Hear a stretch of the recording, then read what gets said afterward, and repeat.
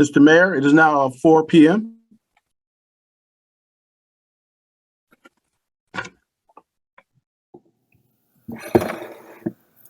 Thank you. Good afternoon, everyone, and happy Black History Month. We're going to get started with our work session for this month. We're going to start with our invocation by our city chaplain, Pastor Warren L. Henry. Let us pray. Dear gracious God, we thank you for the many blessings that you have poured into our lives, individually as well as collectively. We thank you for our great city. We thank you for our great leadership, our mayor and our council, city manager, oh God, and all department heads and employees.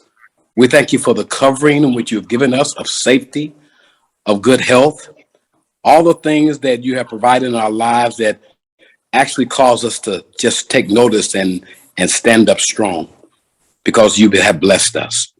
We ask you to bless this council meeting, bless the zoning meeting, the hearing today like never before, so that all that is said, oh God, and all that is done will not be for us, but for those who we serve and those who are affected by decisions that we make.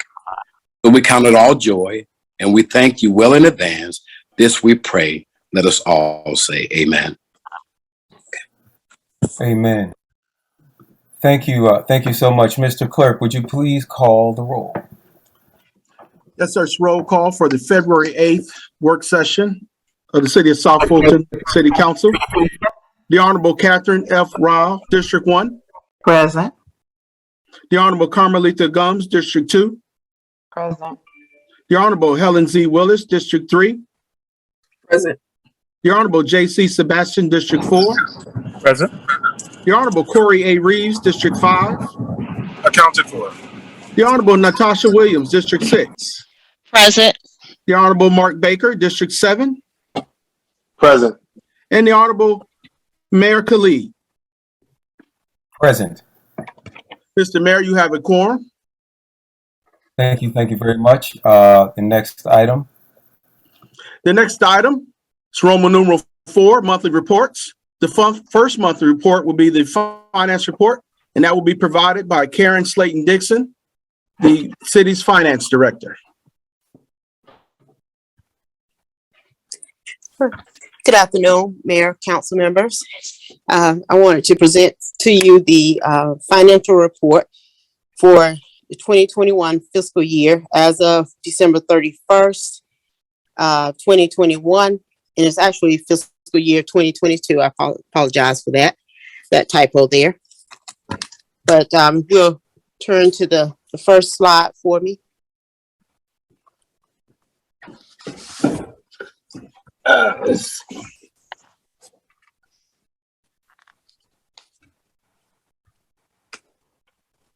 Mayor, we're supposed to be seeing something. We don't see anything. The presentation is not showing. Okay, let me go back in.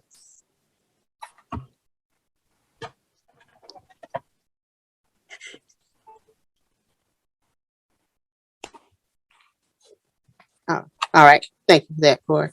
If you go to the second page, on here we have, it's showing that we've collected 89% of the projected property tax, which includes about $206,000 in prior year taxes.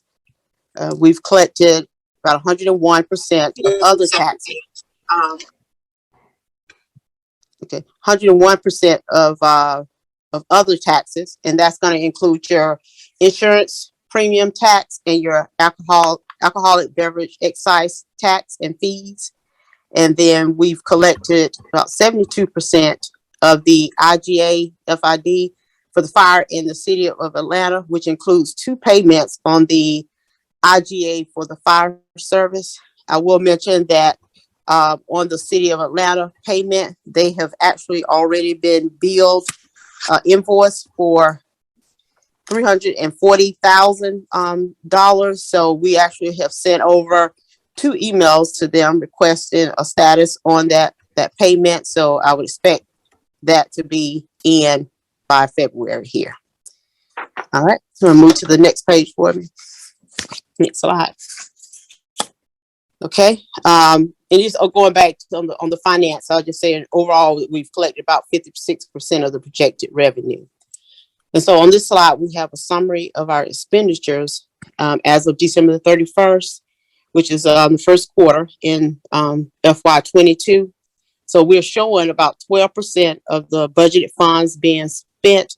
And on this report, I'll look at each department just to ensure that they're not over 25% for the year to date. So everybody is moving right along with staying under that 25% within the first quarter of FY22. And so we'll go to the next page. And so on this, the general fund year-to-date tax revenues, we're showing a collection rate of about 87.6%, with 85% of that being from the real estate taxes. And so the 2021 is actually December 20, we're shy of about 4 million in collections.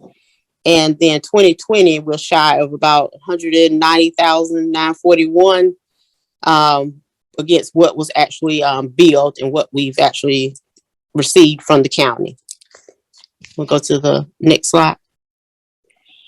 And so on here, on the general fund year-to-date local option sales tax, which is lost, we're showing a collection of 21.22% over this time in the fiscal year 21 budget, with an overall collection rate of 66% as of December the 31st. Move to the next slide. Okay.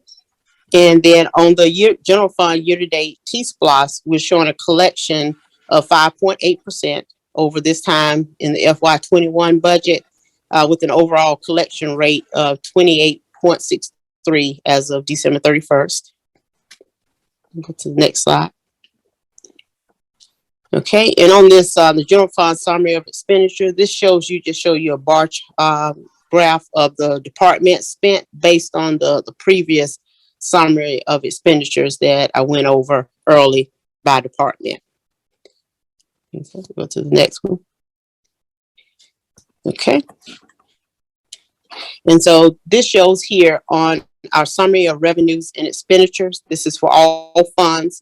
And also just to note that I do have a meeting with the county in the morning. I'll speak with them again about the payments to the blighted properties, because we don't show any revenue in that. So I need to just make sure that it's not coming in as one lump sum payment for that particular item. So move to the next slide. And so on this slide here, we show what our cash balance was as of December the 31st in each of the cities' accounts, for a total of $161.1 million over all the different accounts that we have money housed at this point as of December 31st. Okay, we'll go to the next slide. And so this shows a balance still of the $247,292 in the confiscated asset account. And I will note here that in January and February, we did receive several emails from the police department indicating that more funds are being deposited into this account. And the police, they do have plans on spending some of this money according to the spending guidelines as it relates to the confiscated assets. So I would imagine within the next coming months, they're going to actually start spending that money, so that amount will change. And so we go to the next slide. All right. And so that's basically, that's going to be it. You have any questions? And I know that on the November financial update, I just want to make mention that there was a request to get an update on the ARP and the projects. And just want to let you all know that we will have that forthcoming. We actually just brought a person on board who's going to assist with the grants. And so they're jumping in, making sure that they get everything, all our reports filed. So I will have an update sent out to Mayor Council on the ARP in those particular projects. And so at this time, if anyone has any questions, that concludes my financial report for December 31st, 2021. All right, I currently have no one in the speakers queue, and I don't see any hands. So I'm going to assume that we're clear to go on to the next presentation. All right, next presentation, please. Next presentation, City Attorney's Report. Vincent D. Hyman.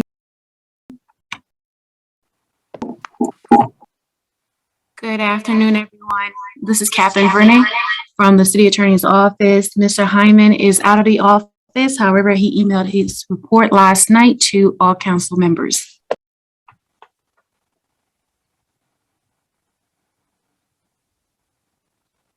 And I see no hands. I will ask you to, sometimes we do discuss these in executive session. So if you, Ms. Burnett, could just make yourself available for that. And then finally, our city manager's report. Yes, the City Manager's Report will be presented by City Manager Tammi Sadler-Jones. Good evening, Mayor Khalid. Good evening, City Council members, residents of South Fulton, staff. Tammi Sadler-Jones, your City Manager. My report will be short because I know we have a pretty heavy agenda this evening, so I didn't want to take up too much time. But I did want to share with the council that I know Ms. Dixon, Slaton-Dixon, pardon me, just went over the budget and information with you. We are working on trying to get our fiscal year adopted budget placed on our website. We're also going to be getting some hard copy budget books prepared for the mayor and the council. And we hope to have that information on our website by tomorrow. I know there have been some questions about why it had not been on there. So our staff is working and we will get that on our website for the public to see. Of course, if anybody ever wants to see the budget, we have electronic copies available as well. The second thing I wanted to mention was our rental and mortgage assistance program. I know there's been some questions about that. In consultation with our purchasing manager, we have been advised that we will need to issue an RFP to have someone administer that rental and mortgage assistance program.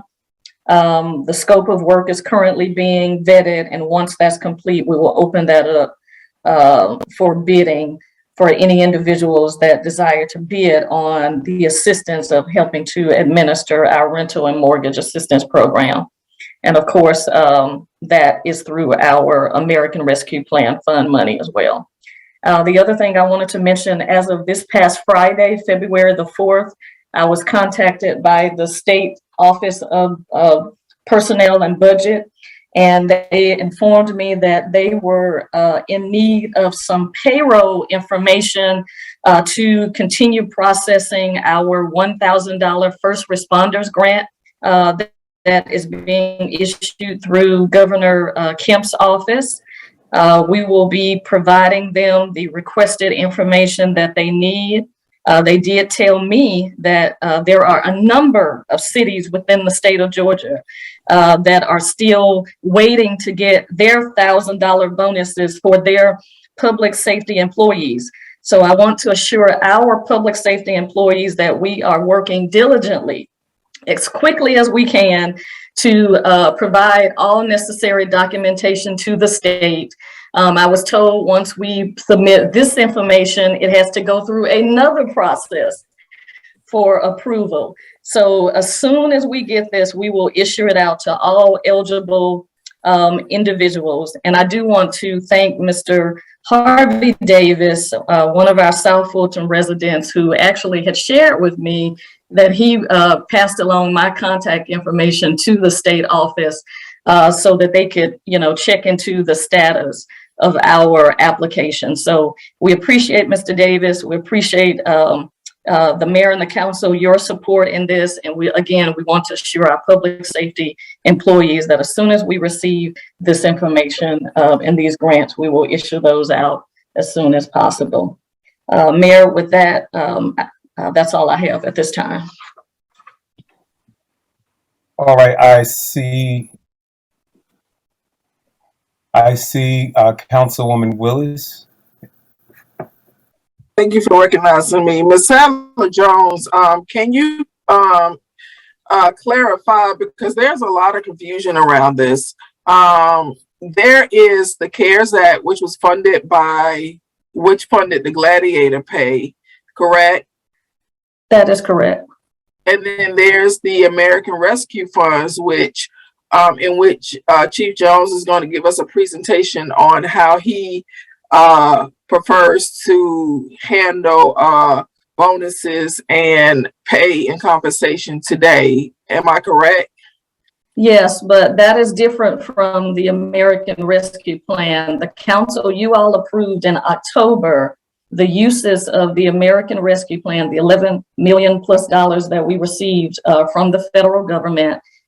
Included in that particular plan, I had given you a recommendation that we include what we call premium pay for our public safety, and also I believe it was called first responder. I'm trying to grab my paperwork here. It is the public safety employees responding to health emergencies, and then it is a premium pay, and this is compensation to essential workers who were at risk of exposure to COVID-19. So that was premium pay was $500,000, and then the public safety employees responding to health emergencies, we allocated $800,000. That is going to be different than what our fire chief is going to be presenting to you today. Okay, so the premium pay, and what was the other category you called? You said premium pay, and what was the category? The other category is public safety employees responding to health emergency. Okay, so what are we planning to do with those funds? Well, the purpose of those funds, it's basically a premium pay to employees that are deemed essential and have worked or continue to work under hazardous conditions, reimbursement to the city for regular and overtime payroll expenses for eligible public safety personnel. And so we are working right now. Okay, yeah, I wanted to hear the rest of your explanation. You all are working right now to do what? We're working right now, the team, so we can begin to roll out usage of this American Rescue Plan money. I had presented this information, and we have until December 31st, 2024 to obligate the American Rescue Plan Fund money. And then we have until December 31st, 2026 to spend the American Rescue Plan funds. So of course, you know, we are trying to. Will this premium pay go to our first responders in the line of in the form of pay increases based on performance, or will it go to employees based on bonus structure? That's one of the things that we're still trying to clarify, and I can provide some information to you to address that question, because I wasn't prepared to address that today. I'm sorry, but I can definitely follow back up with you. And so we've allocated, you said, about $500,000 towards that. We allocated $500,000 to premium pay and $800,000 to public safety employees responding to health emergency. It's two different categories. Okay, so Ms. Sadler Jones, but both of them essentially go to our. Ms. Sadler Jones, what is a concern is we need to get a plan together on how we are going to compensate our first responders and our public safety employees with this money. And if you can, would you please bring it back to the council the next work session, because there is a lot of public safety and public safety employees who feel who are very upset who about this money not being dispersed to them. They know that the council have approved money, but they are very disappointed that this money has not been dispersed to them. And we haven't received it all. Are they aware we haven't received it all? We get a second allotment in May. So we haven't even received all of our money yet. But of the money we have received, Ms. Sally Jones, how much of it is supposed to go to premium pay and public safety? Respondents, how much of that? It's two different categories again. And if I need to send out the presentation information again, I don't have a problem doing that. I understand that. That's not my question. I'm not questioning the two categories. I'm questioning of the categories, the $500,000 and the $800,000 bucket. How much of that money do we have in house now allocated to these two buckets? The premium pay and the public safety pay. And the public safety bucket. The first amount that we've gotten, which was on May of 2021, we received 5.6 million. Yes. And then we received another 5.6 million May of this year. So, I mean, all of our projects, of course. Ms. Sally Jones, I don't mean to cut you off, but I want to really move on because I know my other colleagues have questions. We already have 5.6 million in the door, correct? That is correct. Of the 5.6 million, you gave us a plan. Of that 5.6 million, you gave us a recommendation on how we should spend that money. My question is, of that 5.6 million, how much of that money is supposed to go to premium pay for public safety bucket and you said it was another bucket, public premium pay, and then there was a public safety bucket. How much of that 5.5 million is supposed to go in those buckets? Okay, let me break it down like this. We have allocated 500,000 under premium pay. And then the other bucket is called public safety employees responding to health emergencies. That one has 100,000. Okay, so that's money we currently have in-house right now, correct? Well, I guess you can say it's in house, but then don't forget, the other projects that I have included in the entire project scope as well. So right. If you're asking me if we have. Right, Ms. Sally Jones, I'm not asking about the other projects. I am honing in on public safety, premium pay and public safety employees bucket.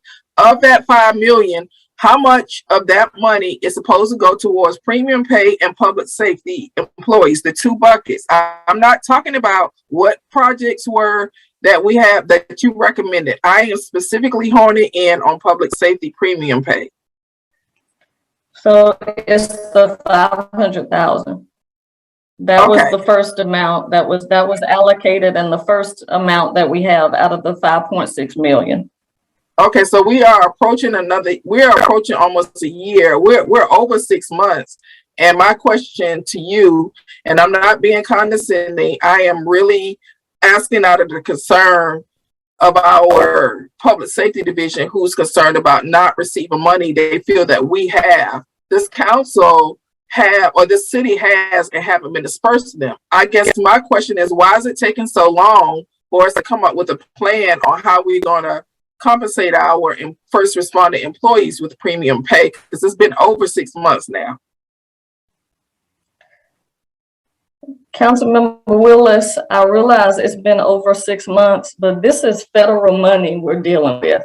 And, at some point, we're going to be possibly audited on this money. And we have been very strategic about how we're going to put a plan and what we need to do with it. We're not trying to hold anything from our employees. And I really hope that they don't think that that's what we're trying to do. I mean, as they see, we were very intentional about including something in the use of that money specifically for public safety. And I'll be glad to address any questions. I hope the council knows that you guys can call me at any time in advance of the council meetings, so I can be a little bit more prepared to address the questions that you have. Okay, Mayor, do you have anybody else in the queue? Because I'll come back if it's somebody else in the queue that needs to speak. There is. Okay, can you come back to me? Dr. Thank you for recognizing me. I have a follow-up question. You talked about the mortgage and rent assistance, and I know under the CARES Act, we had a provider who was distributing money to individuals who needed assistance. One, did we address the entire applicant pool who may have been eligible that, say, we ran out, exhausted those funds? That's my first question. And second, I know you talked about, going through an RFP and all of that. We can't use that vendor that we already had in place. That's a question. So to move the dollars, wanting to get it to those individuals who need the help.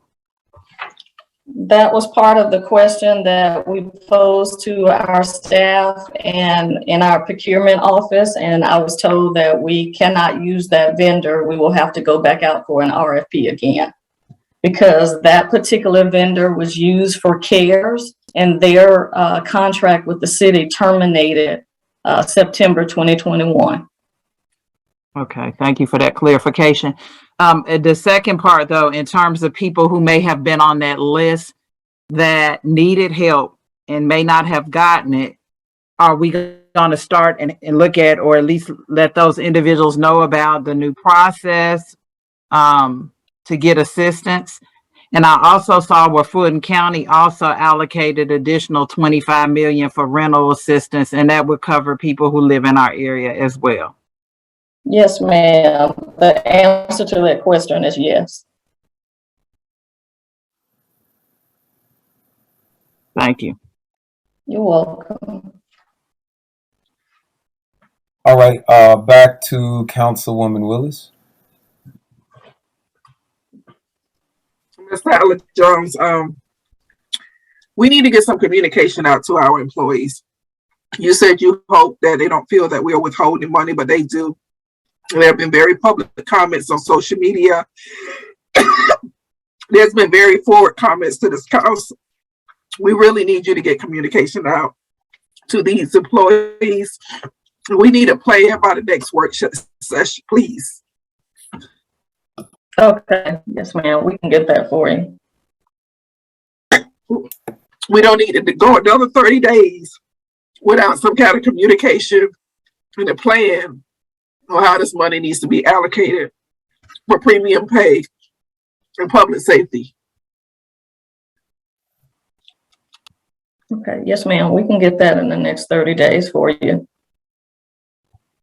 And again, I do want to assure this council, our team, our ARP staff team, I mean, we have been meeting periodically.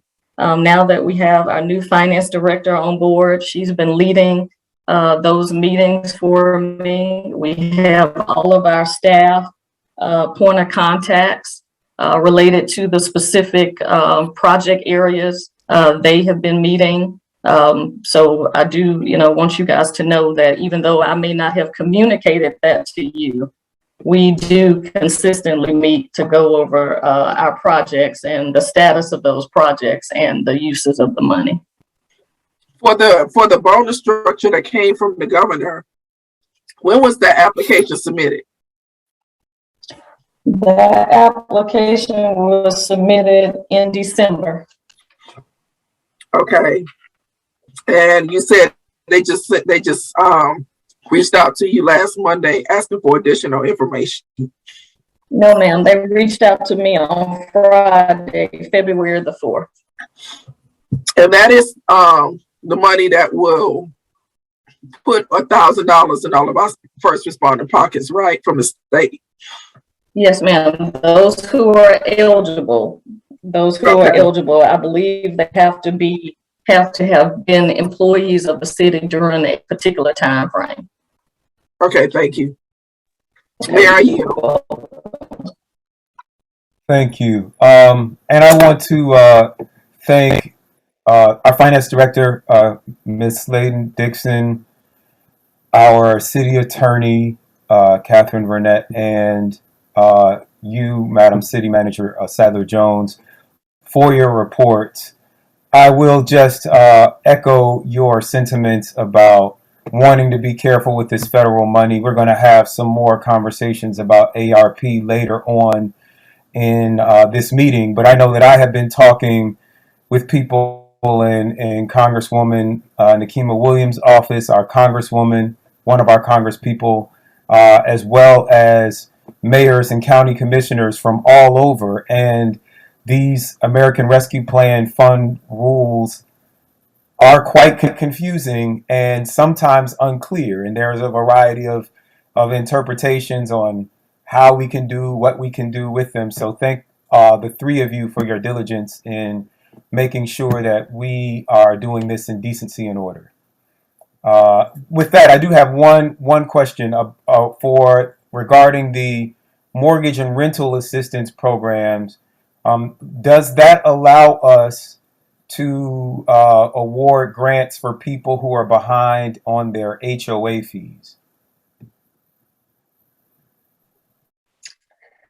Mayor, we would need to look, because I do know that that may have come up before, but my understanding, it's only rental and mortgage only. I have not read anything that says it allows you to catch up on HOA dues. Awesome. All right, thank you so much. And with that, next item, Mr. Clerk.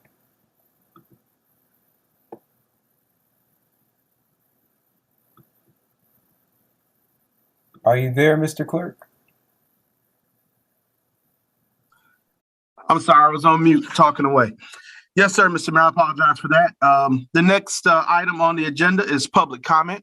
We did receive a total of 40 comments. We did have, I believe, about 10 people that wish to make a live comment today. So I would like to just remind the persons making public comment to please state your name, address, and district. Please be respectful, and you will have 2 minutes to make your comment. Starting the clock. The first comment, Mrs. Linda Britton. Mrs. Linda Britton, are you on the call? Linda Britton. Mrs. Ruth Webster Lewis. Ruth Webster Lewis, are you on the call? Next is Mrs. Teresa Carter. Are you on the call? I am. Mrs. Carter, please state your name, address, and district, and you will have 2 minutes to make your comment. My name is Teresa Carter. I live 7565 The Lakes Drive, District 4. Good afternoon to the mayor and council. My comments are in support of the hiring bonus for police. The police. We're at a time where jurisdictions all around us are giving sign-in bonuses. But my understanding is that this bonus also comes with additional stipulations. And I don't know if everyone on social media understands the stipulations, that the bonuses are given to post-certified police after 90 days of employment and a commitment to stay with the city for 36 months. I think while I do agree that all of the administrators, everyone that works in City Hall deserves a raise, when it comes right down to it, let's start with those who can save your life first. And if there is a method in allocating those funds, I certainly am in agreement with the members of the council. To the council, I'm sure that you did your due diligence. I support you 100%. Thank you very much. Have a good day. Thank you, Mrs. Carter. The next comment is from Mrs. Melody Huff. Melody Huff, are you on the call? Yes, good evening. My name is Melody Huff, Dr. Melody Huff, and I live at 3720 Renaissance Circle, Atlanta, and City of South Fulton. And I am in District 2. I just had a couple of things that I wanted to talk about as far as the entrepreneurs in the city. I responded to a few comments from council members, and my concern is the ability for entrepreneurs, small businesses, and businesses within the city have access to economic development projects, funds, capital. I was directed to go to the economic development website, and after going through the entire website, I wasn't able to find anything. Collab South, there wasn't anything under there. The website in total is lacking a lot of information that I was told by council members to go to. The other concern I have is that where are the funds that the city has to help small businesses? And are the businesses that are coming to a city of South Fulton resident businesses? Are they resident owned, or are they outside of the community businesses where our dollars will not be recycled within the city? My other concern was just something I would like to bring up is how will we go about retaining our young entrepreneurs so they would come back to the city and start businesses here as well. I also would like to talk about our sidewalks. I'm not sure if that's been discussed, and also incubators. I was told that there was an incubator for entrepreneurs and young entrepreneurs, and how will we, address that? And if there's any way for small businesses in the city of Atlanta to come together and work with you all, I'm sure we would like to do that. But the information that's online is not available. Also, I am in support of you all working together to figure out a way to work together, because I feel like that's really the most important thing. It's not hidden agendas or money machines that's backing people, but it is about us coming together as a city. And those are my comments. Thank you. Thank you, Dr. Huff. The next speaker, Rose Marie Hodges. Ms. Hodges, are you on the call? Ms. Hodges? Next speaker is Mr. Corey Criddle. Are you on the call? Corey Criddle?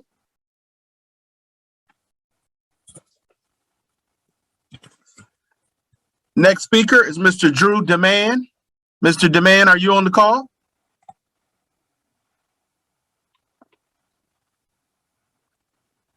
Mr. Demand.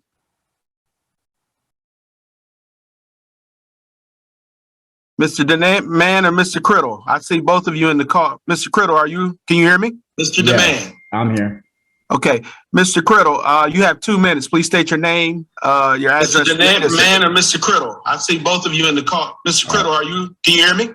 I think you need to mute your connection. Yes, sir. I turned it off. Thank you.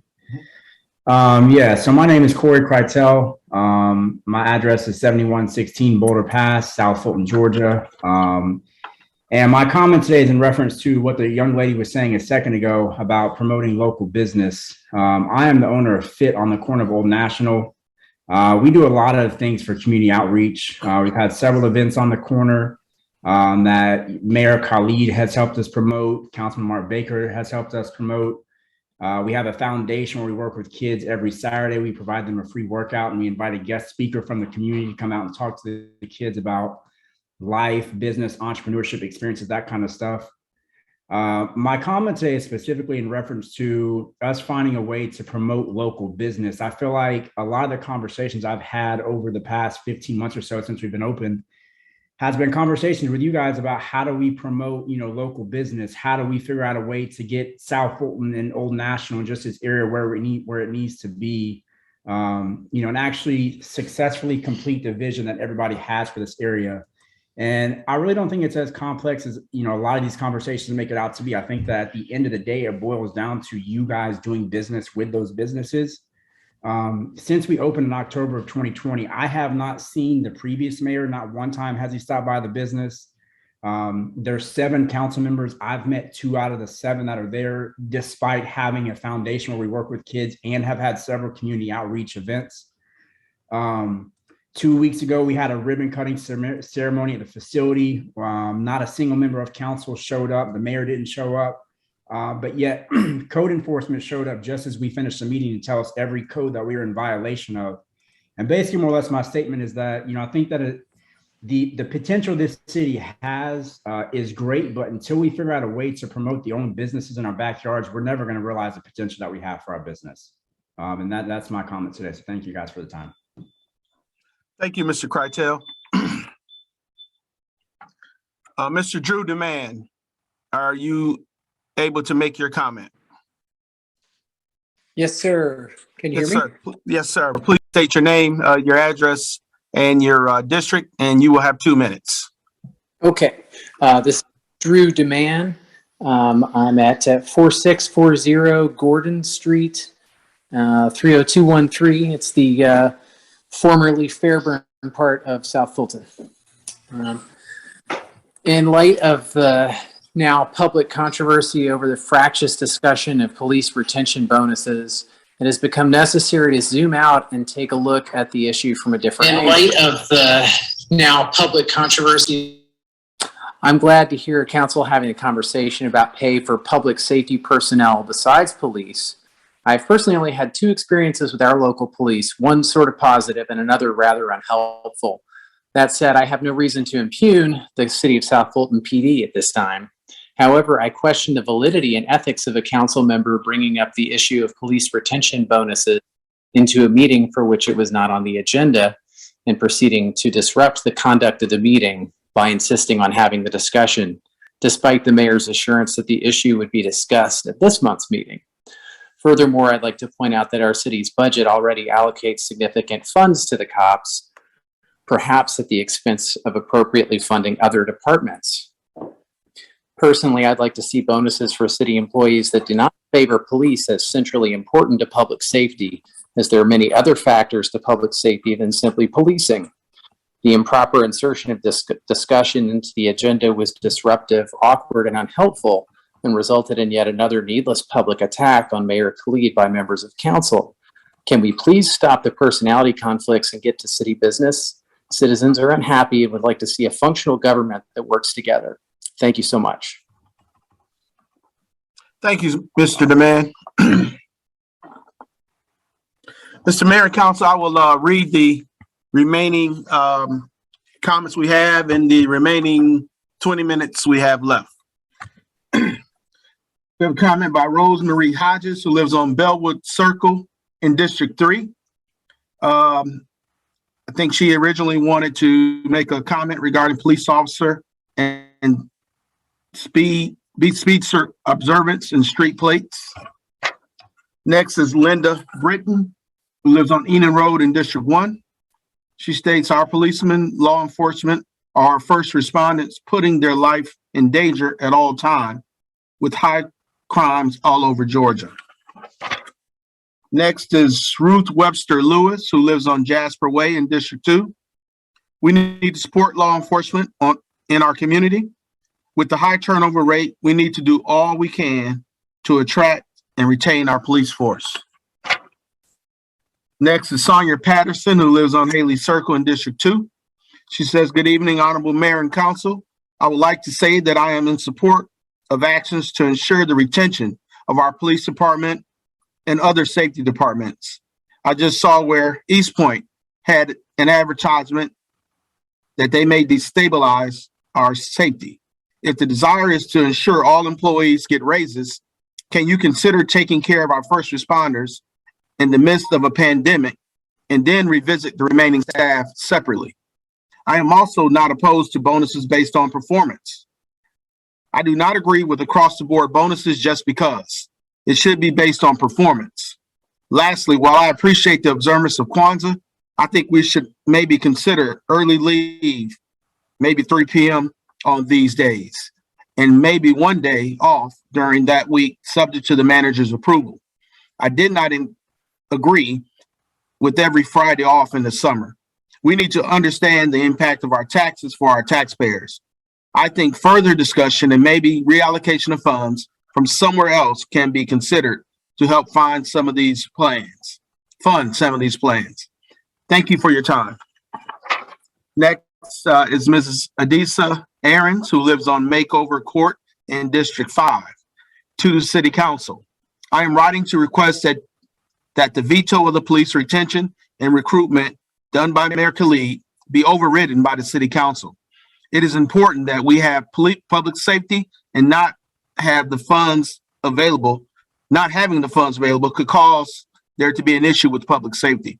I'm also writing to support a bonus raise for all City of South Fulton employees. I'm requesting that the City Council pass the legislation to make that happen. Respectfully, Adisa Aarons, resident of the City of South Fulton. Next is Nicholas Williams, who lives on Butner Road in District 2. He states, I am one of the 80 officers who transitioned from the Fulton County Police Department. I transitioned to South Fulton because I wanted to maintain the established relationships and partnerships, and because I wanted to be a pioneer in this new city. I've been given opportunities for growth through career development and training under Chief Meadows' leadership. I've been recognized for my accomplishments, and I'm very happy to serve the citizens of this great city. Since the inception of the City of South Fulton, the police department has received unwavering support from city leaders. However, I'm disappointed in the recent shift of support. South Fulton police officers feel disrespected. Delaying the hiring bonus doesn't help us fill vacant beats in the restructured beat design, which could delay backup in the event of a critical incident. I am a son, a husband, a father of 3 beautiful children. The delay of the retention and recruitment program is an insult to my livelihood. It's obvious that we have overwhelming support from the council members, and fortunately their votes will get us the things we need to be successful as an agency. Next is Pamela Harris, who lives on Lyon Avenue in District 1. I'm requesting that our District 1 council member, Catherine Rao, vote in favor of the City of South Fulton forensic audit. Audits are essential to delivering an objective and independent view of our government programs and services, and may help to provide accountability to the use of public funds. If there is nothing to hide, this request should not be a problem. Neighbors, stay involved. Your livelihood will depend on it. Next is David Rector, who lives on Edgewater Cove in District 4. I strongly disagree with the negative light in which the City of South Fulton is being portrayed in the news and social media. It is important that our elected officials work as a team and place the best interests of the City of South Fulton first. We had 4 years of nationally elected officials acting badly. Please place emotion and self-interest aside and work as a team so that history reads that you led and left a legacy that demonstrates the power of leadership. Next is Mrs. Naima Gilliard, who lives on Greyhawk Way in District 4. Hi, Mayor and Council. The operations audit will probably focus on how effective and efficient the city's policies and procedures are. If there are vulnerabilities, how critical they are, how they are being addressed, and if they are known. I hope cost efficiency will be included in a review of strategic plans as they relate to development outcomes and plans. The final report should provide information helpful to citizens, staff, and elected officials in terms of where we are and changes necessary to where we need to be based on strategies. For all these reasons and more, the elected body should support the operational audit. We are approaching our 5th year as a city with much turnover. Next is, I think I read his already. Michelle Brewington, who lives on Jack and R Lane in District 2. While I believe branding our city is important, I would like to suggest not branding the city as the blackest city in America. I'm very proud of my blackness and the successful Black people in my community and throughout the City of South Fulton. But I am aware that, unfortunately, there are businesses that do not necessarily feel that bringing their business to the blackest city in America is in their best interest. I often read comments on Nextdoor of desired businesses that residents would love to see come to our area, Whole Foods, Sprouts, just to name a few. I would much better prefer our city to be known for the most progressive city in America, or the most eclectic city in America, or the most desirable city to live, work, and play in America, or even the prettiest city in America, the safest city in America. How about the city with the best schools in America? I think our blackness, in addition to one or more of the aforementioned, will just add to the icing on the cake. We don't necessarily need to market who we are. They'll see it. In addition, We do not want diverse businesses to want to come to our city for the simple fact that we are just as profitable than the Vinings, Alpharetta, Woodstock, and other surrounding white cities. Next is Ray Polak, who lives on Canewood Drive in District 6.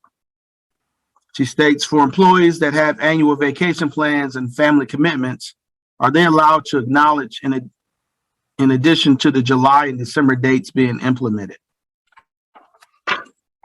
Next is Betty Archer, who lives on Woodstone Court in District 2.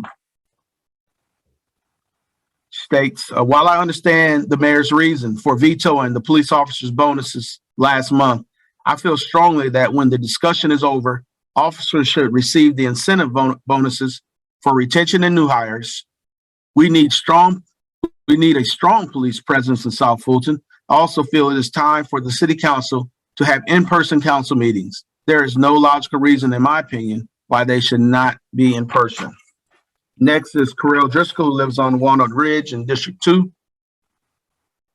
He states, although the demographics reflect the majority African-American population, the city of South Fulton agenda should not seek to ostracize its other demographics. The operation of the city is not a Black Lives Matter movement. Our city should be in full support of the success in its pursuit to keep our city safe. Recently, our mayor has admitted to his intention to flat fund the police.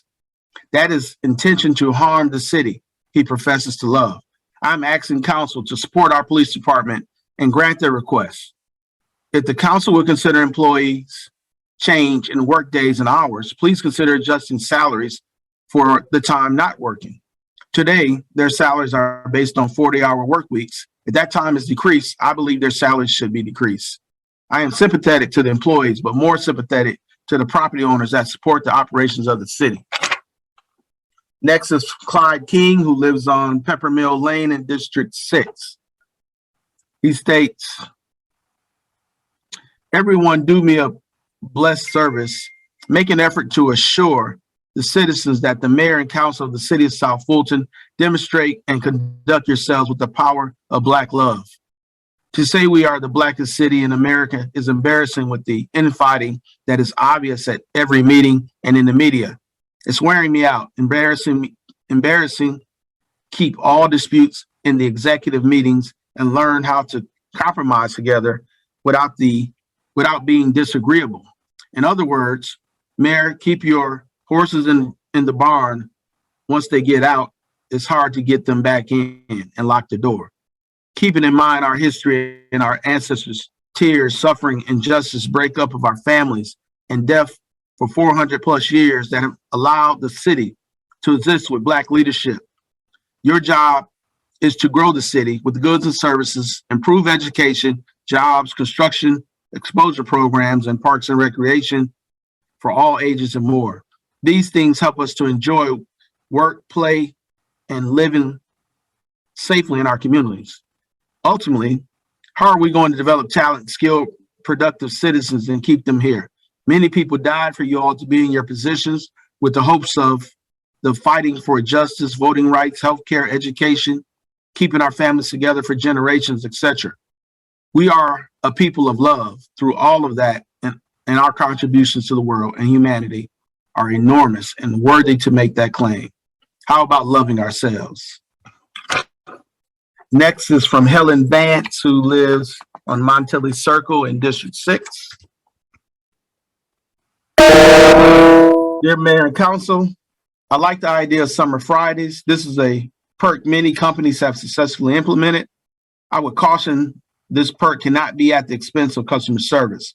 If I may suggest, consider this perk to rotate among employees within the same departments. There still needs to be someone to see customers, answer calls, and respond to emails. Next is Mrs. Glenda Collins, who lives on Morning Creek in District 5. In order to keep and maintain public safety and keeping us safe, they deserve a bonus. This is vital for us to maintain our daily lives and feel safe. The more police, the less likely criminals are to visit the city and commit crimes. Please do not compare other employees to this job because the danger is real. When you call the city, no one answers the phone and the recording says we will call you back in 24 hours. Only the police should get a bonus in order to keep and grow the police force. And this is what is needed to help keep a safe city. Next is a comment from Harry, who lives on Lindy Lane in District 3. He states, yes to forensic audit. I support the mayor on employee pay increase. Next is Ursula Walker, who lives on Highland Lakes Court in District 3. I would like to know why I saw our police chief on the news complaining about our mayor not giving him money he wanted when he wanted it. From reading details, the issue was the timing of getting the raises, not that it was not going to happen at all like the chief portrayed it. The news person said the chief has a picture of the mayor on his website saying defund the police, which is always taken the wrong way. Then the chief said he will have the backing of the city council to change the mayor's veto in the next meeting. So why didn't he just handle it in the meeting instead of on the news? Trying to make the mayor look bad makes us all look bad. Next is Marcia Clemendor, who lives on Ardena Lane West in District 6. Her comment is, Kimberly Mill Road and Carden Circle are MARTA bus routes. Parking on these streets creates a major safety hazard for traffic flow. We have complained for months on C-Click Fix as well as directly to the police, but the parking continued until Friday, January 28th, when a major accident occurred from the car being parked on Kimberly Mill Road. What was really amazing is that the officer towed the other cars, but left the parked car that caused the accident on the street. The entire rear end was smashed and undrivable. We had to call the police department on Saturday, January 29th, spoke to Corporal King, where she in turn had this unsafe vehicle removed. The police needs better training. This should not have occurred. Next is Norris Stevens, who lives on Mays Lane in District 1. Comment is, first and foremost, thank you for your service to our new city. I would like to request that our leaders of this city to stop airing our dirty laundry to the media. That includes all platforms. This is creating a stain and cloud over our city. It would not sit well with investors and potential new residents. In order to be South Fulton forever, we must be South Fulton together. We can agree to disagree, but let's do that at a table and not in front of the cameras. This creates unnecessary noise and major issues are not heard. Second, I'm all for wellness days, work incentives. However, please keep in mind that the public sector must operate different from the private to provide service to the public.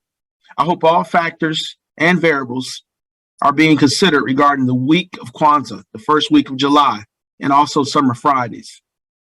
Everything always looks good on paper, but then financial reality kicks in. Next is Will Brown, who lives on Cascade Road in District 1. He states, we need sidewalks along Cascade Road, Danforth to Fulton Industrial. Next is Richard Snellings, who lives on Loch Lomond Trail in District 1. He states, I've heard all the sides of this retention bonus that has been turned into a political issue, and Mayor Khalid's position on this issue is intentionally being twisted. For the edification of the public, our mayor never was opposed to law enforcement receiving a retention bonus. From the beginning, he has said that all city departments should receive a retention bonus, including law enforcement. But because of the misunderstanding, the mayor put this in writing newsletter. This has been all over social media, and it just kills me how surrogates of the council are intentionally twisting his position into a defund the police narrative when the entire time he agreed with everything, including the police chief who ran to the media, probably at the request of council. The intent of the veto was to ensure that conversations are being held to ensure all employees receive the retention bonus. To the city staff, I say to you, it's one person fighting for you to receive a retention bonus and that one person is your mayor. Pay very close to the council members who vote to overturn the mayor's veto. Their vote is a vote to take money out of your pocket and out of your household. In regards to the forensic audit, I support Mayor Khalid's position on this as well. Next is Jewel Johnson, who lives on Orkney Lane in District 1. She states to Mayor and Council, the operational audit is a good idea because it looks beyond the annual financial audit and focuses on performance and possibilities for improvement. It gives staff an opportunity to review their performance and opens the door for the city to find areas that need attention and improvement that would not be obvious in a financial audit. The audit is positive and should be supported by council. Citizens need to have faith in how our city operates. An independent review would help. Next is Jay Parker, who lives on Loch Lomond Trail in District 1. This states, Mr. Mayor, the council is in opposition to you. The police chief doesn't like you. The governor is now against you. It says a lot about your character and integrity that you are so willing to stand up to all these forces that are against you, and you are willing to and eager to do what's right by the people of South Fulton. We have City of South Fulton Facebook page that all the council members post, and that is operated by East Point City Council person. It's a hate group, and all these people do is talk bad about the mayor. They hate him because he is not Bill. Mrs. Gums has an intern that is going around. Yeah, I can't read the rest of this. Let me repeat. An intern. My council rep in District 1 sent text messages out telling people to comment in support of her agenda. She is up for re-election in District 1. We don't have to take this. Lastly, why is the police chief going against the mayor? That is ultimate disrespect. Never in the history of the city has a police chief got involved in a policy debate. This city is something else. Atlanta, please come save us via annexation. And next is Jacqueline Perkins, who lives on Peppermill Lane. Regarding public safety, can we please work on installing speed bumps in subdivision neighborhoods where speeding is an issue? We have too many people who continuously drive 50 miles per hour or faster through our neighborhood streets and ignore stop signs. The police cannot be everywhere at all times, so we must use other tools to stop bad behavior.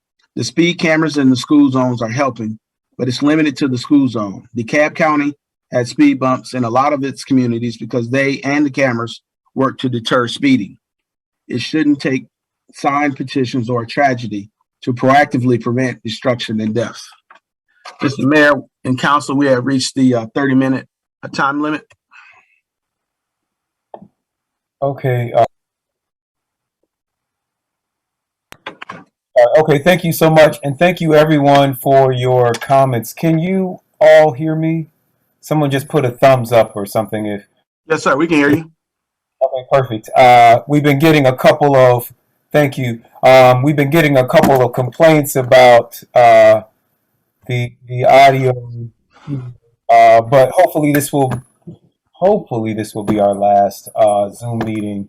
Go ahead and sound the next item. And those people that we did not get to, Mr. Adams has sent us all of your comments, and we will respond accordingly. Thank you all so much for your feedback. We do value it. Mr. Mayor and Council, I want to also just note for the record that we did receive a lot of comments regarding a liquor license application, BP gas station on, I believe, Campbellton, Cascade Palmetto Road. That case will be heard at the next regular meeting. Just wanted to let the public know that we did not ignore your comments, but we do have those, and the public hearing will be at the February 22nd meeting.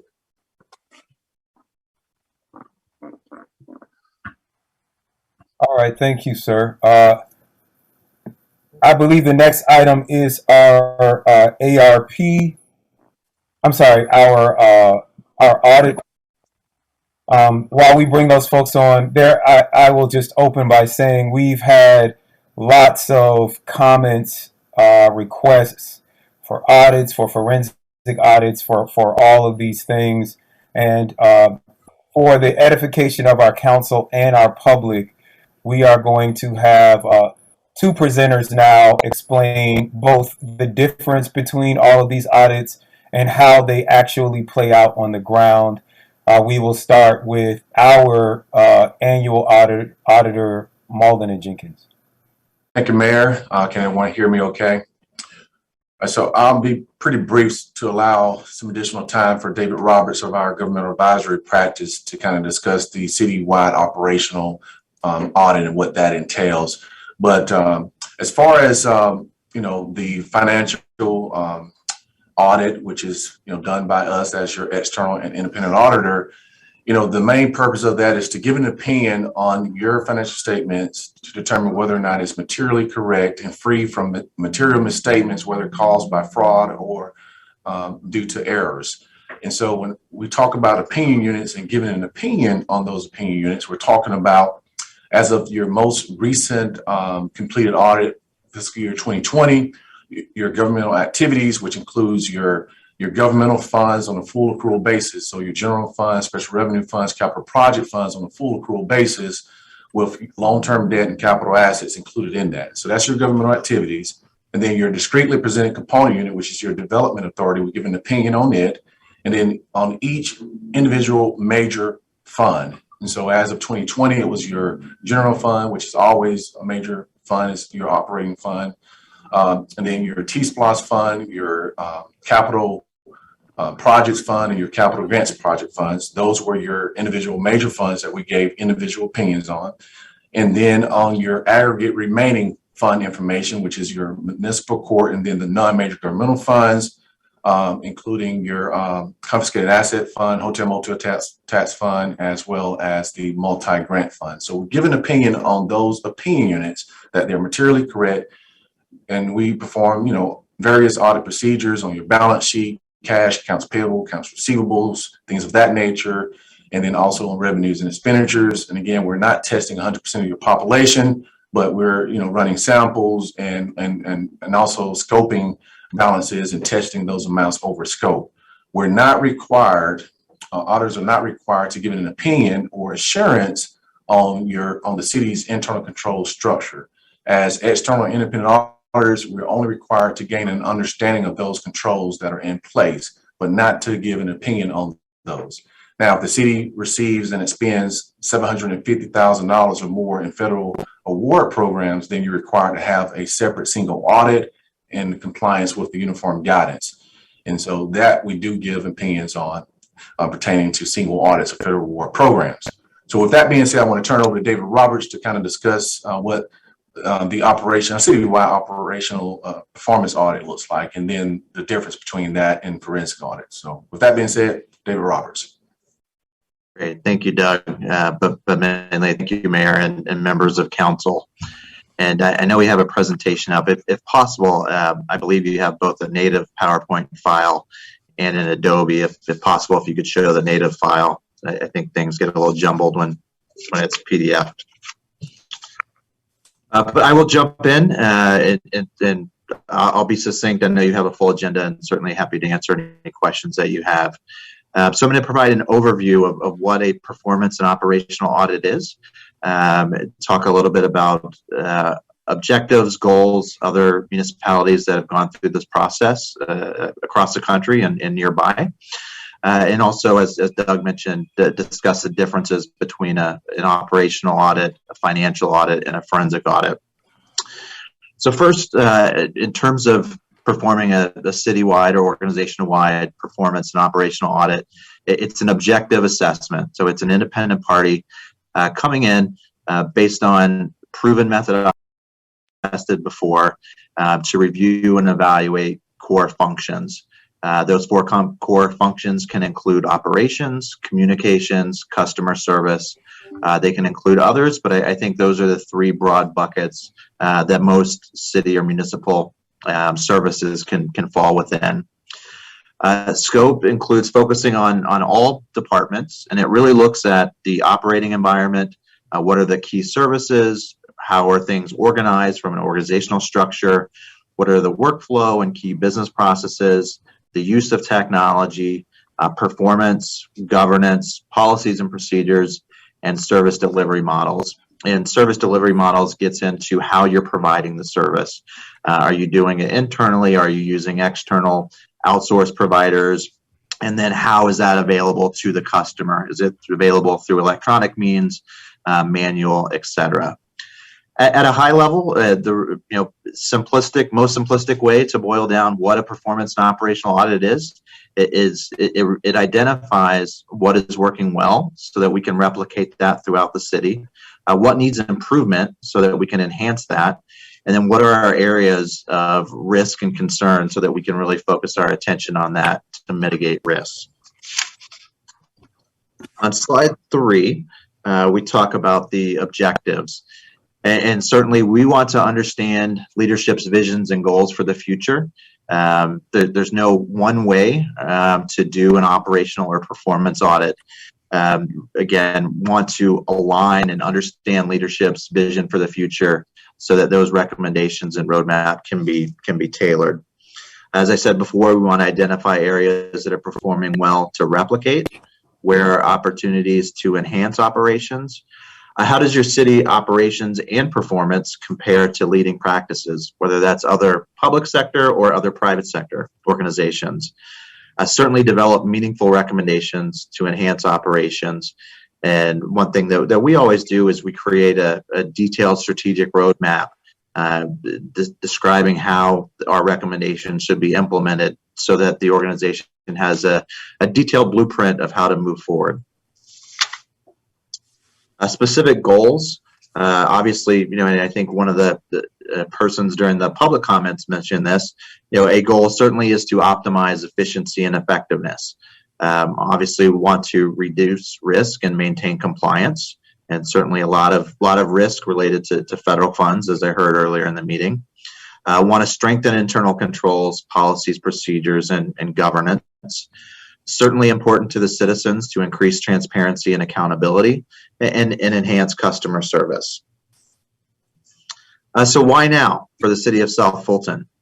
On the next slide, I obviously have your motto here in terms of where you want to be, and I love that. And I guess the question to ask is, where do you as a city want to be 5 years from now?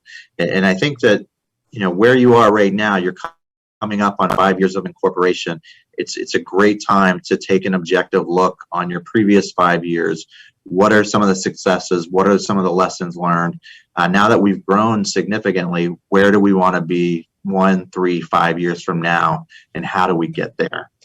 And so the last bullet, this type of operational performance audit, it assesses your current environment and it helps your future vision become reality to achieve your goals.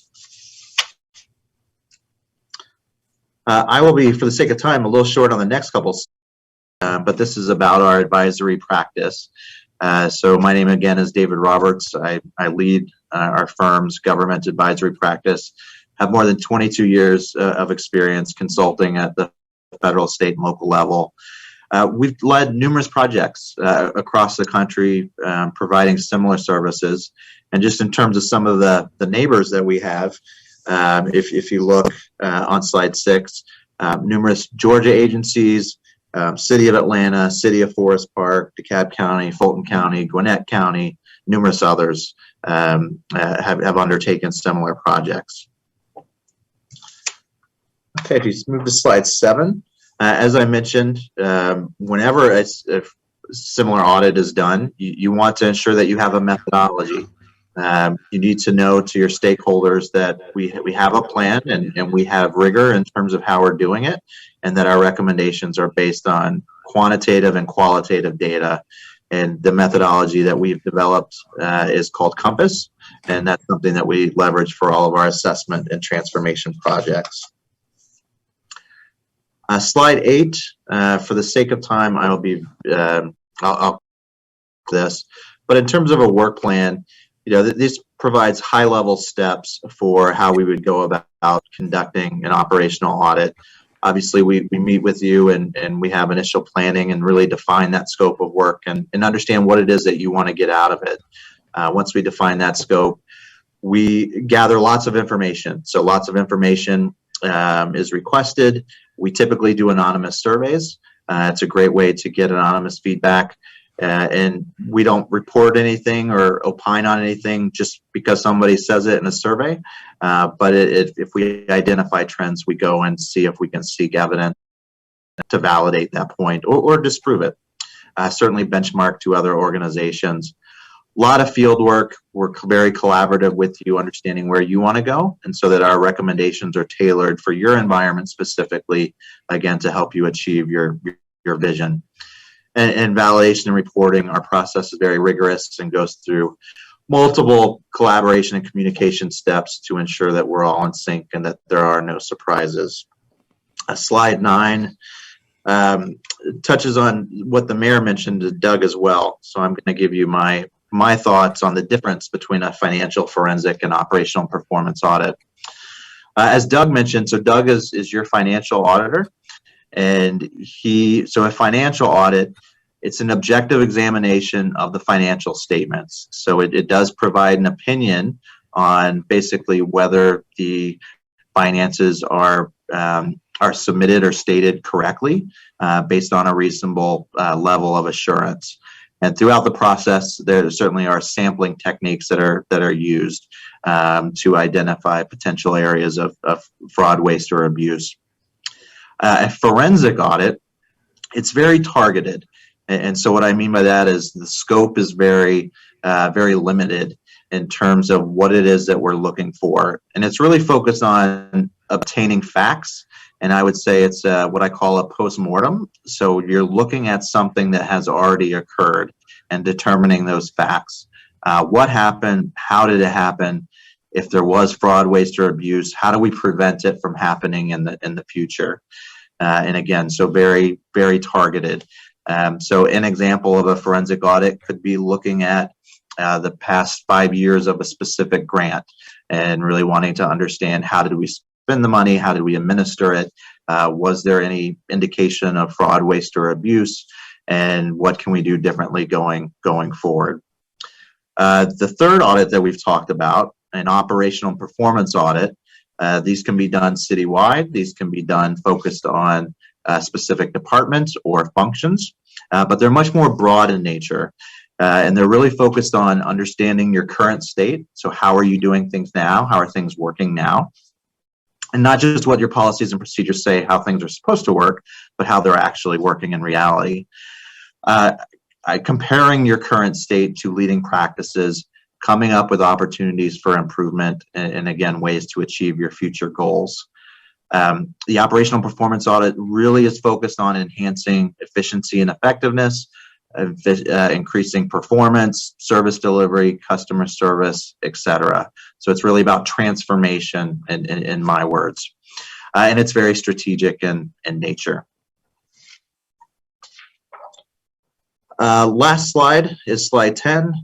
And this really just relates to independence. As we are your financial auditor, there are certain independence considerations that we go through for all of our advisory projects. The type of work in terms of us providing an operational performance audit for the city certainly does not violate our independence. We've done it for numerous clients. It's acceptable under the Yellow Book, which provides the guidance for that.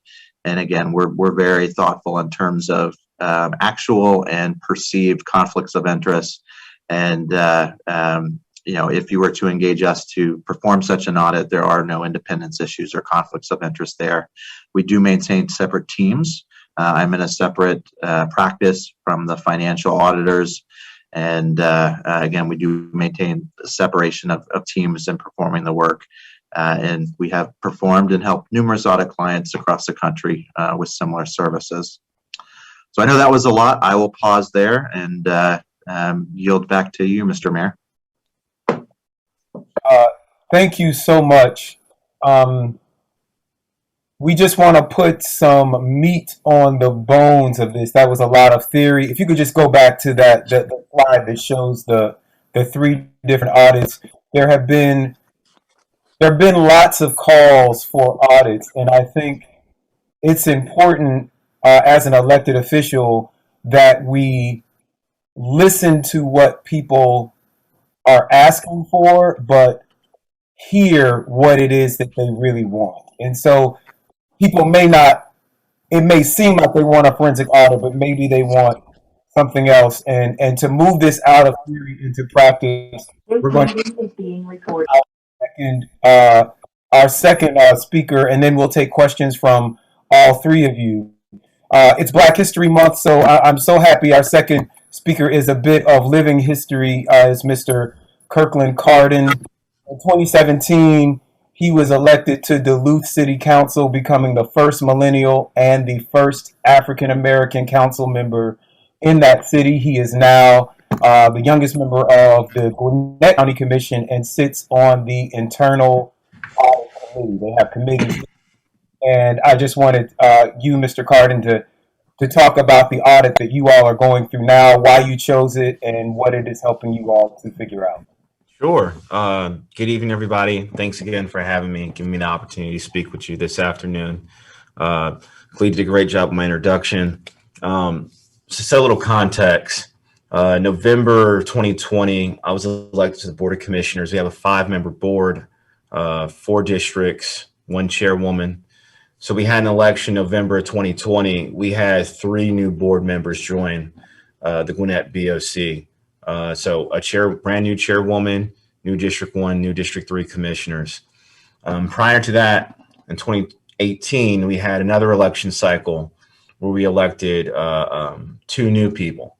So over the span of 4 years, you had complete board turnover, right? It's the first time you had Democrats elected to the Board of Commissioners in 2018 in, I want to say 36 years, and you had a solid Democratic majority first time in 38 years. So I saw that to say that there was a lot of turnover, and these new members, we wanted to take a new set of eyes to county operations. So one of the first things we did when we came into office in December, after we got sworn in, is we got with staff and we said, we would like to have a comprehensive, robust performance audit. One of my good friends and colleagues, Jasper Watkins, who represents District 3 in the Board of Commissioners, he has a military background. And when he would take over different commands, he said, I would know every pill and every bullet I have in my post. And that's the kind of mindset we wanted to take with Gwinnett County operations, right? We wanted to know what machine we were inheriting, right?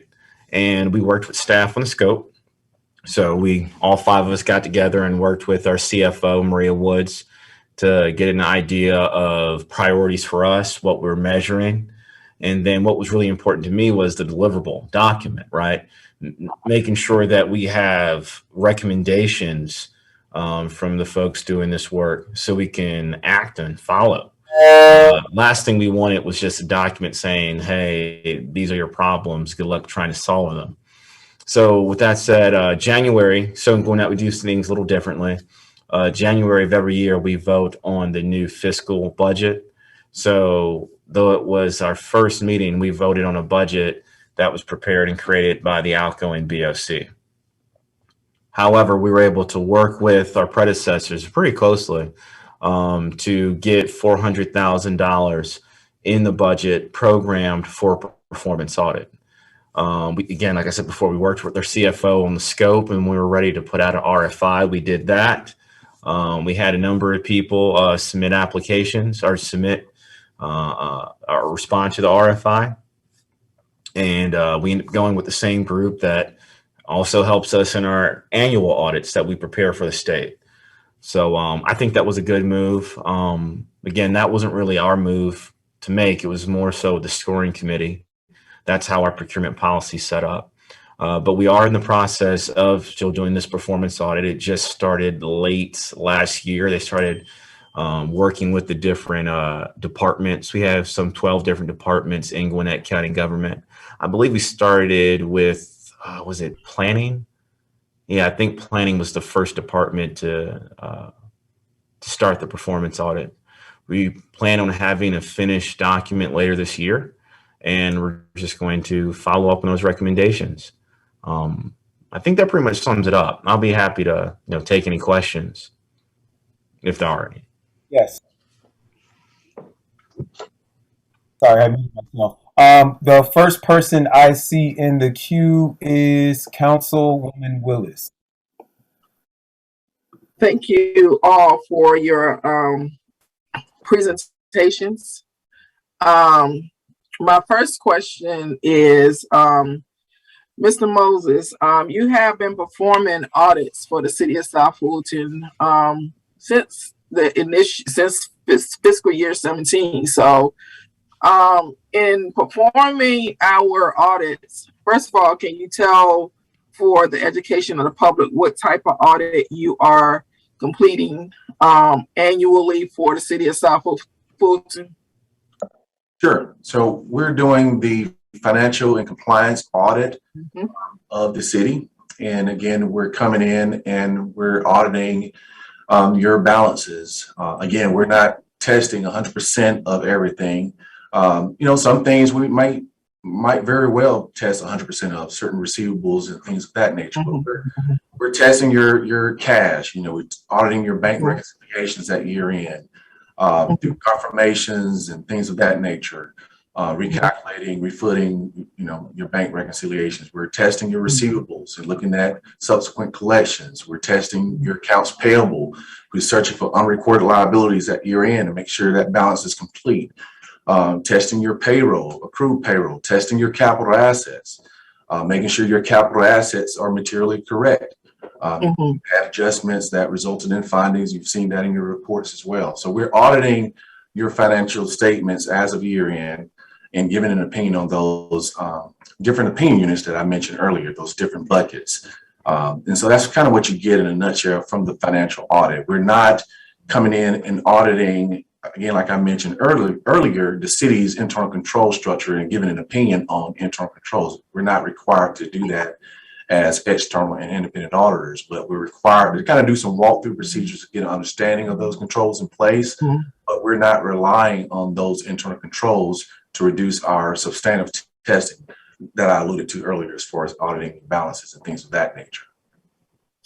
And just for the public education, all of our financial and compliance audits are posted on our website under the finance and accounting tab, and every last one of them are on there from 17 up until the 20, and it's current, and you all are working on fiscal year 2021 now.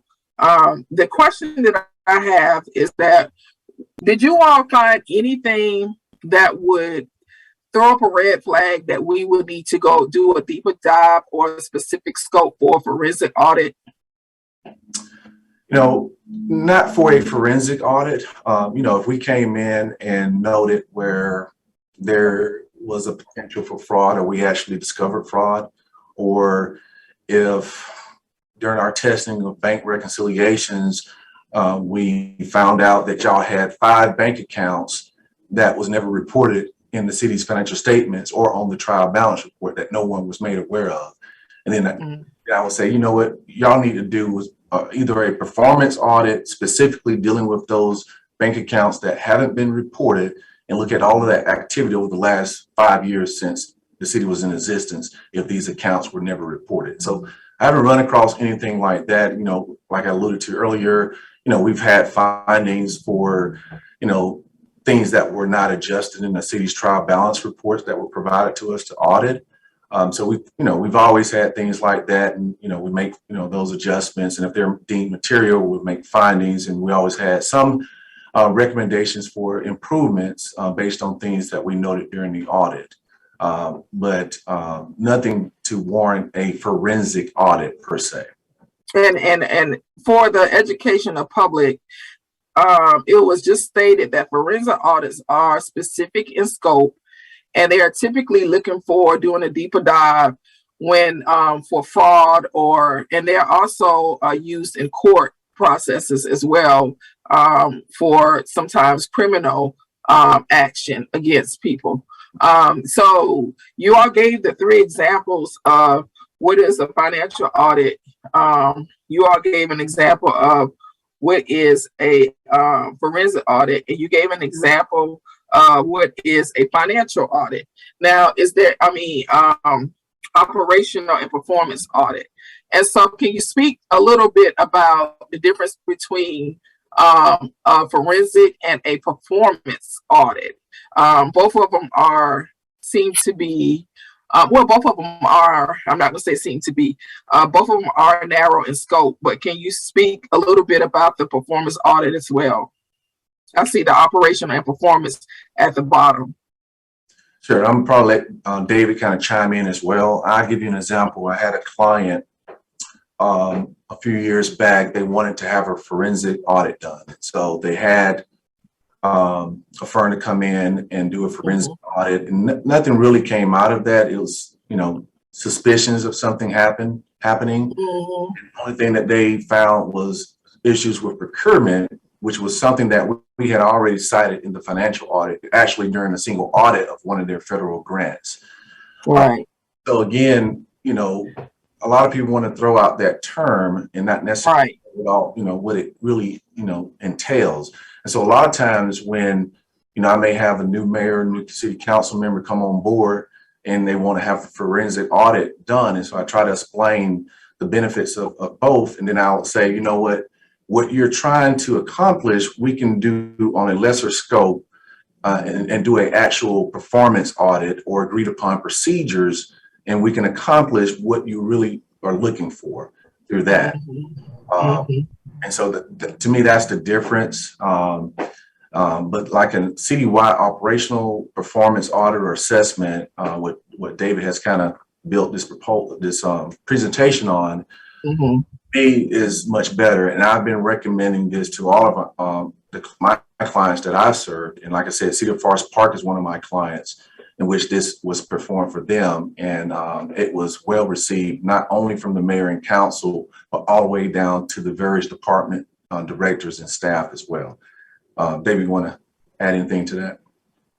Yeah, no, I think you provided a good summary. I think that, again, just the forensic audit, it's very factual based. So at the end of the process, you learned what happened and how it happened and how you can prevent it from happening in the future.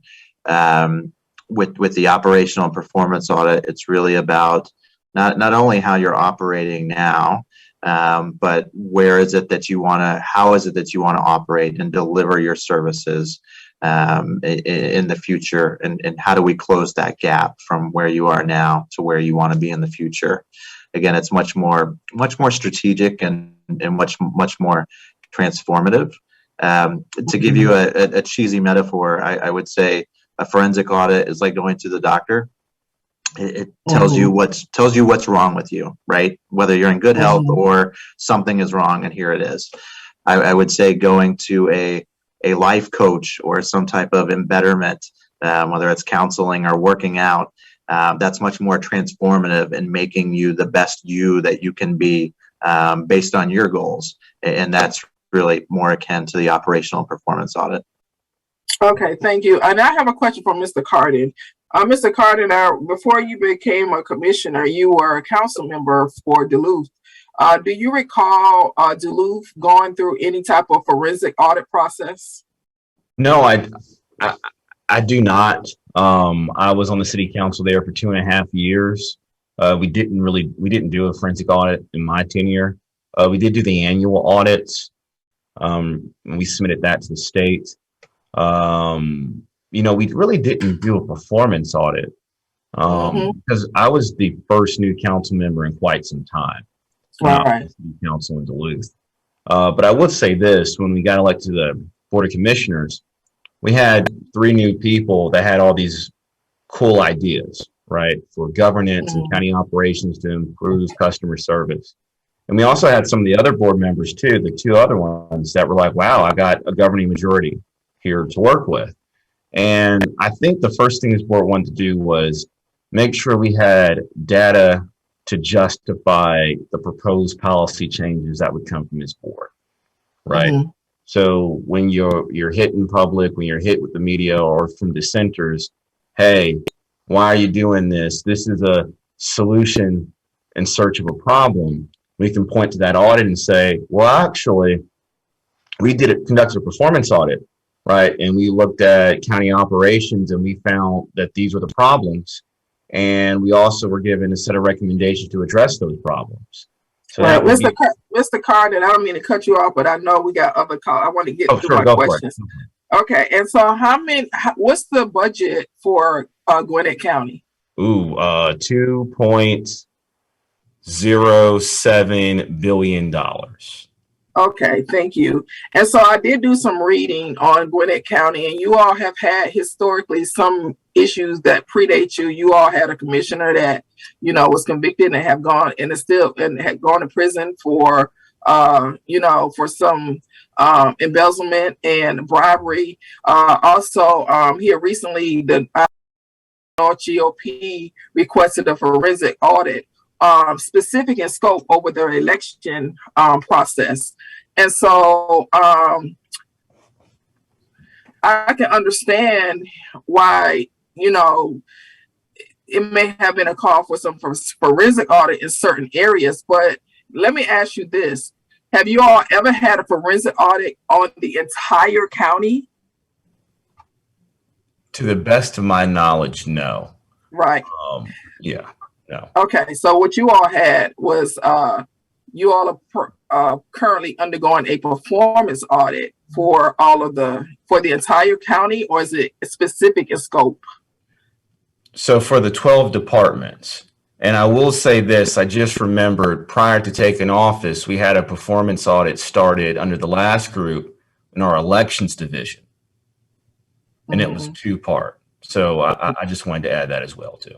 Okay. All right. Okay. So you have 12 departments in Gwinnett, and you said that you all are undergoing a performance audit for all 12 of those departments. Yes, ma'am. And it was simply because there was basically new leadership, and you all wanted to know basically what was the current state of the performance of those departments and how you need to improve efficiency and how you want to do things differently in the future. Yes, ma'am. That's correct. Okay. And how much was, if you don't mind, can you tell me the cost of that performance audit? Because you said you all have a $2 billion budget. That's not even a fraction of our budget. How much was that performance audit? There were several bids. I believe the one that was selected came to 170, maybe 180.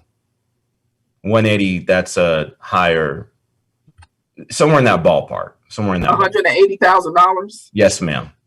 Okay. All right. All right. Thank you so much for coming and speaking with us. And then I'm going to yield after this last question for Mr. Moses and Mr. Roberts. So the city of South Fulton has, just based on Mr. Moses, you have audited our books from 2017 to 20 up until now. You've just stated on the record, you didn't see anything that would have given you a red flag that we needed to do a forensic audit on our or anything specific in scope of that nature. What about, have you seen anything that would give you a red flag that we need to do a performance audit on our entire city financials or department?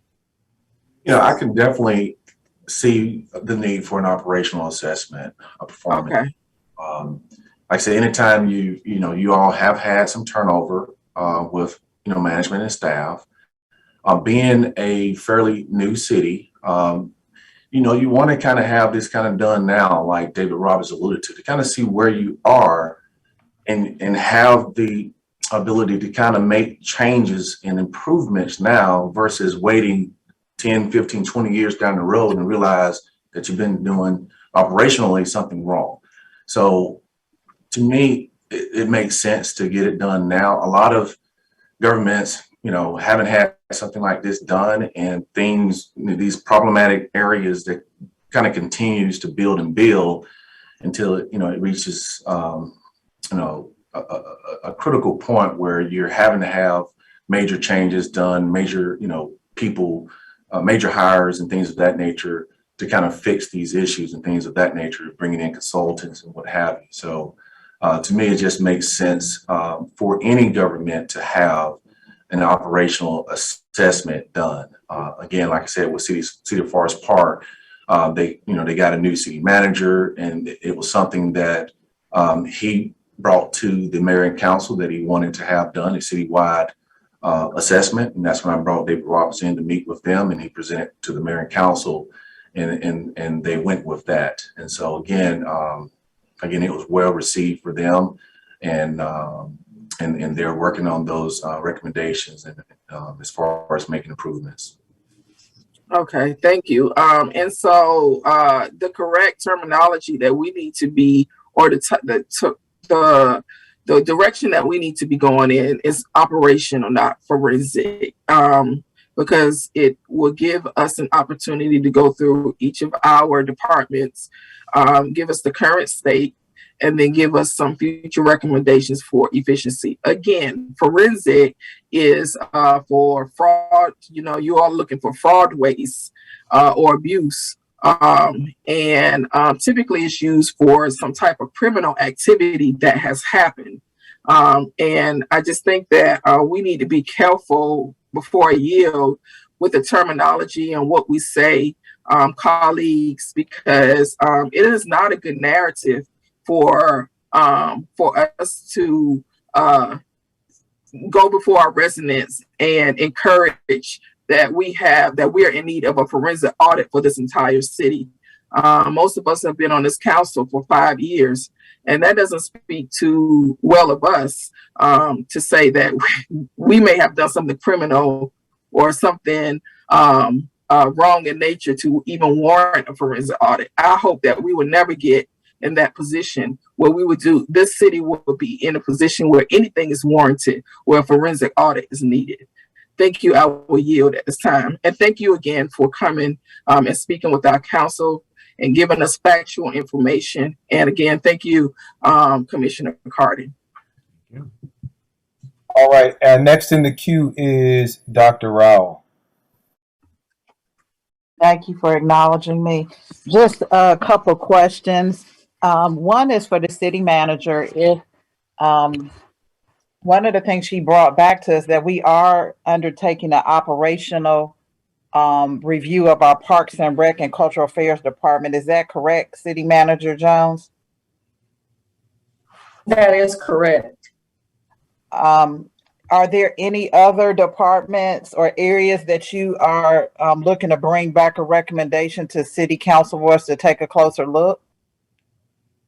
And either you or the finance, I know our finance director, Ms. Slaton-Dixon, is still getting acclimated, but either of you can respond to that question. Yeah, I mean, I'll speak, and I'll also let Karen speak as well. So we started the process in our Parks, Recreation, and Cultural Affairs Department. We are using another auditing firm for that purpose, just to look at the operations. It's my understanding we should have findings from them very soon. They will be presenting that to me, and of course, we will share that information with the council. If necessary, yes, we will look at other departments, but right now it was focused on that particular department. And Karen, if you have any other comments, you can share those now. Okay, thank you, City Manager. Yes, I agree with what City Manager Tammi has said, and also we're kind of looking over in our purchasing department as well. So hopefully we will have something, as she said, soon, and I will definitely be back in touch with Doug and just kind of get some more information from them and just kind of take a little bit of a lead from the auditors as well. Thanks. And Ms. Dixon, can you report on the requirements as it relates to the report of local government finances that is submitted to DCA, and how, the city has responded since our inception? Okay, you want me to look into that, or are you asking me to look respond to that now, give some feedback on it?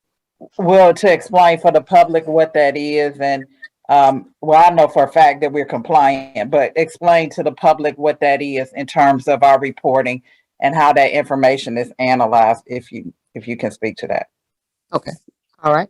And I definitely, if you don't mind, I would like to turn that over to Doug, because the auditors are responsible for submitting those reports for us to DCA. So if Doug is available, I can let him speak to how they handle that process once we have signed off on the actual audit presentation in itself. Sure. So once the audit is completed, and so we process is what is called now for the annual comprehensive financial report. So we'll provide that to you all, and then what the city would do is submit that to the Georgia Department of Audits. And so when they get it, they'll review it, and they have their checklist, and they'll come back and provide comments if they see if there are some deficiencies in the reporting of things of that nature. You also started, I believe last year, maybe that was your first year of applying for the GFOA Award in Excellence in Financial Reporting to get that certificate in terms of excellence in financial reporting.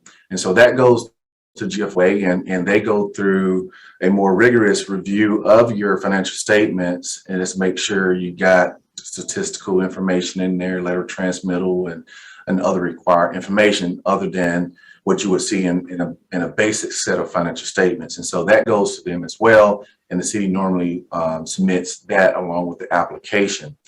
And then also we do help the city with some of the DCA reporting, and send that to the finance director to review and make sure that she's or he is good with that information prior to submitting it as well. Thank you for the edification of public. I think that's very important, because we have done that since 2018, which is the first year we reported. So this narrative that's circulating in the public, I do not want them to think that this council hasn't been good fiscal stewards of this money, although I do welcome, and I'm looking forward to learning more about our operational audits, because we can always improve in those areas. So thank you both for your presentations. Welcome. All right, seeing no one else in the queue, I just want to make a few closing comments and ask a question.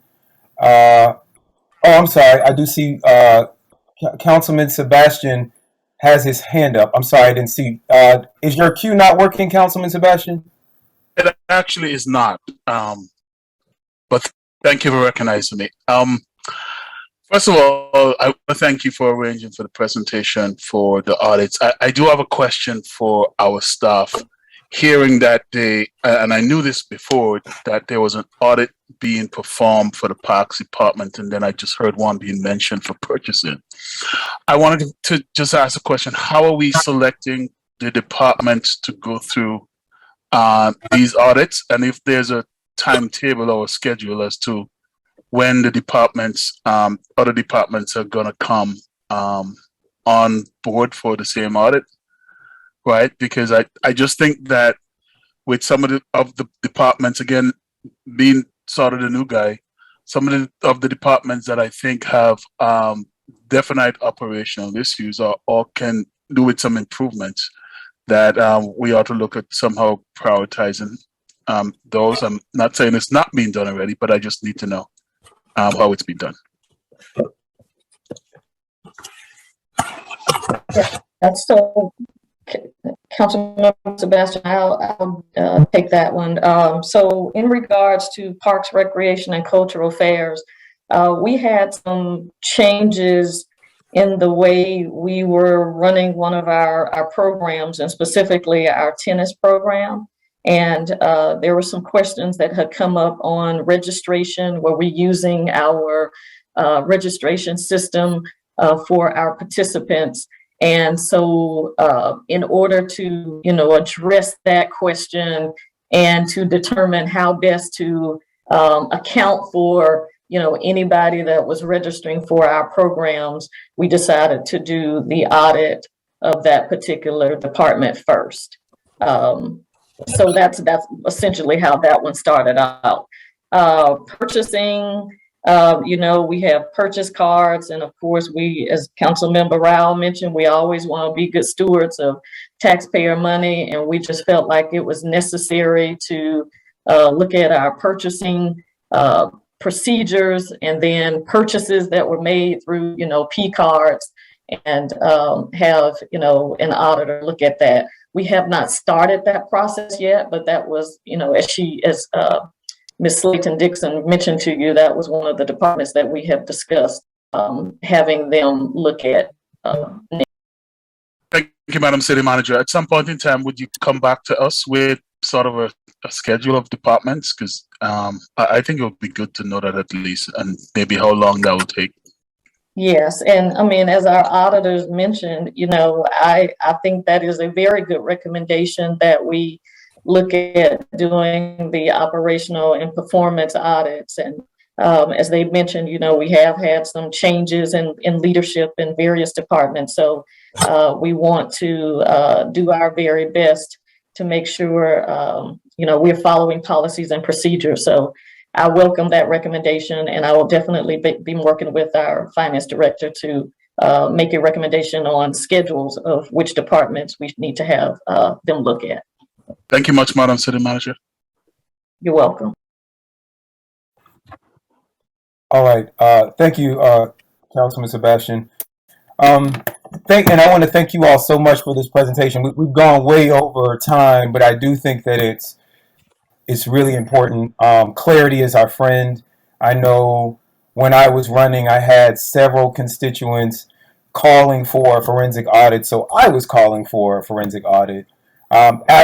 After speaking with you all offline and seeing this presentation, I'm even more convinced that what we probably need is an operational audit, especially of our contracts, our city contracts, who we're contracting with, and how contracts are constructed, if they are the most efficient way for us to do business.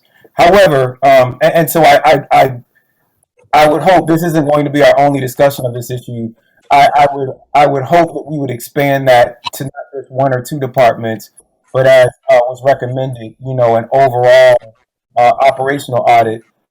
I do want to say that is not to foreclose on any possibility of the forensic audit. Because people in the chat going wild saying, I want all the audits. I want a forensic audit. I want an operational audit. And look, it's your money. Taxpayers, it's your money. So if that's what you want to do with it, I think that's what we should do. And I'm never going to push against a forensic audit too much, because I don't want people saying, why are you pushing back so much against this forensic audit?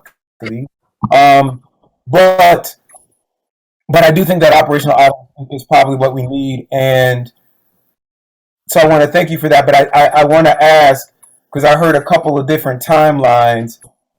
Were we to start this audit, let's say in April, for our city departments, we're a little bit smaller than Gwinnett, and we also got way less money than Gwinnett, Mr. Moses.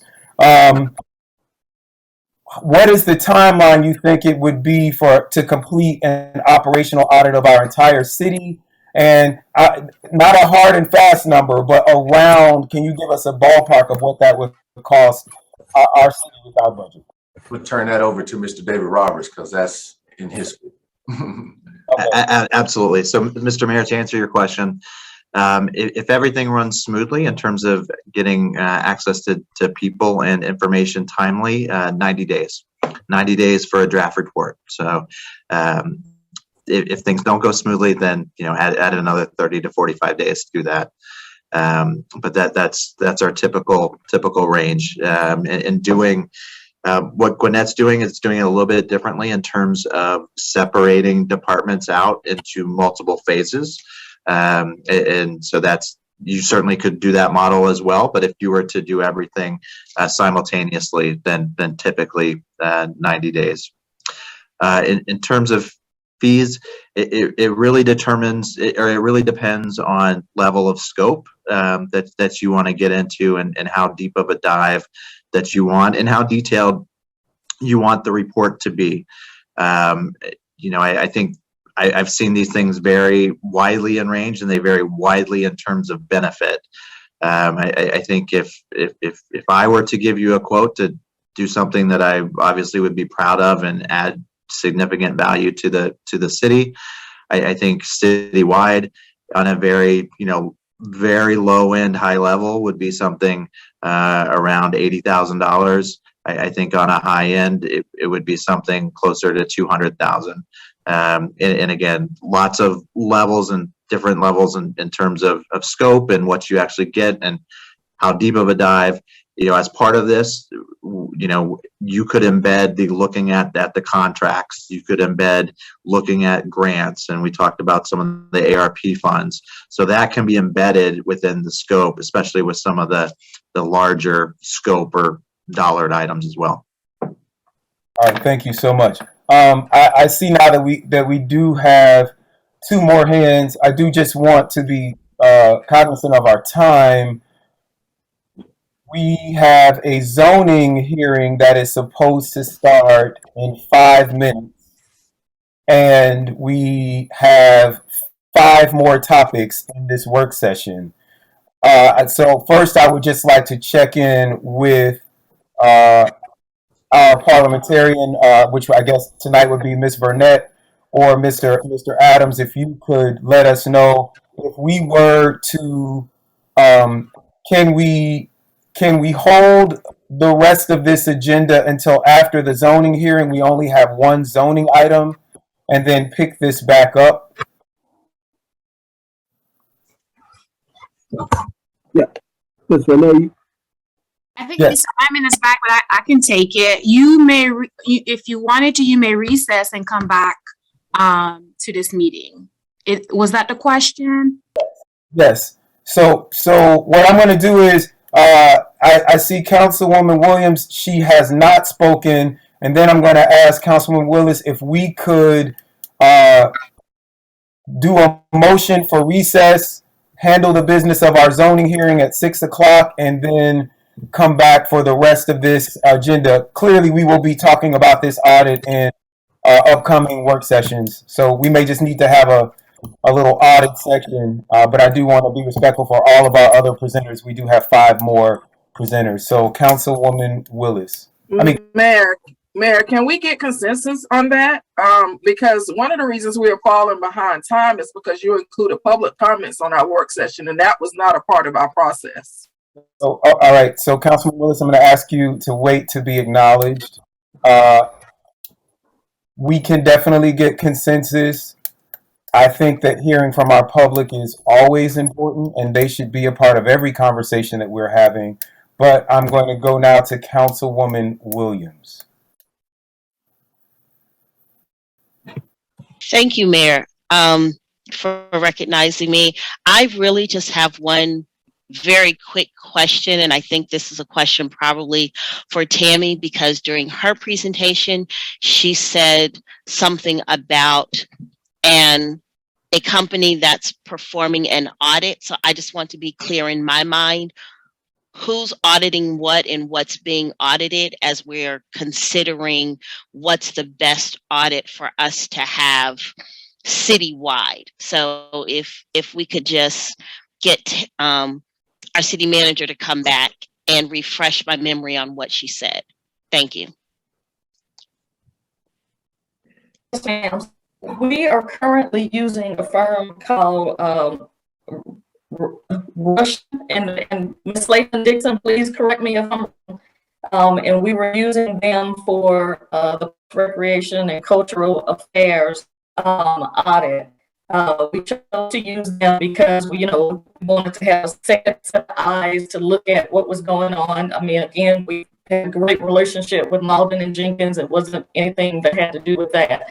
But we knew they were also going to be starting our internal auditing process. Or our financial auditing process, pardon me. So that's why we were using that particular firm to do that. Okay, thank you. Thank you very much. I appreciate it. All right. I do want to take moderator's privilege and check in with our council about recessing the rest of our work session agenda so that we can have our 6 o'clock zoning hearing on time. Could I just get a quick consensus from council? Mr.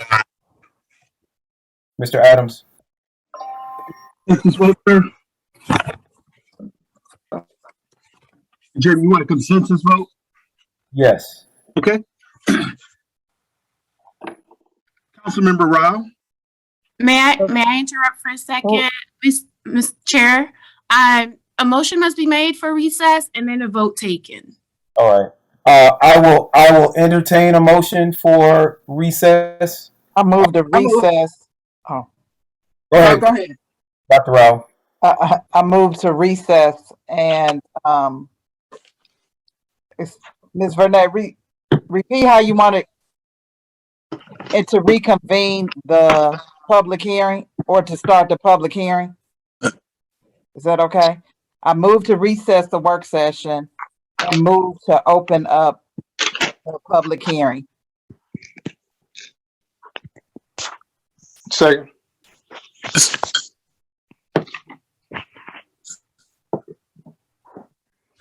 All right, Mr. Adams, would you call the vote? Yes, we have a motion by Councilmember Rao, seconded by Councilmember Reeves, to recess the work session and convene the zoning public hearing. Roll call vote, Councilmember Rao, Yes. Councilmember Gomes, Yes. Councilmember Willis, Yes. Councilmember Sebastian, Yes. Mayor Pro Tem Reeves. Aye. Councilmember Williams, Yes. Councilmember Baker. Aye. That vote was approved unanimously. The work session is recessed at 6:01. And Mr. Mayor, you will call to order the zoning public hearing and also remind Mayor and Council that if you could switch over momentarily in Novus agenda for the zoning hearing. Or since there's one case, we could maintain the current, but if you want to have discussion, we would have to switch over to the zoning public hearing meeting. All right, I'll go ahead and switch over the speaker's queue. And I now call to order this meeting. Did you want to take the roll again? Yes, this is a roll call for the zoning public hearing, 6 p.m. City of South Fulton City Council. The Honorable Mayor Khalid. Present. The Honorable Council Member for District 1, Catherine F. Rao. Present. The Honorable Council Member for District 2, Carmelita Gomes. Present. The Honorable Council Member for District 3, Helen Z. Willis. Present. The Honorable Council Member for District 4, J.C. Sebastian. Present. The Honorable Council Member for District 5, Corey A. Reeves. Accounted for. The Honorable Council Member for District 6, Natasha Williams. Present. And the Honorable Council Member for District 7, Mark Baker. Present. Mr. Mayor, you have a quorum. All right, please sound the first item.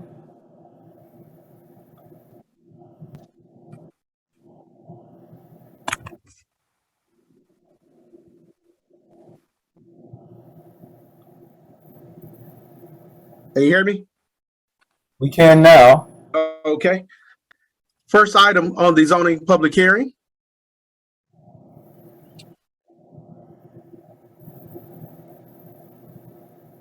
Presentation should be coming up shortly.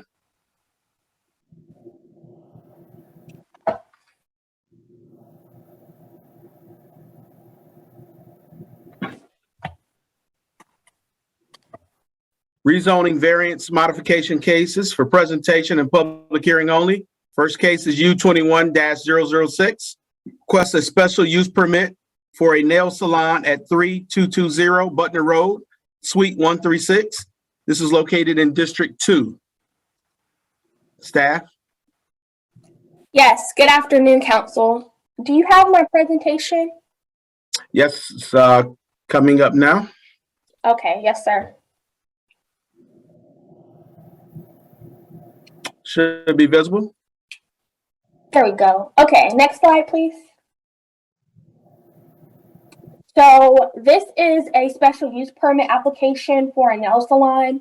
The nail salon there was previously a nail salon at this location, but the previous business was closed for a period of more than 30 days. And so the zoning code requires them to be in compliance with the new zoning code that was updated by council in December of 2020. And that code in particular requires that a certain list of personal care services receive special use permits, and on that list is nail salons. The future land use is community live work, and the current zoning is mixed use. So the nail salon as it is in compliance with both the zoning and the future land use. Next slide, please. This is an idea of where it is. It's at the intersection of Camp Creek and Butner Road, a little bit to the south of the stream there. And you can see it's highlighted here on the screen. It is in the shopping center facing Butner Road. Next slide, please. This is the future land use. You can see that it's in the community live work corridor.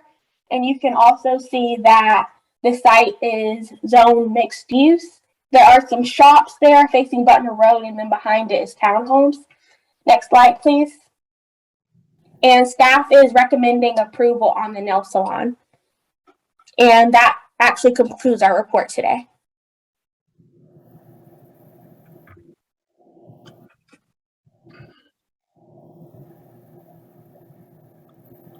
Okay, are there speakers for and against? Yes, Mr. Mayor. I'm sorry. Yeah, Mr. Mayor, you have to open up the public hearing for this. And to answer your question, when you do open up the public hearing, we did not receive any comments in support or in opposition. We'll open up the public hearing. Mr. Adams? Mr. Mayor and Council, we did not receive any comments in support or in opposition to this requested use permit. All right, well, with that, I'm going to close the public hearing and solicit any questions or comments from council.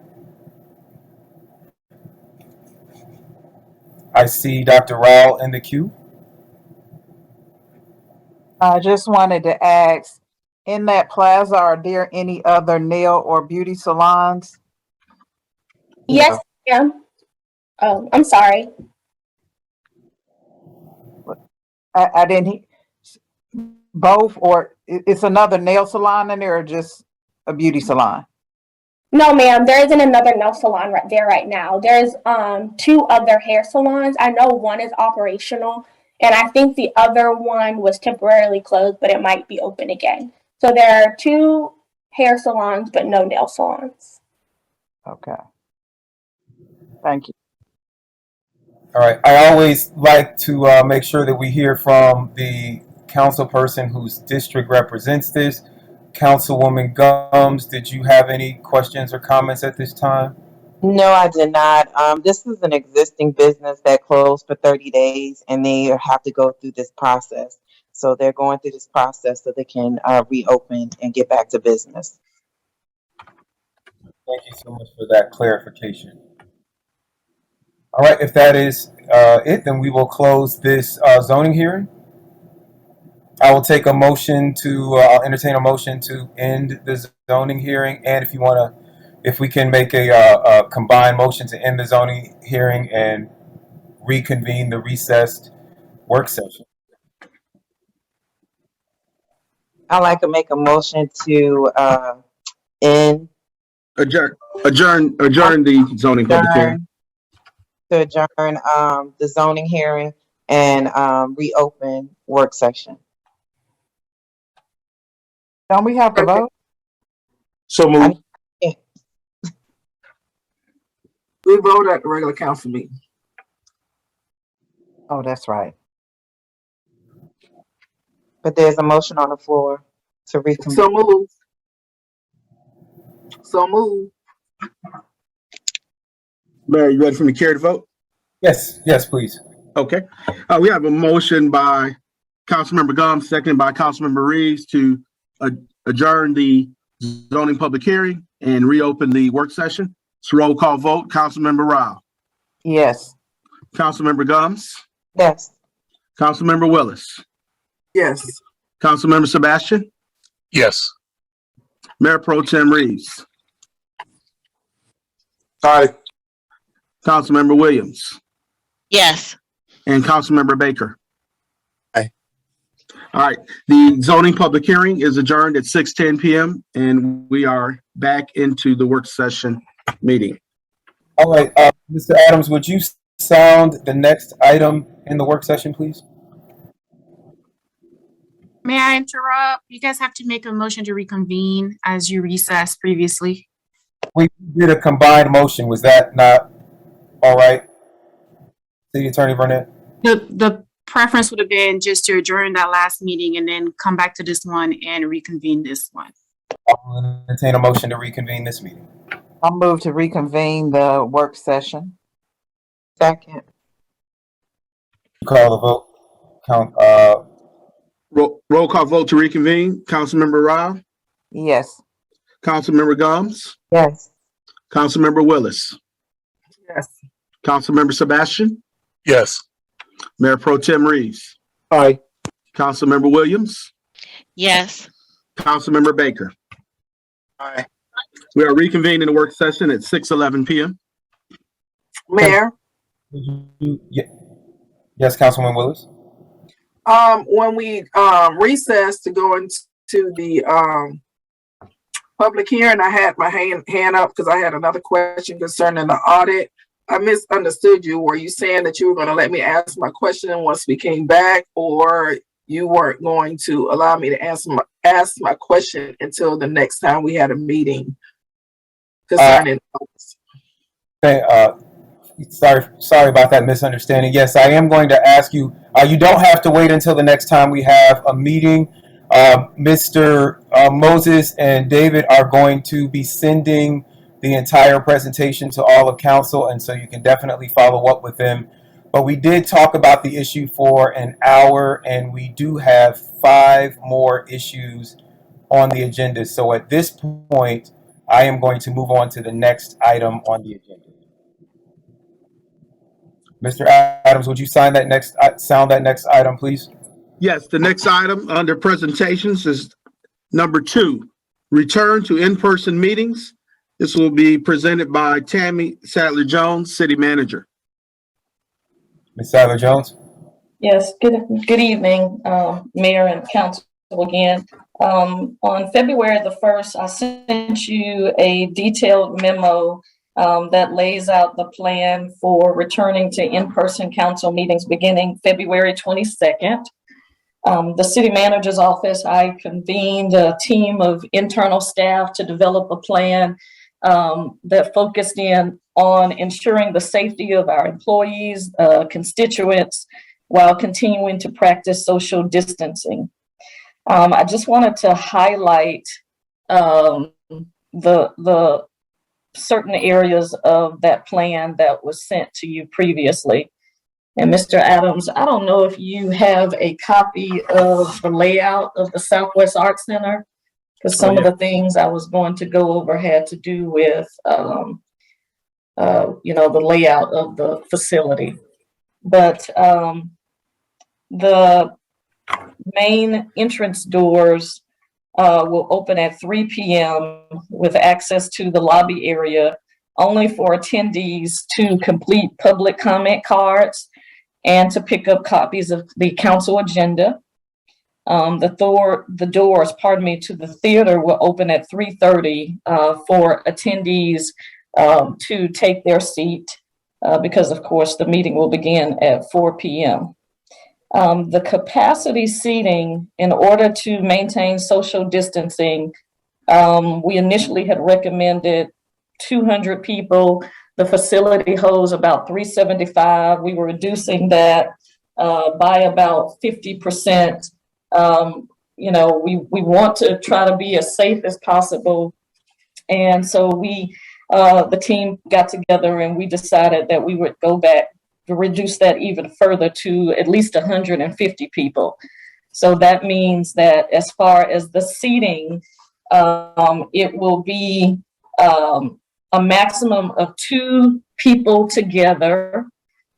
Each group of 2 will have an empty seat before another set of 2 seats will be next to those individuals. And we will, of course, have signage placed on the seats that would, you know, identify which seats need to be left empty.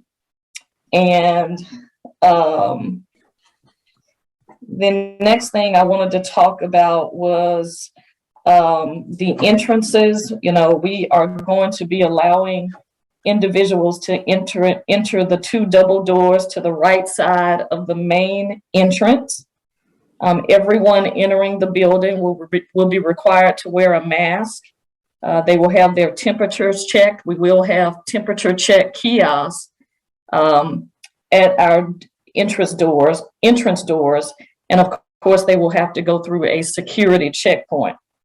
If the temperature kiosk alerts that someone, you know, has a temperature, that individual will be denied entry and asked to leave the building. We will have hand sanitizing stations, in addition to additional face masks available for our attendees. We also will be looking at trying to do a QR code where, you know, if people, we're going to have a sign-in sheet. So people will be asked to sign in. And of course, we're doing that in case we have to do any contact tracing. But again, we're going to also try to implement a QR code process as well, where people will enter in their temperatures and their contact information for those individuals that have access to a mobile device. And then, of course, we will have sheets available for individuals to sign in who do not, you know, feel comfortable using a mobile device. Staff will be providing comment cards. Those can be picked up, you know, in advance of the meeting. Of course, as I mentioned, you can pick up agendas. I've mentioned the public seating. Council members, you know, we have on the screen here where you will be entering and exiting for the meeting, where you will be sitting, where staff will be sitting. And Mr. James Hammond will also be assisting us with all the audio-visual needs for the meeting. Southwest Arts Center staff will be providing all the microphones for public comments. We're trying to make sure that we try to eliminate as much as possible people touching the microphone. So those will be placed on the floor for your individuals to just walk up. We are also looking at trying to offer a hybrid model. We know that everybody is not able to come back into in-person meetings, so we will try our very best to remain televising our meetings on the Zoom platform. And of course, we will allow speakers to choose whether or not they want to join virtually to be seen by the council and the public during the public comment section. And Mr. Hammond will be assisting us in providing large television screens, you know, during the council meetings as well. Let's see. The other thing I wanted to mention, again, you know, all attendees will be required to go through a security checkpoint in the building. Our South Fulton Police Department will be assisting us in those efforts, also to oversee the parking lot and to provide traffic control in and out of the Southwest Arts Center. We, you know, we have tried to think of everything we could.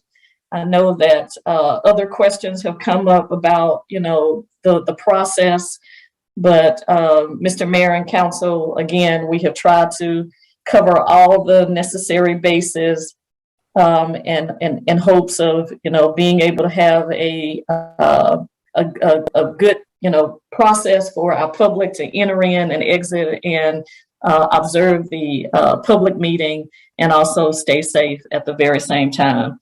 And of course, this is February the 8th today. We are continuing to monitor the reports that we get from the CDC and also the Fulton County Board of Health. Our fire department is always providing those to me to help out with the numbers, and we'll continue to watch those, over the coming weeks. But that is essentially my report.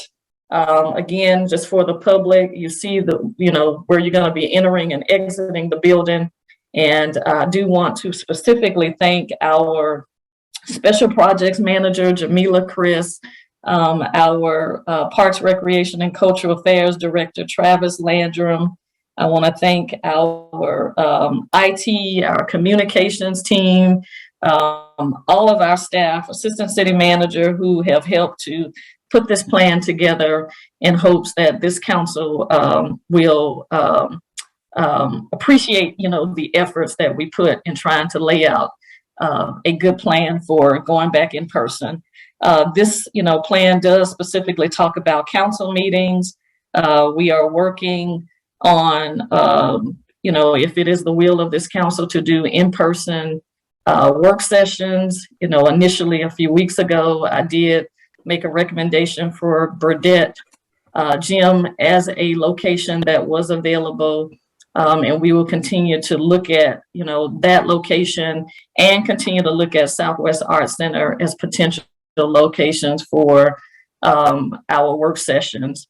And then the last thing I was going to say, Mr. Mayor, is that we have worked with our staff to secure the Southwest Arts Center through May 2022. And then, of course, we would need to probably work with them to see if they can accommodate us at another location, another city facility for the rest of the year. Thank you. All right, thank you so much for not only the presentation, but I want to thank all of our city staff for working diligently on this. I did just have two quick follow-up questions before we open up to the rest of council. Is there an RSVP process for this meeting, or will it just be first come, first serve? At this point, Mayor, being a public meeting, I would recommend that it just be first come, first serve. But of course, we will have staff stationed at the doors to monitor the capacity within the building during, the time of the meetings. All right, thank you. And then believing in science and knowing that all the science is showing us, including from Dr. Paxton, our Director of Public Health, that vaccinations greatly and boosters greatly reduce the likelihood of death from COVID, even if there are breakthrough infections. Have we given any thought to requiring proof of vaccinations for in-person attendees? Of course, we've had conversations about it in the past, but for this meeting, this particular public meeting, I did not think that it was a need to do proof of vaccination. But again, that would be up to the council what you want to do, but it is not my recommendation that we do proof of vaccines at this time. All right, thank you. And I see Dr. Rowell in the queue. This is in her district, so of course she will get to go first, Dr. Rowell. Thank you for that presentation. This is a follow-up to the question I asked at the last meeting. Are we looking at a hybrid model as it relates to work sessions? Because we do know that space is a challenge for us until we kind of deal with these renovations we have across the city, which, I think it's going to be great in the end. Right now, so it's kind of an inconvenience. But it makes sense to me, at least, if the work session if we don't have a place to keep those virtual and have the actual meetings in person, if we're limited by space, I'm very concerned about having residents run to different locations and not being clear where we are at any given meeting. Have you looked into that at all, or how could we facilitate that kind of setup? Yes, we're looking into it. Our main focus was trying to focus on the February 22nd council meeting. But we, again, we will look at other facilities to see if we can accommodate for our work session. And I mean, I do agree with you. I don't think it's in the best interest of the city to have, one meeting over here one week, another meeting, and, it confuses the public. I think we need to have some consistency. We're going to have our council meetings at this location for a certain amount of time, then we need to, find another location to have our work sessions for a certain amount of time. But then also, we do have to take into consideration at some point, we do have other boards that, may start to have a need to work or meet publicly. So we need to take that into consideration too. And I know you had asked the question whether or not if the council chose to do another ordinance to go back virtually until we're able to find space for work sessions, whether or not that could be done. And in consultation with the city attorney, that answer was yes. With that being said, Mayor, I would hope that we could, at our in-person meeting on the 22nd, that we continue the virtual option for the work session until we figure this out. Because like she says, we have multiple boards, they're meeting virtually, and I just don't see how we have space to accommodate these boards meeting. So hopefully you're amenable to that. And so at least the council meetings are in person. Absolutely. I think that is a fine idea. And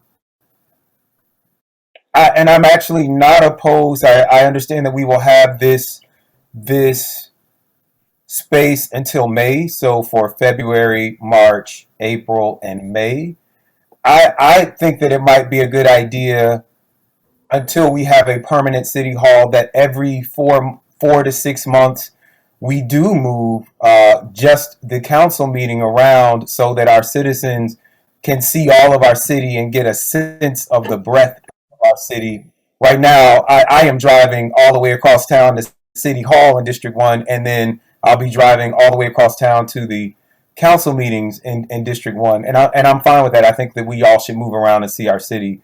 I do have a question, though, Madam City Manager, or this is actually for the city attorney. The emergency ordinance for us to meet virtually was really sort of preconditioned on COVID. So you're saying, Madam Attorney, that we can do an ordinance that says that some meetings are in person and the rest are virtual? Mayor, I am not sure what previous advice was provided to the city manager. We would have to discuss how that would be played out. However, without the underlying basis of an emergency for COVID that will allow us to be virtual,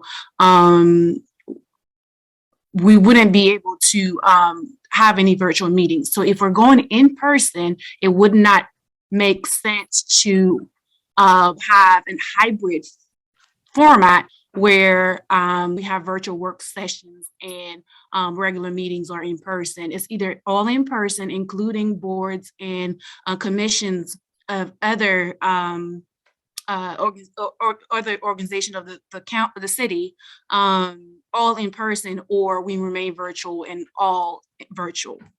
All right. Would you? I know that you're not ready now, and Mr. Hyman is here, but would you just look into that? I think that we may only be required to have one meeting a month in terms of our city council. That may be the minimum that is required by law. And so I think that I just want to make sure that we're on the right side of the law. But I think that if we had the one meeting in person, we would fulfill our sunshine law requirements, and then we might still maybe under the rubric of operations or something be able to have our board meetings virtually. But I do think that is a great idea, Dr. Rao. I'm going to go next in the queue to Councilwoman Willis. And I see some hands as well, so I will get all of you as well. Well, I first of all, thank you, Ms. Sally Jones, for your presentation. And as policymakers, we can set policy. And so I do not agree with moving our council meetings around every month. I went from taking 4 minutes to get to a council meeting, because we used to have our council meetings at Stonewall Hotel, to now driving all across town to the South our Art Center.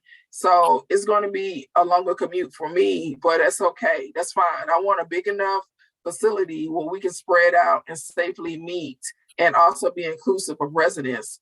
But I also don't want it confusing by us moving around every month. I do agree with the virtual work sessions. I think we should just remain virtual for the work sessions until we can get our meeting locations worked out, and also with the other boards. I think that is a great idea. And Ms. Sally Jones or Ms. Burnett, what do we need to do in order to set policy for that? This is a work session. Does the council need to just write a resolution stating how we want meetings to go, so we don't have to keep having these emergency ordinances drafted? Attorney Burnett? Yeah, I was going to ask Attorney Burnett to chime in. Yes, Councilmember Willis, I fear that there may be a legal issue with the hybrid model that you mentioned. Only because every meeting that takes place where you are there as a quorum, without the exceptions of where you're at a conference learning or something like that, must follow the Open Meetings Act.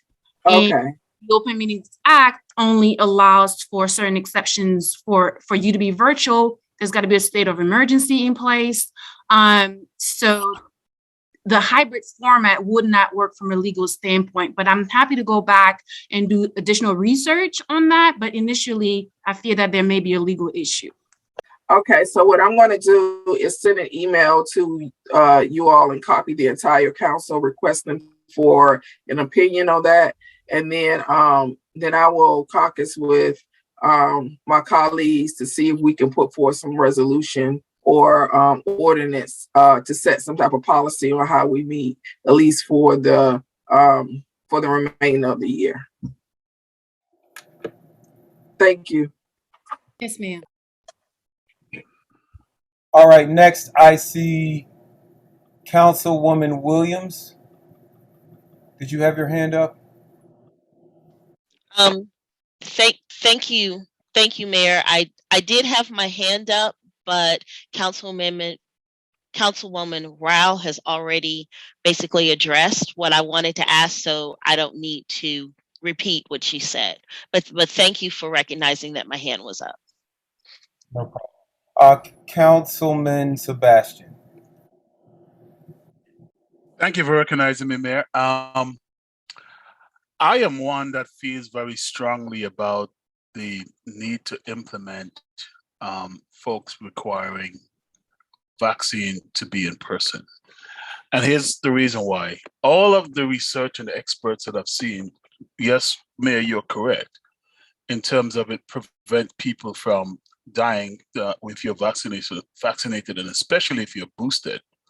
But also, when you're vaccinated and boosted, it keeps down your viral load so that you're not as infectious.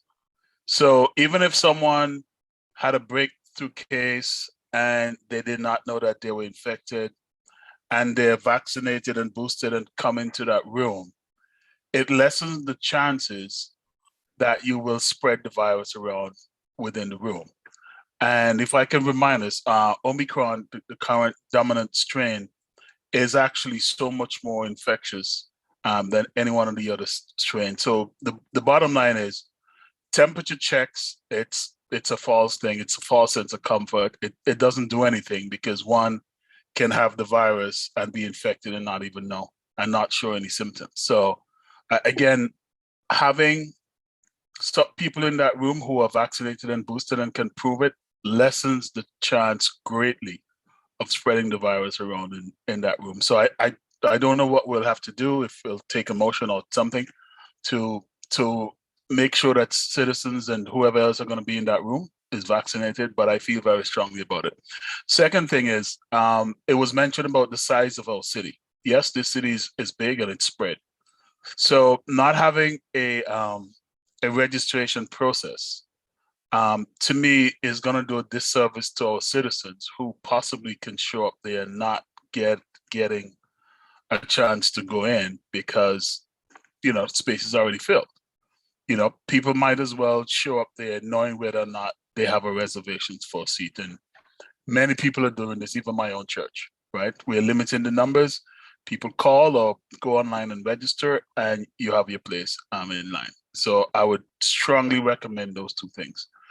Proof of vaccination, and also for us to implement some sort of registration system. Certainly for the registration system, if not this time around, then certainly for the next meeting. But I personally feel very strongly about those two things.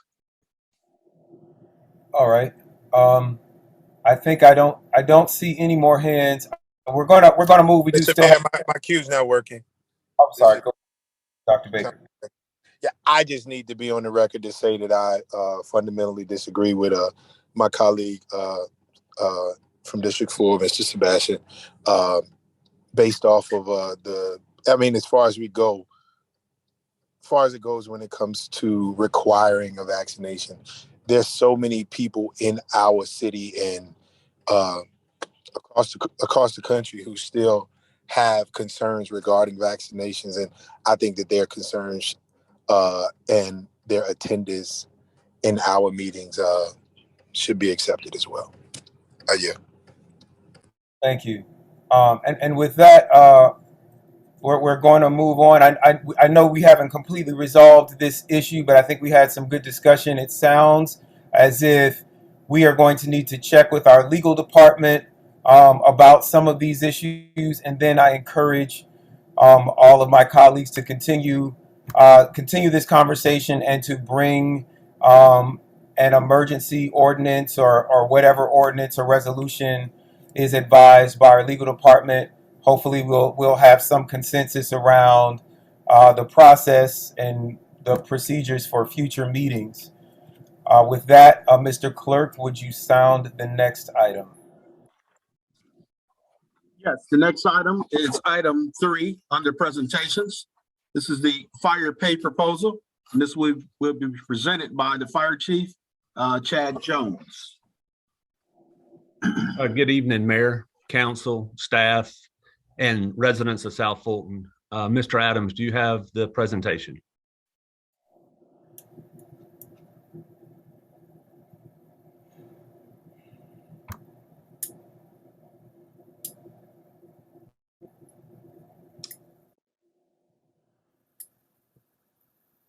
There it is. As we begin, just want to give a brief overview of how we got to here, and you can leave it on the first one, or you can leave it there. It's good. So as I've come up on my 1 year as the fire chief here, I'm extremely humbled at this opportunity and also to present. But I started meeting with staff, meeting with stations, personnel to try to find out what the critical needs were, what we needed, what plans. And last summer, we had a 3-day planning event. It was facilitated by GMA, and we started looking at our critical needs and where we needed to go as a department. We took that and we started moving forward. In November, the senior staff met and we started to organize our initiatives. Our organizational priorities, human resources are number 1 and professional development is number 2. And so that rolls up to where we are today as we have created a professional development career path that we're still continuing to work on. We wanted to couple that with pay, working with finance. One of the big concerns that we have heard through the department since I've been here is some of the things we're coming up on 4 years old. As you see here, the city did a classification and compensation study. The report came out in 2019. Individuals were moved to their respective ranks and pay, and that's where they basically have set since 2019. What that's done is when we go to promote or have a test, it's caused some compression because, as an example, a captain or a sergeant that's been there for 3 or 4 years doing that rank and that job, we promote someone, they go in at the same pay. Again, our proposal, we're trying to fix quite a bit of things. Just like police, we're competing with firefighters, EMT, paramedics, and shortage in most departments around the world, but especially in the metro area. One of the questions that I had pop up was that, what is your attrition, your resignations? We looked over the last 7 months, we had 10 resignations. For the last 14 months, our attrition rate is about 3%. We are looking at when we're hiring, but currently as we hire, we're only hiring certified coming in. So we're doing it 1 and 2 at a time. We are hopeful for a full recruit class this summer. But again, that's where we're at because to fill all our vacancies are going to take 3 to 4 months. Last year, we did a sergeant's process and we promoted 14. We just finished a battalion chief process. We're currently accepting applications for our captains and lieutenant process, all internal. The BC process was all internal, and then it'll be followed up by sergeant's exam, which will also be all internal. So the funding for the program, we had started looking at what our salary savings were because of those vacancies and how we could implement kind of the biggest bang for our buck. Also, because one of the concerns was PD about 2 years ago actually moved their pay scale a little bit and made it more fiscally responsible to bring people in and incentivized it. So that's what we want to do is be fiscally responsible. And you can go to my next slide. So the intentions of this proposal, and we came up with the 7 things we want this proposal to do. 1 is attract highly motivated and qualified firefighters and civilian employees. We're looking at this as a comprehensive, everybody involved below me, deputies and below, to firefighters, our civilian staff. One of the things we did is 3 of our 7 civilians left for higher paying jobs within the last month. 2 of them, it took us over 2 tries just to get them hired. So our civilians are key, our support, we got to remember them. Number 2 is to retain those firefighters and civilian employees. 3, compensate the firefighters and civilians for their knowledge, skills, and ability. 4, ensure no pay compression or equity issues in any ranks. Inspire all our employees to seek that professional development, education, and training, and also compensate them for them. Ensure the department has qualified personnel at every rank. And number 7 is to promote from within. And the key to that, we've been working with HR. We noticed that professional development had been lacking, but we are trying to bring and set a national standard. As an example, we gave a BC process, all internal, battalion chief process. I had 32 captains. We were hoping for at least 40 or 50% to put in. We had 8 people put in. We had 3 of them drop out before the first step of the process, and we had 5 completed. So less than basically a fourth of those eligible, actually as a sixth of those eligible actually competed. We want to go and try to make sure that everybody has a chance at promotion, everybody is ready. So if you'll go to my next slide, this is how we plan on implementing it. So we're using our current pay scale from the 2019 compensation study. So it's already there. We're not reinventing the wheel, and our salary savings. We're creating a career path to add steps within the pay ranks and add pay for performance. So it's just not giving them pay raises. We're paying them for more knowledge, more skills, more ability throughout the ranks. We're going to ask to add incentives for certifications above their current job description to help us become that all hazard department that our city really deserves and needs.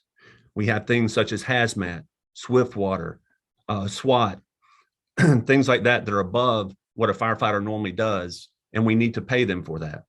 We want to include all the employees of the fire department, sworn and non-sworn or civilians.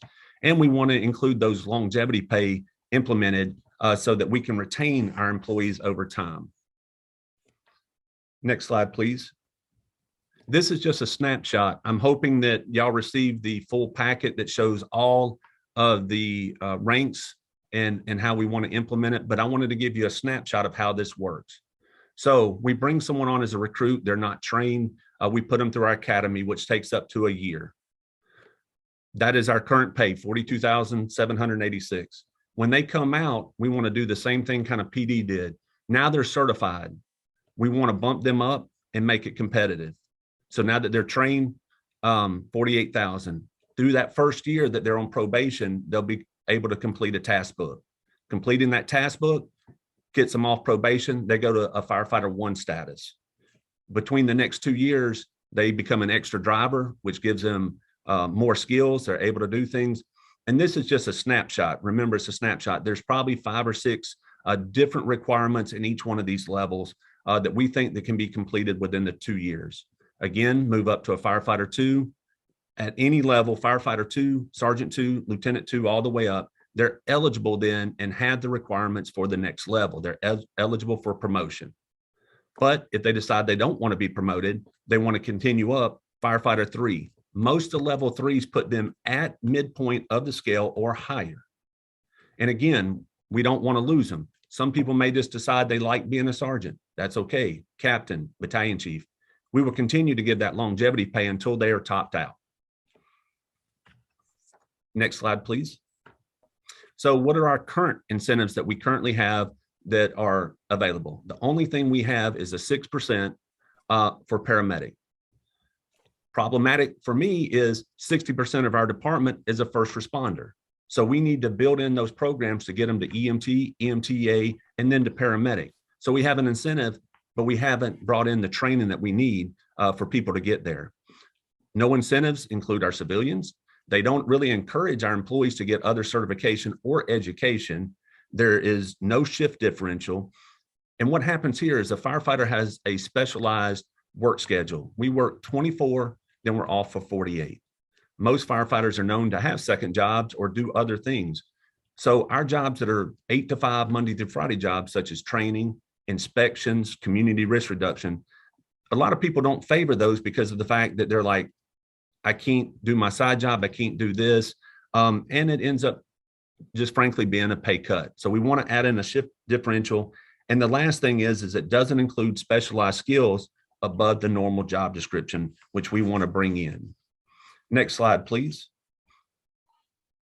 Our job is quite different than jobs of everybody else. So when we bring a person into our academy and they become a new firefighter, they spend 480 hours that year becoming a firefighter, earning their firefighter 1 and 2 certifications. EMT class is 360 hours. EMTA is 120. I did just a snapshot of some of the certifications so you can understand the amount of hours we have to put just to get certified in different levels, instructor 1 and 2, inspector 1 and 2, things like that. On the right side of the slide, you see, we just don't stop. Every year we're required by state or national standards to continue education. So not only are we trying to ask our people to get more, these are some of the fundamental things ISO even comes in and looks at. Is our firefighters being trained? Are the EMT paramedics getting their training, hazardous material, driver training, officer training, and there's even more than that. So why the constant pay increases and incentives is because we're constantly having to train. We're constantly having to get better knowledge, skills, and ability. So we want to pay them for that. And we definitely want to retain them when we give them all this. Next slide, please. So here's some of the proposed incentive that we have been checking around metro area and what we think would be appropriate for our department at this time. Shift differential, pay for degrees, associate or bachelor's. We may work in the future. I've been asked about master's and doctorate. That may come, but right now we're leaving it these two: paramedic, bilingual. As our community is diverse, it's something to bring in firefighters that have special skills, even civilians, as you see down at the bottom, that can speak multiple languages.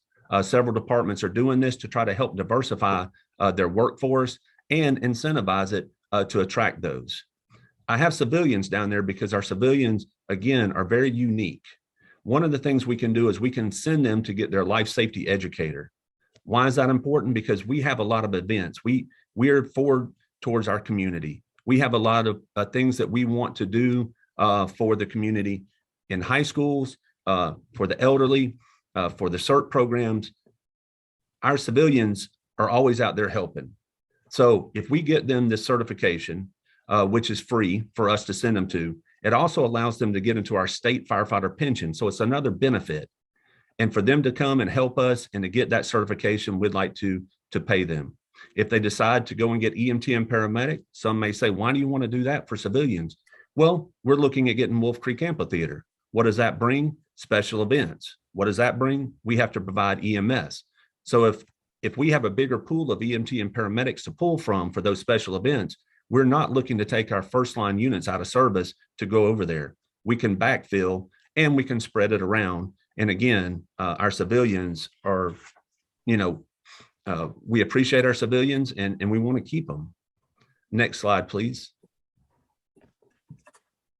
The retention of employees at every rank. Again, just a touch base on this, the longevity pay. The pay proposals allows employees to progress up through the ranks and then receive a pay increase pretty much every 2 years. That's something no other department is doing right now. What we're seeing is they're rushing out there. They're trying to give a large pay increase, and then they go 2, 3, 4, 6 years without anything. Employees feel stagnated. They see another department paying a little bit more. They jump over there, kind of chasing that money. If they can see a career path and say, hey, next year I can move up. The year after that, I can move up. Some of the other things we're looking at is implementing the programs into the high schools. So we are going after our high school students and enticing them to come and work for us. We have an advantage over PD. We can hire 18 years old and put them in our academy. If we can retain our youth and, the people that are grown up here, they probably won't leave us. That's another retention tactic. But the longevity pay has allowed employees that wish to stay at any rank that ability to stay at that rank and enjoy it. Not everybody wants to progress up, and that's fine. We need senior people at firefighter, at sergeant to help teach and coach and mentor those younger members of our department. And it allows employees to reach the top of their respected. I hear this all the time. Well, I'm on a pay range and I'm at the minimum. How do I get to mid and max? What's the plan? Here's a plan. And again, the civilians that work for fire department are vital because of the fact that our unique work schedule, complex systems, FLS laws that differ from any other department, and our equipment. Next slide, please. And what we think with this comprehensive plan for recruitment and retention is the plan is designed to recruit highly qualified applicants, to encourage employees to increase their knowledge, skills, and ability, to create a career path and promote within, to be fiscally responsible, and add a level of accountability for our employees, to have a career employee by retaining them. We feel this plan supports our mission, vision, and core value, and most importantly, our people. And again, we are working with our finance department and HR and with the city manager to make sure that we're doing that fiscally. One of the things that's going to happen is there's a 3% coming in April. We've built that into the program that we know. And we're waiting, like I said, as far as hiring, we just pushed out. We have 419 people that applied to come to this fire department. The first part of it, we reach out to see who will set up to come to our physical agility test. Normally, we look for about 50%. So we sent the emails out, and within a week, we've actually had 89 people reply that they want to start the process with us. So again, I think that we're on the right path. I think this is a good foundation for us to build off of for our fire employees to see that we care about them. And again, next slide, please, is I'll take any questions that anybody has about the program. All right. Thank you so much. First, Chief Jones, let me say thank you, and the Chief Meadows if they're on. I want to thank our public safety for all of the work that they do, especially Jones, the work that you all have done in the past 2 weeks. It's said that buildings don't burn that much anymore, but we've had 2 big fires here on National in as many weeks here in Camelot, and then over in District 6 in Kimberly. Of Kimberly Mills. So thank you all so much for what you do in your quick response. And with that, the first speaker I see is Councilwoman Willis. Thank you. So for the tuition assistance, Chief Jones, when are you going to institute that?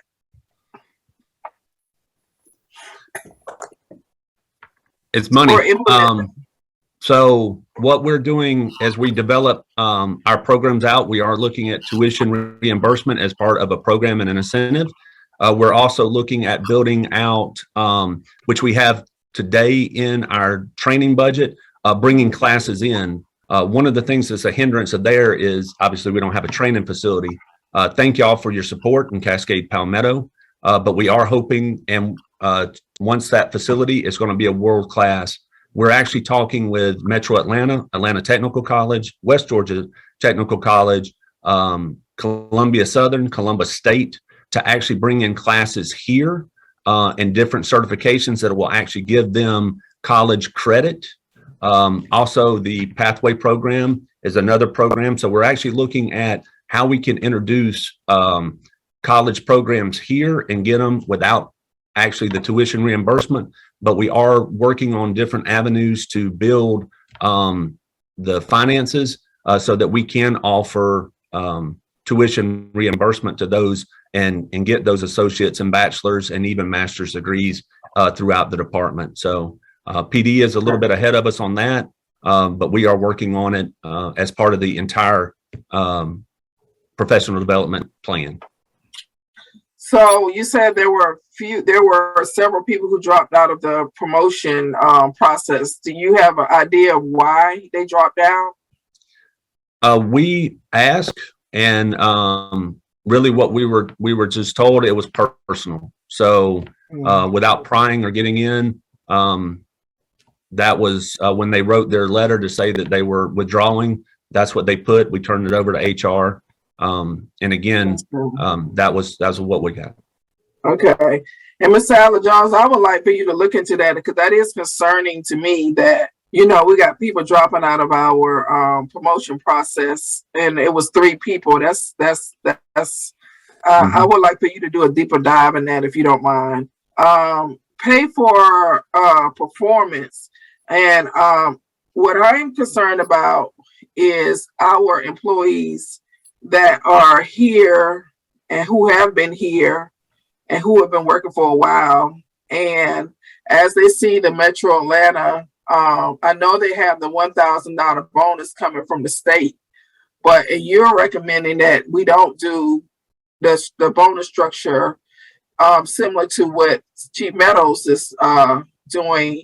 Am I understanding because of the compression issues and because you feel that if they get a bonus, they still going to be making the same amount of money. So really it's not going to solve anything. Is that what I'm hearing you recommend?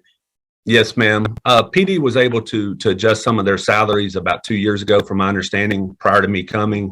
And that is one of the concerns I've had and talking with members out in the department is they've been stuck at that same pay and there's no scale to move up. So again, we're doing a captain and lieutenant process, and the captain, if I promote him in a couple of months, is going to be making the same amount of money that a captain has been doing it for 2 or 3 years, even 3.5 years on the same scale. So that compression.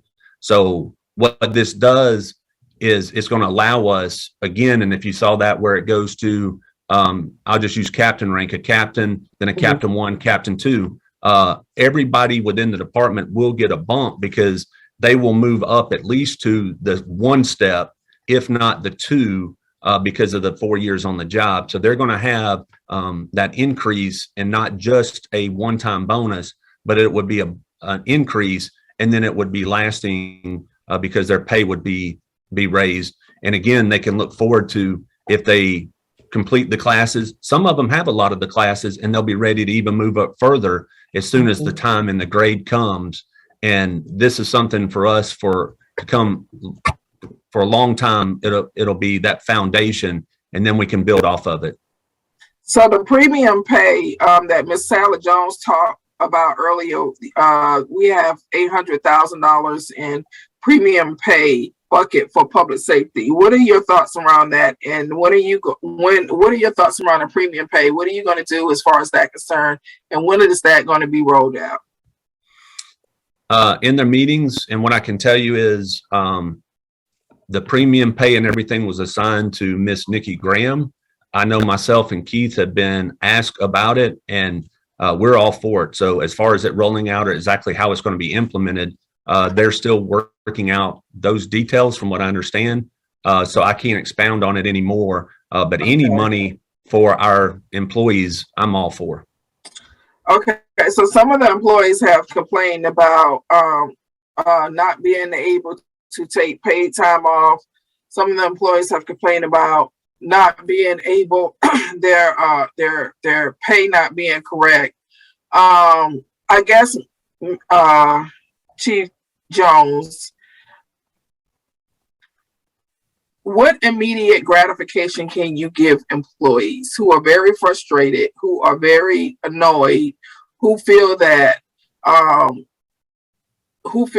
there is low morale, who feel that, you know, they don't have fair wages, they don't have fair compensation, they don't have the best equipment? I know you have plans for the equipment, but what immediate gratification can you give employees who don't feel like they're being fairly compensated, and who are in need of, who's been working through the pandemic for the city, you know, run into the trouble while most of us get to go to sleep in our house and live in our comfy houses. They have to, you know, respond no matter what.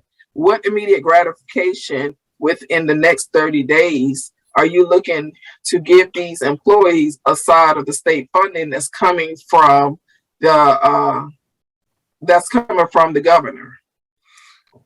Well, one, like you said, we're working with HR to fix a lot of that, but initial gratification, I'm working with Mr. Don Toms, Assistant City Manager. We met yesterday about a plan. One of the things, like you said, the time, one of the things we've already done to rectify some of the things in this budget, previous to me coming, some of their overtime was paid in comp time, which escalated because their comp time numbers got up, their vacation time got up, and their holiday time came up. We are speaking with HR because the actual handbook says you have to take your comp time before anything else. And if they're earning it, it was a problem. So what we already did in this budget is we're not doing comp time. They're actually getting overtime for any overtime hours that are worked. So we have an overtime budget, which is helping for instant gratification because they're getting time and a half. The other thing that we're doing is we're trying to use some of the money to pay off or pay down all of the comp time. So that would be a nice check for them, working with HR to move towards paying for holiday. And then we have instituted where we are allowing more people off. So people are now starting to use time more because we have our numbers back up a little bit from what we were with hiring. We have more people coming on. We got 2 people coming to the field next week. So again, we're being very, we're looking at it very, what's the word I'm looking for? But we're to make sure people are taking time off and talking to them. So those are kind of the things we're doing instantly. This also would be with the salary savings, something we can do within the next couple of months. And we're working with HR for those other type of pay that are going to come out with the ARP. So we are looking at quite a few different things to help the promotions. these are the first promotions. And when we go to, I've been to the stations the last couple of days. People are excited. They're excited about the professional development. They are excited about the opportunity to be promoted. And again, that's something that we're doing step by step and getting processes in places. So hopefully that, and we're listening to them. So we think some of the small changes are helping. So a couple of things, Chief Johnson, and then I'll yield. You and I met with city manager office yesterday, and be transparent, colleagues. I will be working with the city manager to bring forth a resolution to help pay some of this comp time down, so that our firefighters will get be able to, like you said, take some funds home immediately from comp time. But I would encourage the same thing that I have said to Ms. Sattler-Jones: communication.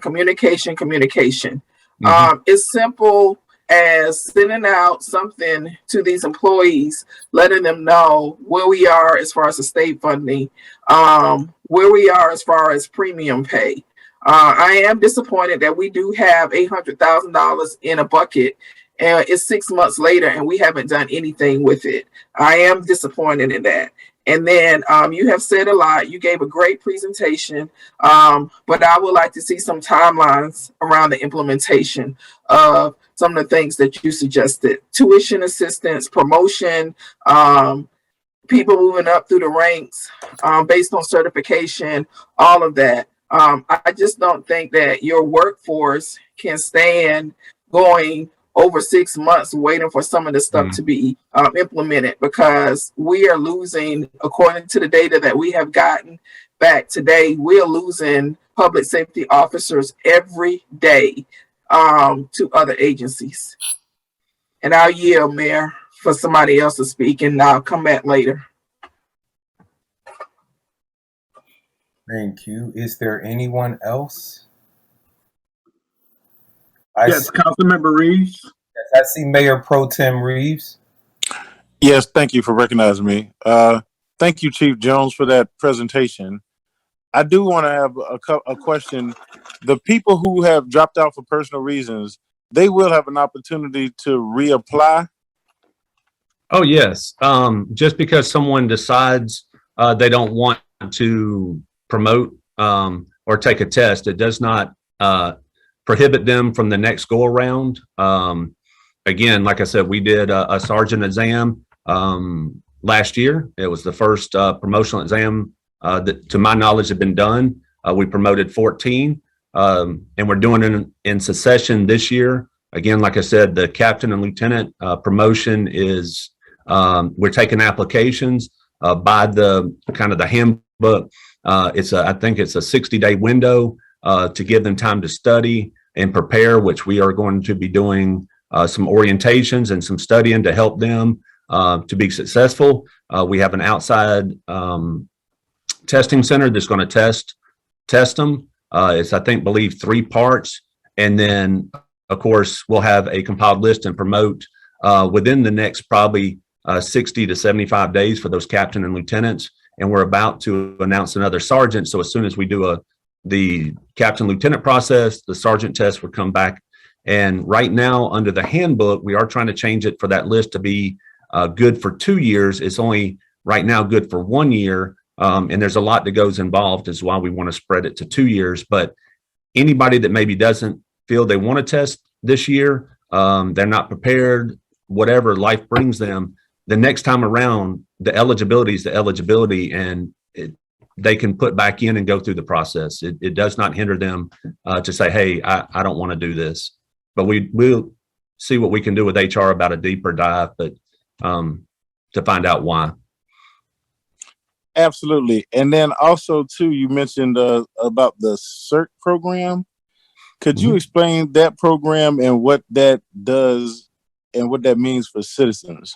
So I'll talk a little bit, expand on it. Our community risk reduction section is hitting on all cylinders right now. So not only they're doing inspections and education, they're pushing out the Camp Embers program, which is for young women. in high school to come and take part in some leadership and firefighter. Some of the other programs that they want to bring in this fall, again, we're trying to get people in. We're putting in for grants for that funding, but a CERT program is a community emergency response team. And again, it's a 8-week program. We have instructors here. We're very excited about it. We get past this COVID, but businesses, communities, HOAs, friends and family, they can come in and we teach them skills on how to basically help their community in an emergency. So whether it's a tornado, a flood, an ice storm, it gives them skills to prepare not only their house, but their community so that they can basically survive 2 to 3 days without assistance. What that does is your public safety and your public works that are having to go out there to maybe clear roads or get trees up are not consistently responding on some of the 911 calls because the citizens are able to assist themselves with a large scale event such as that happens.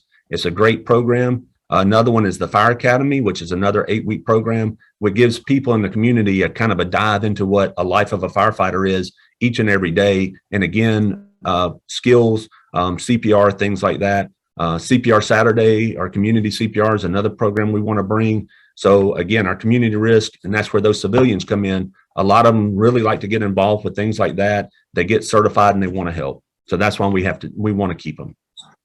Absolutely. And I went through that CERT program, and I think it's, one of the best programs that fire can offer. And also, too, the goal for you in the hiring of more firefighters is to get 4 people on the apparatus? Yes, sir. So NFPA standard is 4 with the relief factor. Currently, we've set minimal standards at 3. There's a lot of departments or some departments running with 2. That's very unsafe. Firefighter safety is our number one thing. So we're trying to push, and it's a double-edged sword because, again, it limits how many people that can be off every day to make sure. But now that we have some overtime, we're being fiscally responsible. We're being strategic and making sure. But that is the ultimate goal, is to continue to grow our department to where we have 4 on all the apparatus, trucks and engines. And as we develop this Cascade Palmetto station, we'll add more people. And again, we're in the process of having a station location analysis done along with apparatus to help us with ISO, but really give us that deep dive into saying how many stations we need, how many people we need as we grow, working with community development. And we're going to see growth. We know it in our city over the next 10, 15, 20 years. Public safety needs to be prepared. We need to tell y'all ahead of time what we need, and that way we plan for it. Yes, sir. Chief Jones, you just mentioned something. It helps with your ISO rating. Could you please elaborate for the edification of the public? What is ISO rating, and what does that actually do for the community? Yes, sir. So what the ISO, which is your insurance rating, it's the insurance service organization, comes into a municipality. They do it all over the country, and they rate your fire department from a 1 being the best to a 10 being the worst. It's 3 components. It's the fire department, it's your water, municipal water, and it's your 911 radio communications. Fire has the biggest part of it. 50% of it comes from the fire department. The better your ISO rating, the lower your insurance rates go. Currently in the city, we're a 3, what they call a 3-3X, because we do have some areas that does not have municipal water, but we're a 3-3X. One of the areas that we did not score very well in is what they call the deployment analysis, which basically that is, and it's fire only. So even though we may run EMS, we may run hazmat, it's fire only. So what they look at is our fire response, how quick we were able to get a certain number of firefighters on scene in a certain time. And then there's 2 benchmarks for those areas that have buildings that are over 3 stories or large warehouses that take over 3,500 GPMs.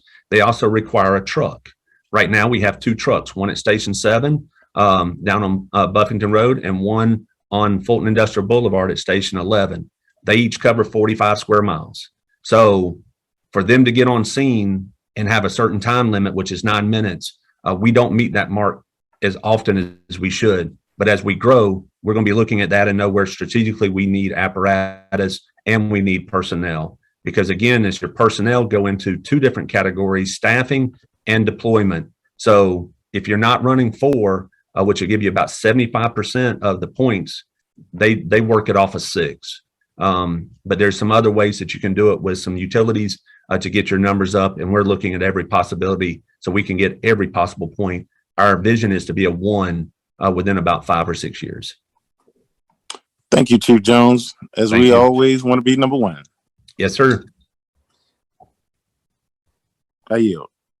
Thank you, Mayor Pro Tem Reeves. I see next Dr. Rowell. Thank you for acknowledging me. I have a couple questions. The first, we heard about a lot of proposed changes for the fire department. When police did their compensation, I'm assuming you're referencing when we did the pay and class study for the entire city. Is that what's being referenced? Actually, talking with Chief Meadows, at one point they came back and they raised, once they come out into the field, they elevate a lot more than what we were doing. We were going, our pay right now goes from 42 to 44. Their recruits, I believe, start at 42, but then they jump up quite a bit more. Okay, so I guess my question is, one, was that the pay and class study? It may be time, this is, just a comment for the city manager. It may be time for an overall update to the pay and class study. It was when we, first came over, we basically adopted the pay scale that was in case, placed with Fulton County. But again, we came after that with the pay and class study, which has a range. So I remember there being discussions about compression in the fire department then. So I guess I'm a little unclear if we didn't resolve that with the pay and class. It may be time to just look at it again. I'm not sure. No, ma'am. I can tell you from talking and dealing with HR and looking at the numbers, it did not. What it did is it put everybody basically at that base pay. And so if we don't do anything and we've left it alone, it did fix some of the compression. I'll say that when it happened in 2019. But see, when we promote now, there was no upward mobility over the last 3 years. So a sergeant that's been a sergeant for the 4 years they've been here, if they're on base pay, when I promote a new sergeant, they go to base pay. So there's that compression. You have a one-day sergeant making the same as a 4-year sergeant, and it's throughout those ranks. So this will allow that separation for years of service and for knowledge. Yeah, I think that's something that needs to be looked at, because when we had the discussion, if they're just doing it at the base pay, I recall there being specific conversation about the base and the midpoint, which should give you some latitude for that kind of situation if you're moving up. So, and I'm almost certain we had those conversations. So somebody needs to look, and I recognize that this team may not have been in place for some of that, but it's the reason it's a entry point, a midpoint, and a high point. That you have some latitude. That's why you do a pay scale in the first place. So again, what might be the practice and what is allowed, I think maybe two different things. The second thing I have a question about is I heard a lot of different initiatives in this presentation. I am very much interested in seeing the fiscal impact, because what I do know is the two biggest pool of employees in our cities are our fire and police. So before we act, really want to see what these numbers are. I know we had got a memo on that, for fire, that it was within their savings. You kind of mentioned that on some parts. I'm not clear if that's everything. So I just want clarity from finance, which part kind of fall where, and what, because all of this you may not be able to, of course, implement at one time. So understanding what that is, and it's helpful if it's not budgeted as we get ready to go into mid-year budget in March is when we usually have that. that we have some context for what's available now to get to some of those goals versus what might occur in the future. So that's just something I would ask the finance director and the city manager to break out the cost for each of these components, whether it's the higher education, whether it's the, looking at your compression issues, those kind of things. And you just did promotions with just having some clarity about what costs fall under which buckets. Yes, ma'am. And that was in the longer proposal, and kind of mentioned in this as a highlight that we were actually going to wait because we know the impact of the 3%, and we factored that in, and this would actually be coming after that. And then the incentives are the ones that we got to make sure that are fully vetted through. And we're also trying to get numbers on who would actually qualify today for those incentives and going forward. And that's why we even said the incentives may have to be pushed back a little bit, but that's our intent, is to not bring anything to the council for a vote or anything until we fully vet it through Ms. Dixon, Ms. Jones, and others to make sure that everything is funded and we know what we can do exactly and moving forward. And just two quick questions. So I know we're current, and I'm going through a collective bargaining process. Is what you're presenting what you guys have agreed on, or is that something that, is this what you all have agreed on in terms, because it covers some of the same areas that I know y'all be discussing. So I just want to make sure, or will you wait until after that time? I'm just trying to be clear. Yeah. Anything with the bargaining has to be done in executive session per what legal said. Okay. So I can elaborate. Well, we'll wait. I don't want you to say anything. Okay. Yeah. And let's see if I have any more questions. I think that would be it. I just primarily want to make sure we understand what we're signing up for in terms of budget. I'm going to ask Ms. Aller Jones if we are having these issues with the paying class. Again, I think there's interpretation, and I think the attorney may have opined on that recently, as of yesterday, to look at that, because I think it can address some of the things that Chief Jones has raised. So. Yes, ma'am. I'll work with him. And yes, I did see his opinion, and I've read it, and I've discussed some concerns I had regarding the ability to do so. But I think you and I kind of hit upon some things too. So yes, we will definitely be working with the fire chief. Okay. Thank you. That's all my questions. Thank you, Dr. Rao. I had some of those same fiscal questions as well. I'm going to take two more questions before we move to the next item. Councilwoman Gumbs. Thank you for recognizing me, Mayor. Chief Jones, I'm particularly interested in knowing your recruitment strategies for diversity, and then also too, within internally, is there a leadership program where I guess some of the cadets are matched up with some additional leaders where they're getting those skills and things of that nature? Just wondering if it's a buddy system paired up to kind of help them grow through the process. Yes, ma'am. So great questions. Thank you. And thank you all for these questions. So two things. We are looking at a hiring committee, something that they haven't done before.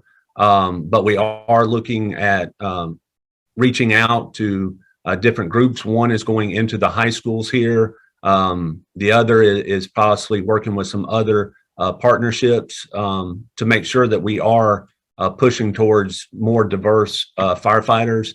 It's one of the reasons we have the Camp Embers, is reaching out to the female population, and trying to get them interested. Really, our cadet program and our pathway program in the high schools will help us to draw. But again, we're looking at building on a recruitment team so that we can focus on that.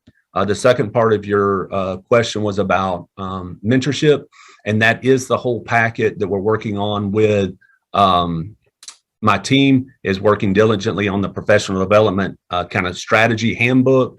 We have reached out. We've talked with Ms. Jones about different leadership education coming in, but really a good program does have that mentoring and coaching, and that will be, again, something that we will implement. It's going to take us time to get all these things in, but that's the thing is when they come out of the academy is actually having a mentor that checks on them daily, gets them through that first year, second year. We're building some of that in, like I said, with the probationary and the task manuals, to also mentor and coach them at every level, so they're preparing for that next level and any challenges.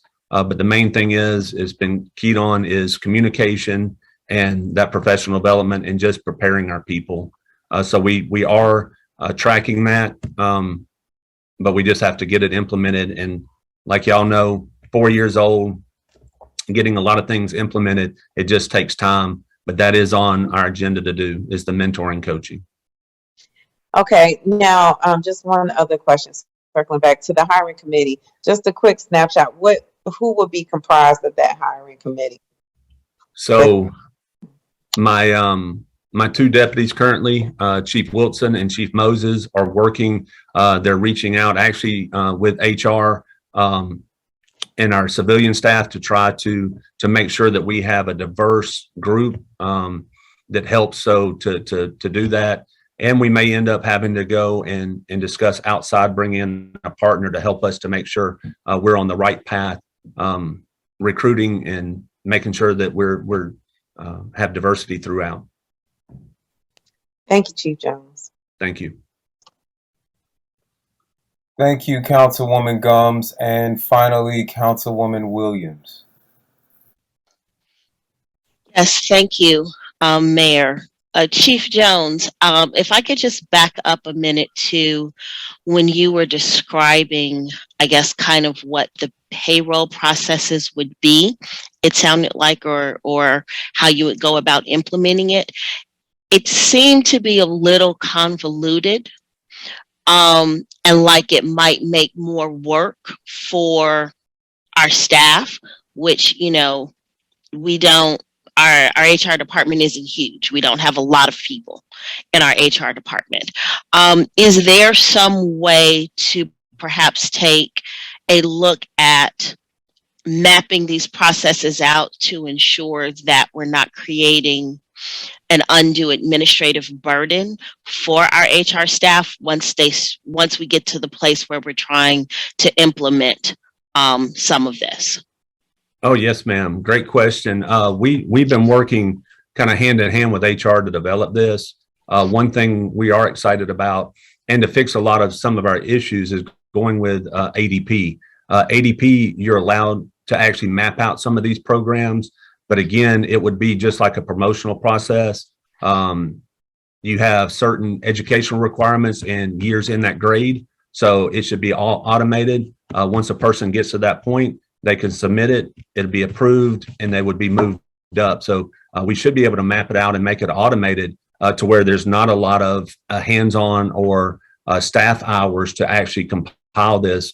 It would be in the front end, building out those processes in ADP for us.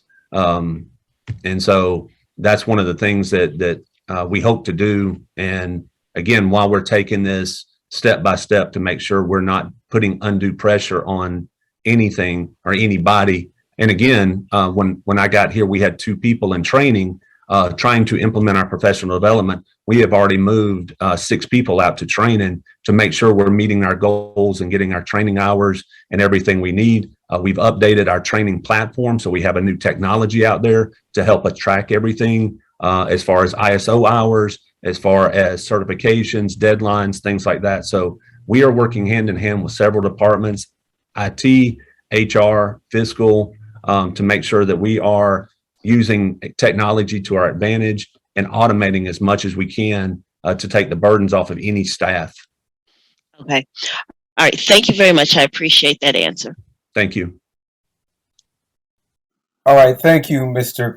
Clerk. Would you sound the next item? Thank you. Yes, the next item is item number 4 under presentations.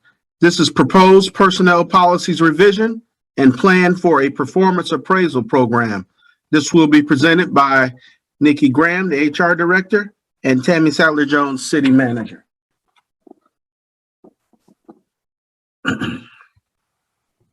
Greetings, council, mayor, and council, and everyone tonight. Thank you.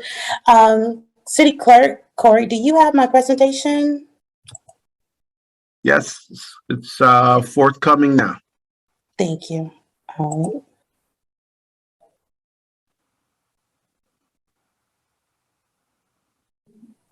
Okay, next slide. Thank you. Thank you. Thank you for allowing me, city manager and mayor and council, to cover the revised HR policies and procedures that were sent to council and staff in December. The following listed policies that are presented to you tonight have been written in collaboration with the city attorney, the staff attorney, city manager, HR manager, and myself. These revisions addressed all concerns and questions that were brought forward by council and the department heads. So at this time, we ask for your blessings in approving these policies so that we may move forward with creating a healthy, structured for fair and consistency in our work environment. These policies will allow us to align our practices with our policies and vice versa. So next slide. At this time, I'll pause for any questions that you may have. Thank you. All right, I see in the queue, Councilwoman Willis. That's an old, you never did take me out of the queue from the last time. Good. Dr. Rao. So I'm just clear. So these are the areas where there's changes, and we're gonna get in the detail on each of these. Is what you're gonna come, and I guess maybe at the February meeting, you're asking for us to vote on. Is that correct? Yes, ma'am, Dr. Rao, that is correct. So these policies were presented to council in December, and we went back to the table and we revised with all council questions, department head questions. Okay. We revised them. They're going to go through the legislative process. And so you'll have a chance to go through the legislative process at comments if you wish, or piggyback on the comments that were already made in December, and then we can vote, council can vote later this month. Okay, thank you. One other question. I know we talked about drug policies. Are they addressed in this? Oh, yep, substance abuse. Thank you. That was it. Thank you. Mm-hmm. All right, Ms. Graham, I have just a couple of questions. Yes, sir. How do these, what was the impetus behind these policies, and how do they comport with, we've heard a lot of comparisons of our sister cities and our neighboring jurisdictions. Does this bring us more into alignment? Does this put us ahead of the other jurisdictions? Could you just speak a bit about that? Yes, sir. Thank you, Mayor. So these policies originally were vetted against other municipalities, our neighboring municipalities, as well as we went into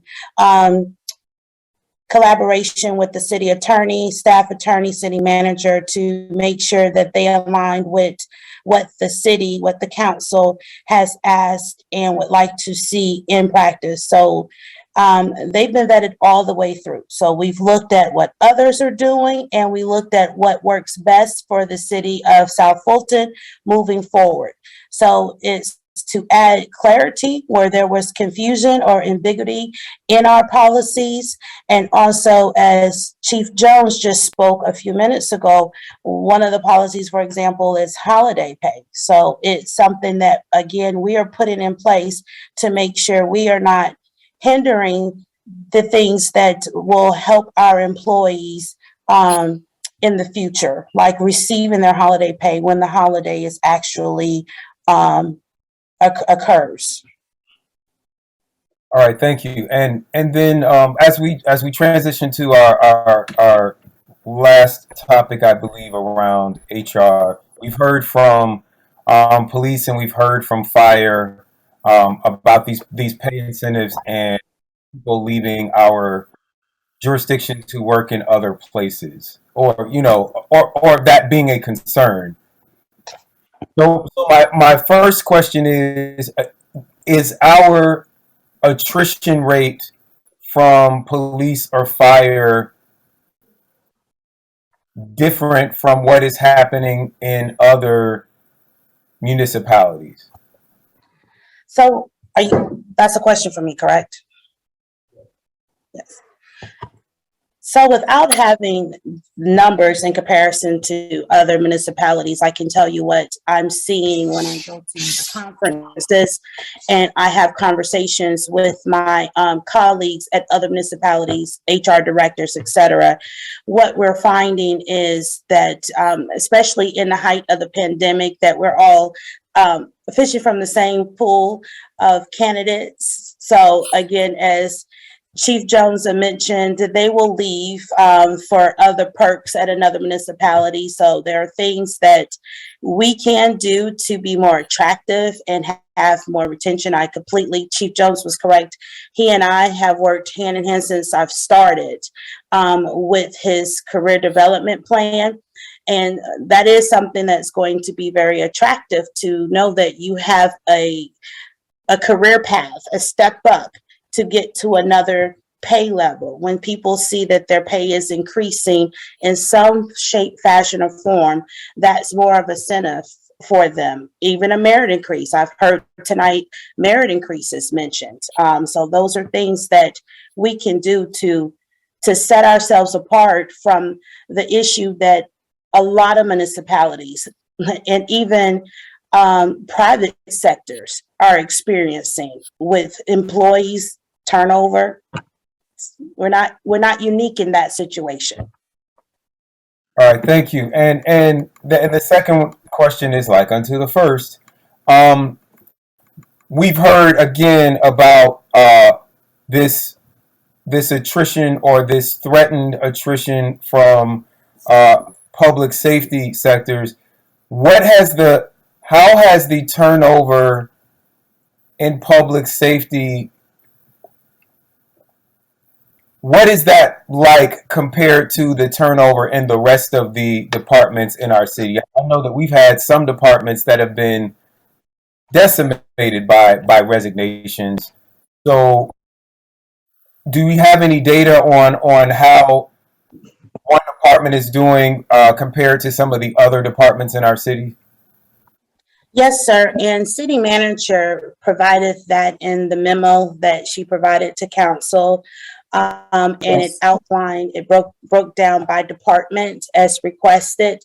So in that description, you did see higher numbers in your public safety departments, but also understand you have a higher population of employees in your public safety departments. But in regards to the smaller departments, you also had turnover in those areas as well. So, it's. I understand. Yeah, I saw the raw numbers. I was thinking about the percentage, and when we look at the percentage of staffing that we've lost in some departments, it's been very high in several departments across our city. And with that, thank you so much. And Question, Mayor. I raised my hand. I went in the queue and raised my hand. I have one question. Councilwoman Willis, go ahead. Ms. Graham, it was mentioned that you are working on the premium pay and you are working on the first responder pay. Do you have any idea when you will have that, will you have that recommendation completed within the next 30 days to bring before this council? So I do believe that we just went into an agreement with our new grant writer. And one of the things that I have with Karen, our finance director, scheduled is a meeting to have with them to talk about the things that we are already trying to or have paid out, that we are trying to see if the funds can cover that. Because we do have, as Chief Jones mentioned, we're trying to pay out a lot of the time that was bucket in the time of the pandemic and when we were when the city was short staffed, as well as when they couldn't use their couldn't earn their holiday time being paid out when it was earned, and their comp time being accrued in buckets. So if we can allocate some of that funds to pay out some of those buckets that are currently being held right now, that would be a huge incentive and very attractive to our employees. So that's what we are meaning to try to discuss, because if I'm clear with my understanding, there are specific guidelines on when that money, that premium money, can be applied to. So it's not something that I can use for future ideas or future plans or programs. It's got to be something that was earned during that pandemic time frame. And the only thing that I can really tie to that right now is that those leave buckets that accrued, so that we can try to pay them out. So that is my plan, that is my hope, and that is what I'm going to work with the new grant writer that's been brought in and our finance director in trying to accomplish. Well, Ms. Slaton, Ms. Graham, and Ms. Salad Jones, again, this bucket of money has been sitting for over 6 months. Employees know we have it. I would strongly like to suggest, and I would take this offline and talk with you all again, that we have a recommendation within the next 30 days. Yes, ma'am, and we can do that. But, Councilmember Willis, I do have to stress that again, this money has to be used for specific purposes. And as long as it falls under those guidelines, that would be our recommendation on how to use it. And I know that the mayor has asked GMA representatives to speak again on ARP, and I know they're waiting to present tonight too. And a recommendation from our auditors, they have, told us that we need to make sure that we get this right on the front end when we're using federal dollars. And I understand that, Ms. Jones. I am just making a very valid point that this money has been sitting with us for 6 months. So it appears, I'm being as respectful as possible, but it appears 6 months is well enough time for us to have figured out how we maneuver to get this money, distributed in a proper way and getting our employees compensated. And so I just don't want to sit here another 90 days or another 60 days with the same story saying that we're trying to figure out what we can legally do. And Mayor, I'll make sure that for the benefit of our new council members that I send the presentation that was done that includes all of the timelines and all of the projects that the council approved in October 26th of 2021. So we'll make sure we get that, and then we'll work with the staff to provide a plan on and how we need to move forward in using those allocated funds that the council approved. Can I also chime in and piggyback and say with City Manager, Councilwoman Willis, we also just recently paid, as Chief Jones was saying in the comp time, we have paid out over $194,000 towards the buckets that were accrued, and we're hopeful that that money that we paid out will also be able to come from the money that's the ARP. So that's what we're waiting to see with our new grant writer.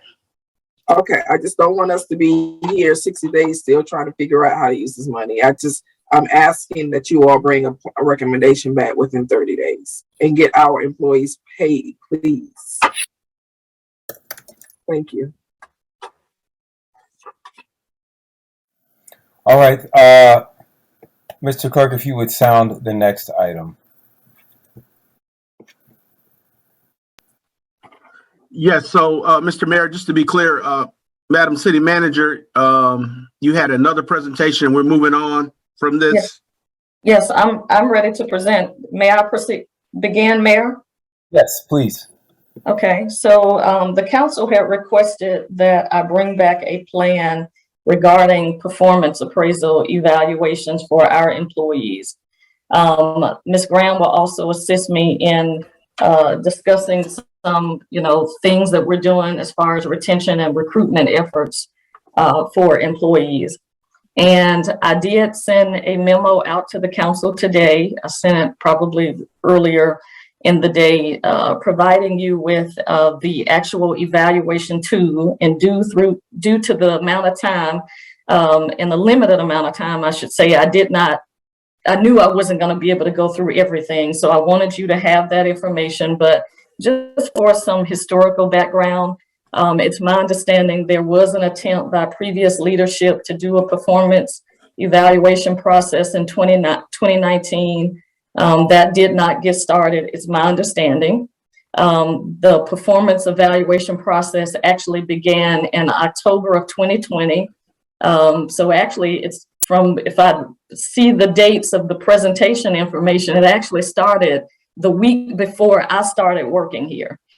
And of course, when I started working here, everybody was home, working from home due to the pandemic. And so I did not know that there was an online evaluation process in place through Paycheck Flex. And for the benefit of our new council members, Paycheck Flex, of course, is our current payroll system. And you heard earlier, we're going to be moving to another system that we think will be a lot more robust and be able to capture everything we need for our population of employees. When that process started in 2020, it was a two-part process. It was a self-evaluation that the employee did, and then of course the supervisors and managers also did an evaluation of the employee.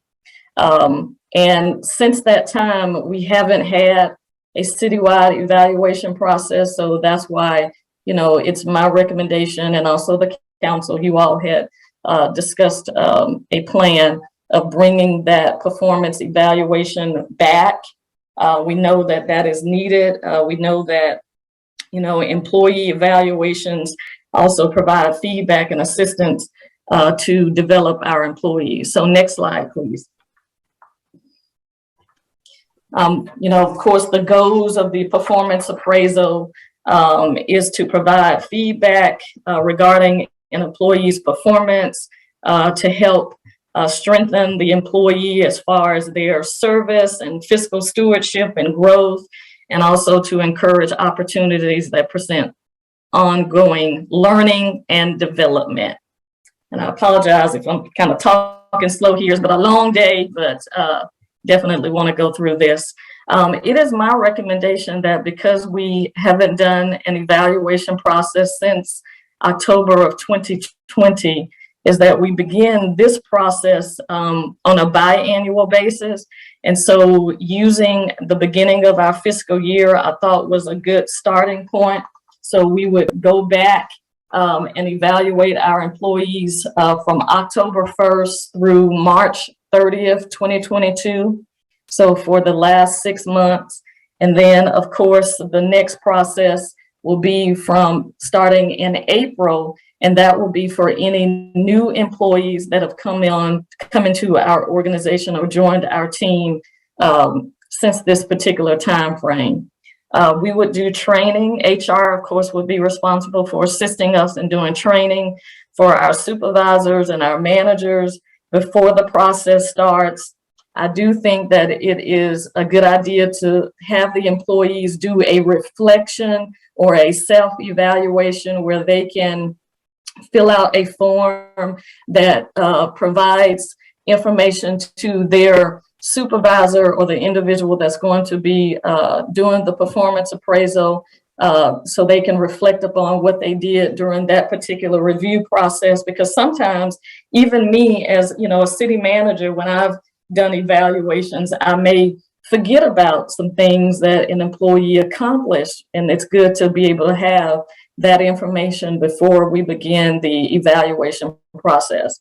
Of course, that would include meetings with the supervisors to go over the review, and the next steps would be, you know, any developmental plans or things like that that need to occur. Next slide. The timeline for the employees, we want to give them enough time to complete their self-evaluations. So that would start March 1st through the 18th. And then the directors and managers will complete their employee evaluations, and that would occur March 21st through April 15th. And then, of course, we would allot about 30 days for the supervisors and managers to hold evaluation meetings with their staff and to review and finalize those performance appraisals. And then all of that data will go be submitted to our HR department. And, you know, hopefully we can continue to have a regular process. And then it is my desire that we will eventually be able to tie the performance appraisals to merit increases. And I think, you know, that will be beneficial for our employees as well. I'm going to turn this slide over to Ms. Graham so she can just share with you a glimpse of our current benefits that we have for our employees. Thank you, City Manager. So as listed on this slide, it covers things that we currently have in place, had in place, and added with this new fiscal year, as well as of January 1st of 2022.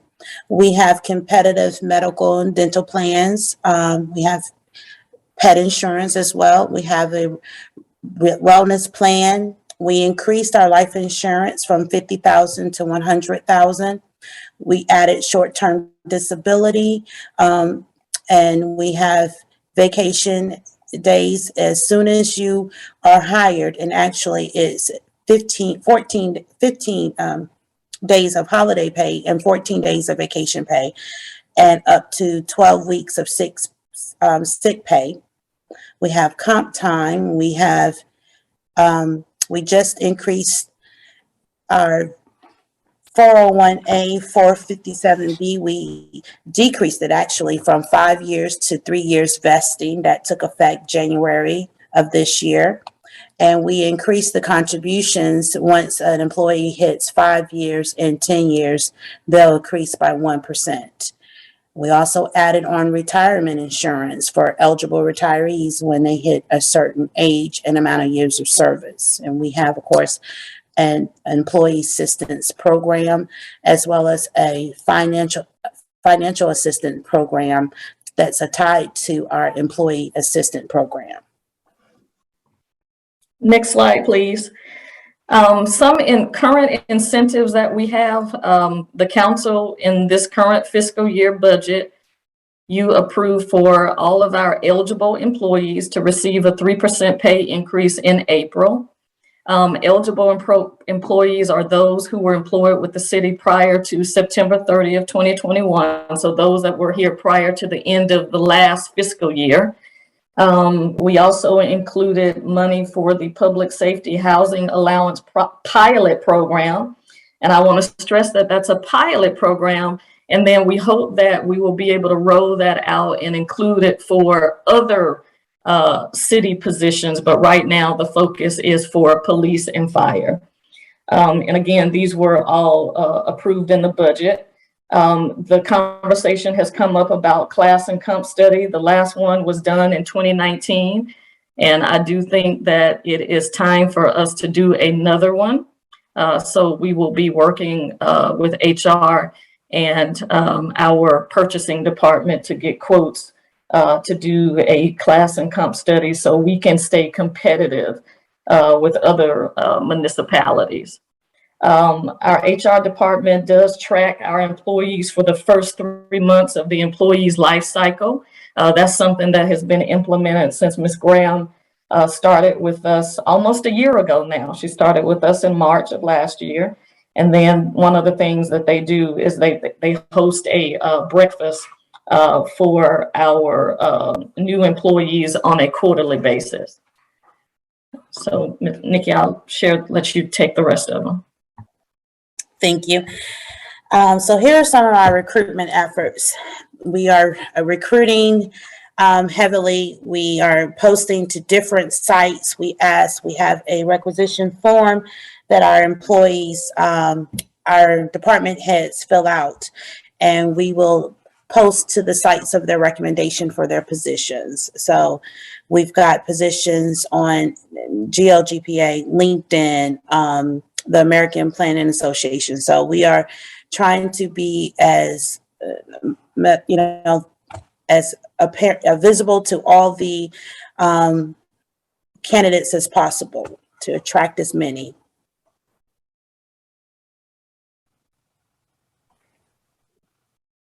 So at this time, if there are any questions, we'll be glad to address those. But again, I want to let you know that I did send a memo out to you today regarding this plan, and we will be sharing this information with our directors. We'll start with them at our next meeting, and because they haven't even had a chance to see this, we wanted to roll it out to the council first and get your feedback on the process. So thank you for allowing us to present, and if you got any questions or comments, I'll be glad to take those at this time. Ms. Graham?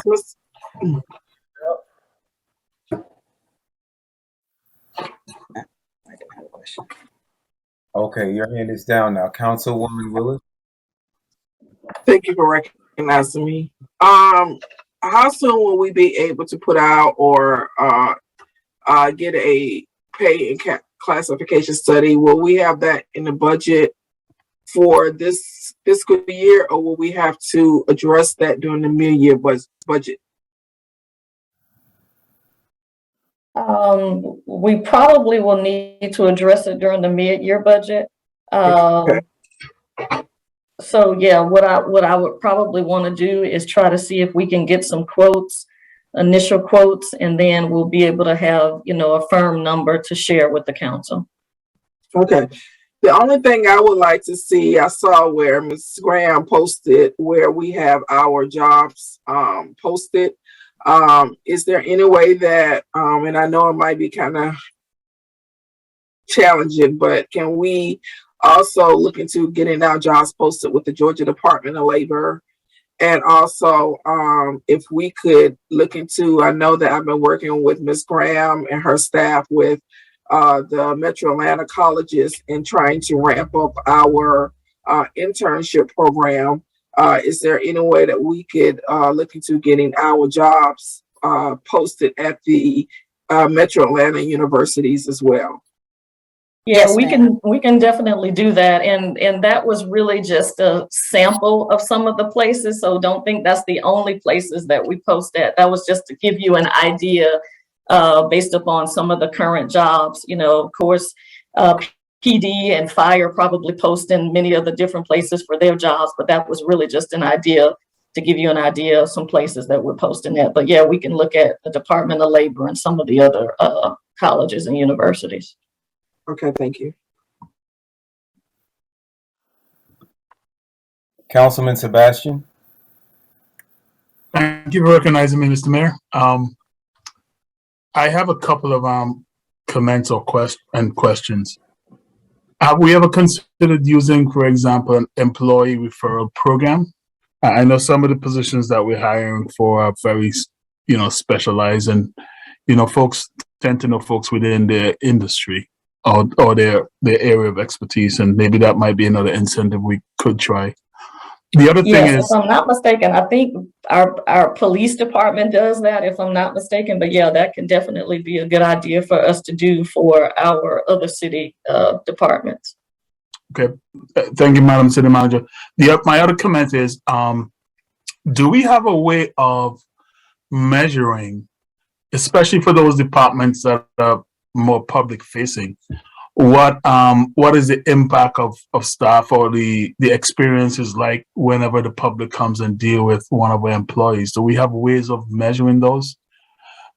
If we do not, I would suggest that is something that we could look on as well. It'll probably help with the employee evaluation process throughout the year or every quarter or 6 months, however we do it.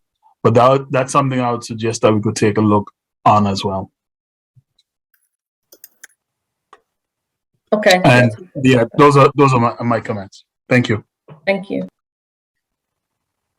Thank you, Councilman Sebastian, and I love the idea of the employee referral program for non-safety personnel as well. Dr. Rao. Just really quickly, this goes back to just communication in general. I know you said you wanted to present this to the council beforehand, but a number of these initiatives, like, we had already budgeted for the pay increases.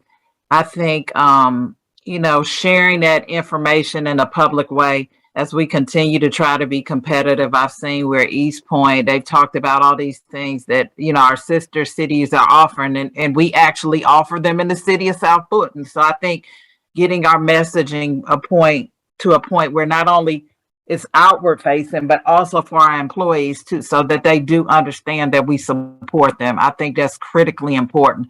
So I would ask that the city manager and the communications work really hard to make sure that it's pushed down in the organization so they know these things are already in place. Yes, ma'am. We can certainly do that. And then we did share this information about the pay increases when we had our last leadership on location over at the Southwest Arts Center. When we had all of our employees that could come, and we had a significant number of them that came. We did communicate that to them at that time about the 3% pay increases and the public safety housing allowance, but we can definitely continue pushing it out. I mean, I agree with you. Communicate. Over communicate. And again, I think the daily drip is a great tool to share that information that comes out of the HR department, because, while there's a lot of discussion on public safety, we have really many of these programs, of course, are for all employees, to include the decreased vesting period, which I think is extremely attractive. And I think it's all in one place. People can read that. Yes, we will re-push that information out to our employees again. Thank you. All right, and I see no more hands, so we're going to head to our next topic. And I will say, as we transition to that topic, we've talked a lot about money tonight, and cash incentives or financial incentives for many different kinds of employees. We're going to talk about it one more time, and that is a possible bonus or retention bonus for all city employees. It's something that has happened in DeKalb, in Atlanta, and in Fulton County. So Ms. Becky Taylor is here from the Georgia Municipal Association. Would you go ahead and sound that item, Mr. Clerk? Yes, sir. We're at item 5 on presentations, discussion. Discussion regarding $2,500 ARP bonus for all city employees. Mayor Khalid. And I'm going to turn it over to Ms. Taylor. This was a question that I asked because we were talking about competing with our other municipalities and our localities. So I wanted to find out how it was that other counties were able to do these bonuses. Good evening, Mayor Khalid, and to members of the council. It's a pleasure to be with you all, and thank you for the opportunity to join you this evening. I do have a few slides that I'll share with you if you'll give me just a moment to connect my screen.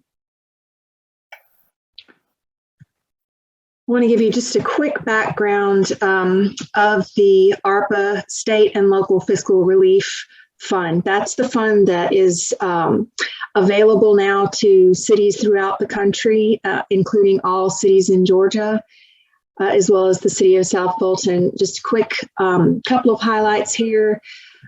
Georgia is receiving about $1.4 billion in ARPA local fiscal recovery funds. This is an unprecedented amount of direct block grant funding to every city and town in the state of Georgia and in the nation. There are 23 metro cities in Georgia. Those are getting funds directly from the U.S. Treasury Department. Those are typically cities over 50,000 population and entitlement communities. Most cities in Georgia fall into the category of NEUs, which is 515 cities in Georgia. Generally, these are the smaller cities in Georgia under 50,000, and absolutely most cities in Georgia fall into that category. So as was referenced earlier, cities have received their first tranche of funds. Most cities got those back in May of 2021, and you'll receive your second tranche of funds around May of 2022. Basically, this is a COVID relief bill, one of many COVID relief bills. City officials, you should be congratulated for your hard work in getting this, because the legislation would not have been successful without your input and without your just letting people know in Congress that your communities were suffering from the pandemic, both in terms of economic need and public health needs, especially for disproportionately impacted populations.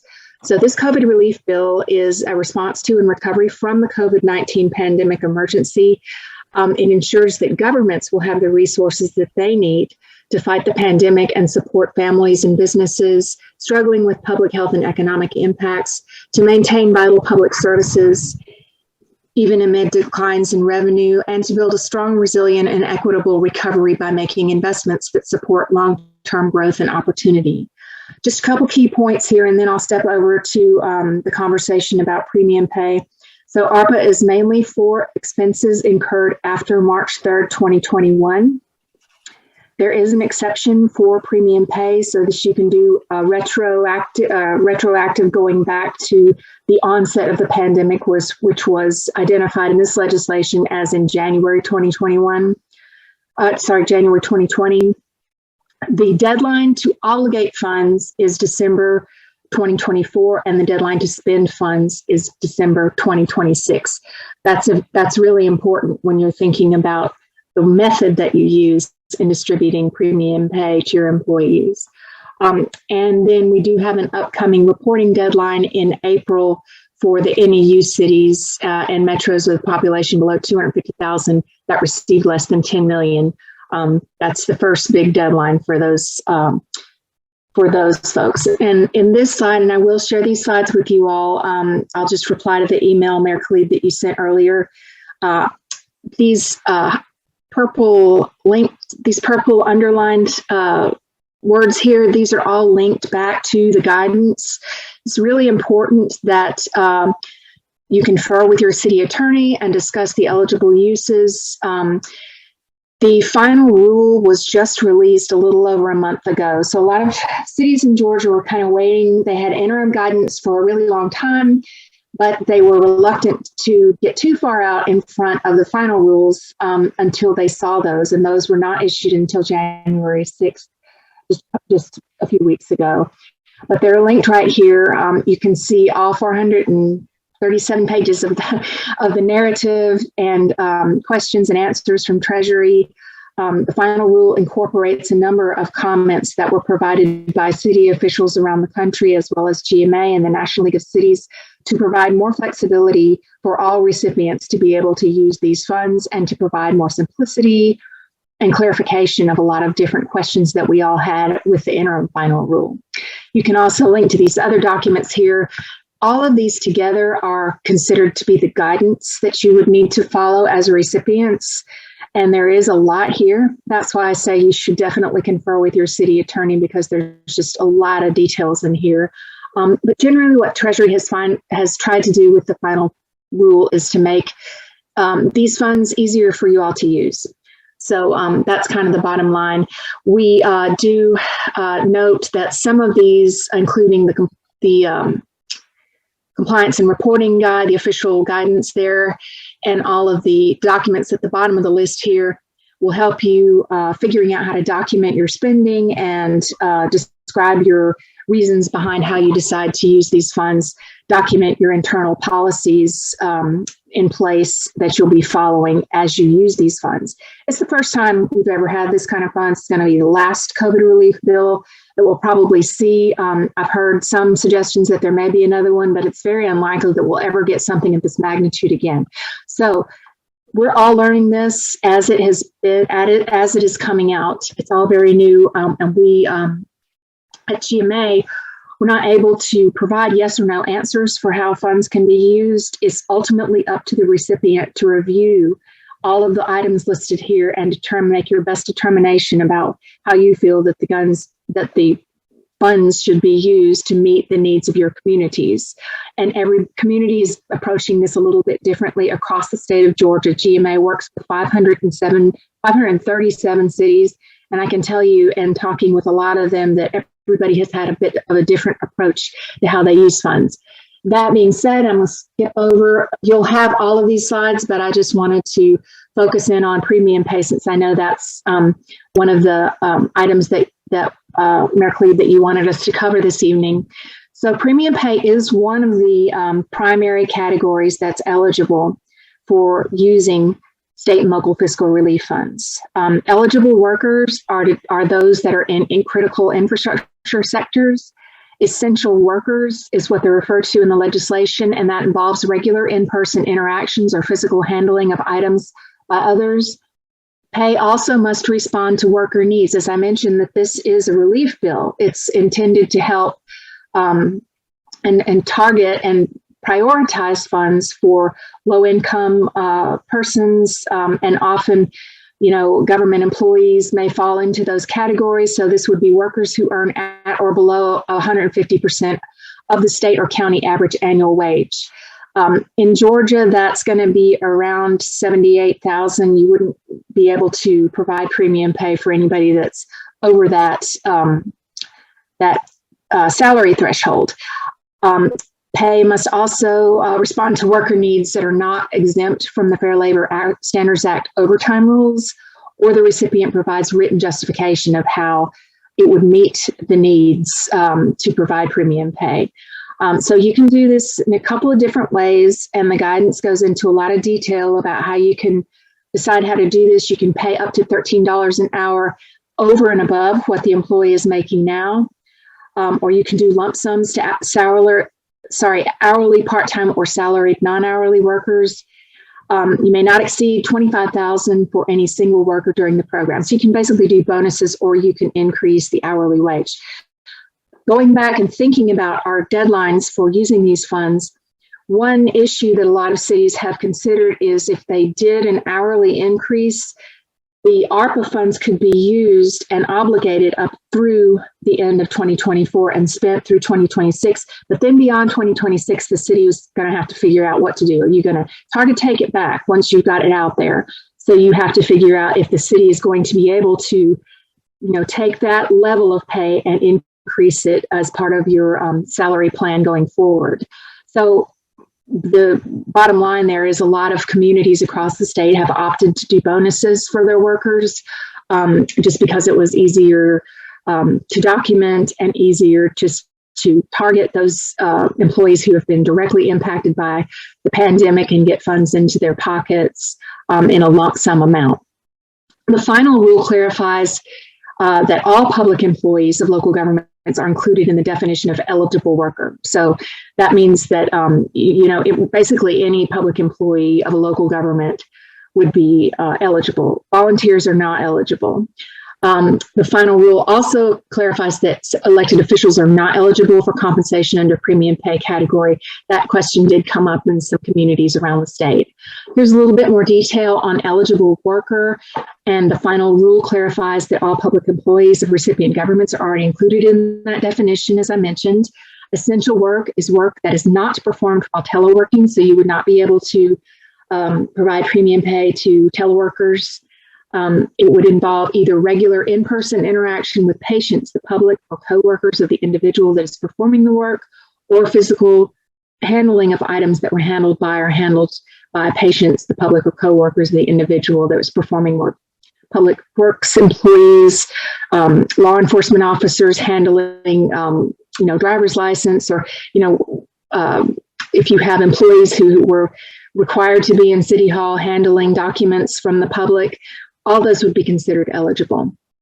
So, and again, just statute defines premium pay as that up to $13 per hour in addition to wages that the worker otherwise received for all work performed by the eligible worker during the public health emergency, not to exceed $25,000 with respect to any single eligible worker. And then this again goes into details about what you would need to document. And then I also pulled out the section on retaining workers. This is in page 178 of the final rule narrative, because the final rule narrative includes kind of the questions and responses, the questions that were posed to Treasury in evaluating the interim final rule and the answers that Treasury provided. So a lot of recipients asked for a clarification, saying pretty much what y'all have been saying here. It is very difficult to retain workers in this market, especially if you have another jurisdiction that is trying to, compensate their employees more than you may have employees that try to, go and just find another jurisdiction that could pay them more. It's hard to retain workers for a number of different reasons, not just for economic reasons, but also for public health reasons. So there's a number of considerations that employees have to make. I know that it's important to employers to have all the tools that they can at their resources to be able to keep workers on the job. But the final rule allows for an expanded set of eligible uses to restore and support public sector employment.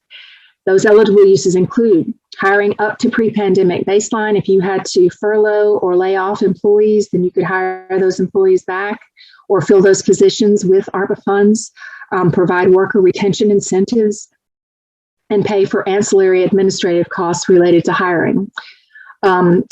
The retention incentives would be designed to persuade employees to remain with the employer. So you'd have to document, and this is in greater detail. I'm not going to get into all of the detail that's in the guidance, but you basically have to substantiate that the employees were likely to leave employment in the absence of the retention incentive, and you should document their assessment. So a recipient can determine that a retention bonus is necessary based on the presence of an alternative employment offer for an employee. Worker retention incentives must be narrowly tailored to need and should not exceed incentives traditionally offered by the recipient for compensation that alternative employers may offer. And because retention incentives are intended to provide additional incentive to remain with the employer, they must be entirely additive to the employee's regular rate of wages and other remuneration. They may not be used to reduce or substitute for an employee's normal earnings. Treasury will presume that retention incentives are less than 25% of the rate of base pay for an individual employee, or 10% for a group or category of employees that are reasonably proportional to the need to retain employees, as long as the other requirements are met. So premium pay is one of the categories that you can use for your ARPA state and local fiscal relief funds. I'm going to share all of this information as well as the links to all the guidance, and just encourage you all, as you consider this as a possible way to use your state and local fiscal relief funds, to check out the information here. And also, I'm hoping that you all are signed up for GMA's ARPA webinar series. It's beginning tomorrow at 1 p.m. We're going to have 4 webinars with a federal grants expert. He has decades of experience administering and working with federal grant funds, and he's going to talk about reporting requirements and documentation that and give you some helpful tips for things that you'll want to keep in mind as you document this. This slideshow, I will not go through it all in the interest of time this evening, but it does, cover all of the different categories of eligible uses, ranging from vaccine programs, water and sewer infrastructure, broadband infrastructure, assisting small businesses and nonprofits with negative economic impacts, and replacing public sector revenue loss. If the city can document revenue loss directly related to the pandemic using the formula that Treasury has provided in their final rules, then you can use those funds for many different uses within your city. And the city also has the option of doing what's called a standard allowance. So you could claim up to $10 million for revenue loss, and that would be eligible for use for government services. So there's some flexibility there that you may want to look into for potentially using some of those funds for your employees. I would certainly encourage you to talk to other communities such as Fulton and DeKalb and Clark County has done certain programs using revenue loss and other eligible use categories, but talk to your peers and see how they did it. Talk to your city attorney and make sure that they're very familiar with all of the guidelines. And, hopefully that there will be something that the city can consider. I know that there are also other community needs out there, and it's all a balancing act to figure out how to use your ARPA funds. So in the end, it's going to be up to the city leadership to determine the best way to use your fund. But hopefully I've given you some ideas of what the ARPA funds can be used for. And once again, I'll be happy to share these slides. Mayor Khalid, that's my presentation, and I'll be happy to answer any questions. Thank you. I see Dr. Rowell in the queue. Thank you. This question is for City Manager Jones. I know it's been a while, but you actually gave us a recommendation based on the preliminary information we had on ARPA. Can you send that out to the council again so that everybody is memory is refreshed on what you recommended, because it was pretty succinct in the buckets at least. And now that we have this final guidance, again, kind of consistent with Councilwoman Willis said, that hopefully we can move towards implementation now that we have some clear direction. Can you send that plan out to everybody, and can that be posted on our website so the general public is aware? Yes, I can resend it, and then I'll work with communications to add it onto our website if it's not on there already, but we'll definitely get that out to everybody. Thank you. You're welcome. All right, let me see if there are any more hands. They're not. So I had this question is actually for our city manager first. That plan, was it for just the first tranche of money, or was it for both the tranche that we received and the tranche that we will be receiving in May? It was for the both tranches. Yes. And so, I'm going to say in closing, I think those plans, I do want to see them, and I think that they're good as a reference or a starting point. But those plans were made before some of the presentations that we've heard today from fire, from our HR department about these incentive packages. So if there's a way that we might be able to use some of these ARPA funds for that, if there's some rebalancing that we can do. Lastly, I will say I had proposed in January, and we'll be talking about it at our next meeting, a set of revenue neutral or certainly more cost-effective proposals to attract new workers, things like the summer Fridays and redesigning our workspaces. And they may not be favored by the council or even some of our constituents. I do think that it is important to take a second look at that. We've spent a majority of this meeting talking about financial payouts or increased HR expenses, whether they be the lowering of investment periods. They're just a lot of things that we've talked about that are going to have huge fiscal impacts on our city. And we will never be able to compete with some cities that have larger budgets than us, right? Or some localities that have larger budgets than us.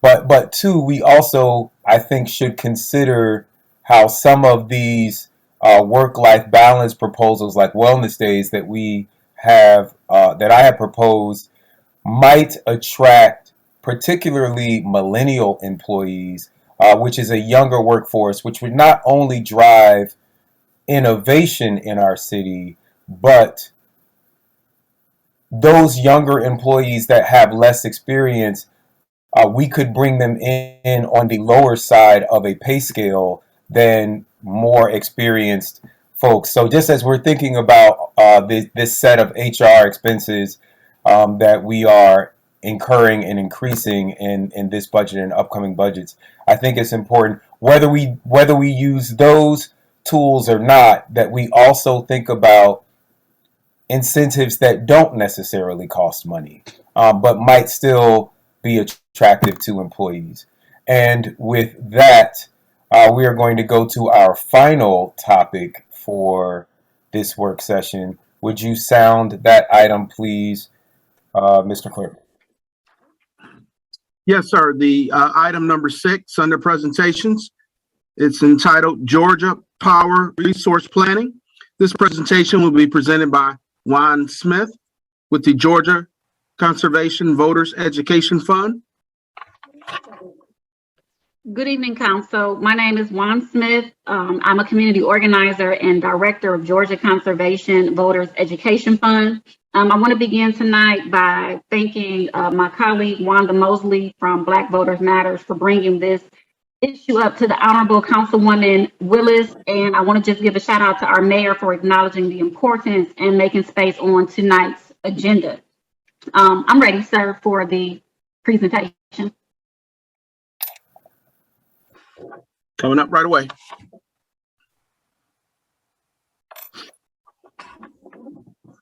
So as the presentation is loading, I'm coming before you tonight to implore City Council, or specifically the City of South Fulton, to intervene in what's called the Integrated Resource Plan that is proposed by Georgia Power and submitted to the Public Service Commission.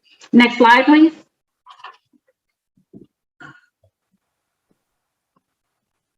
So who's GCV? Just a little bit of background about the organization that I represent. GCV is a civic engagement organization that's focused on people first government and people first energy.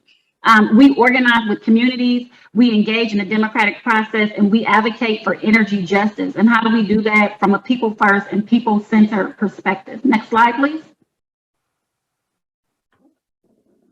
So what is the IRP? And this is the background context, and this presentation is going to be pretty short because it's cut and dry as to why the City of South Fulton should intervene on behalf of the residents. Georgia Power must submit an integrated resource plan at least every 3 years to the Georgia Public Service Commission.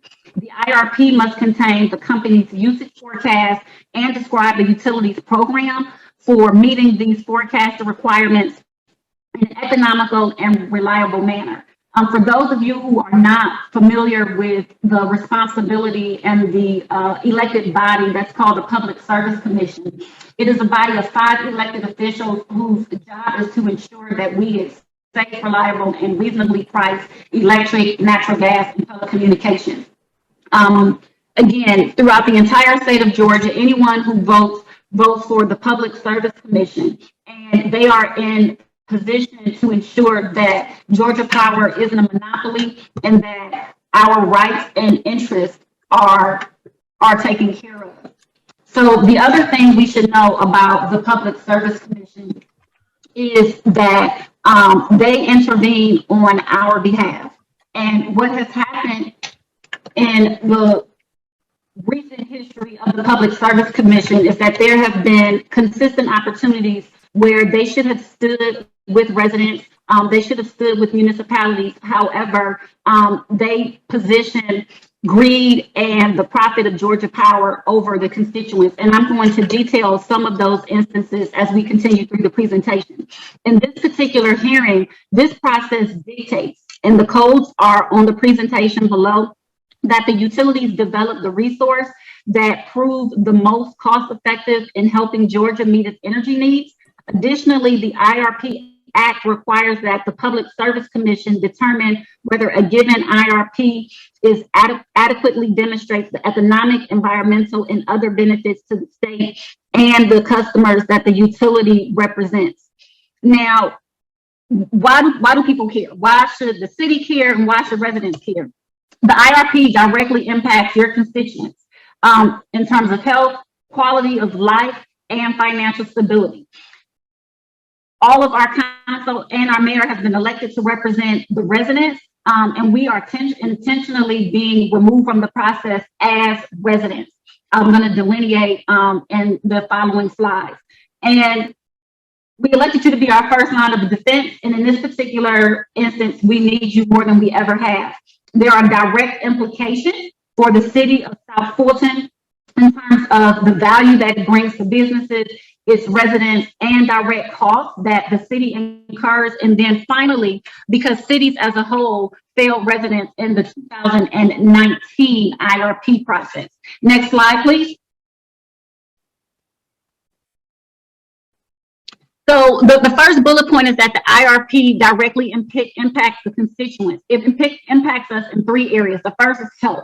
So in 2019, that was the last IRP. Every 3 years, this process happens. So one of the biggest takeaways or one of the biggest debacles out of that is that the Public Service Commission approved for Georgia Power to be able to pass on the cost of coal ash cleanup.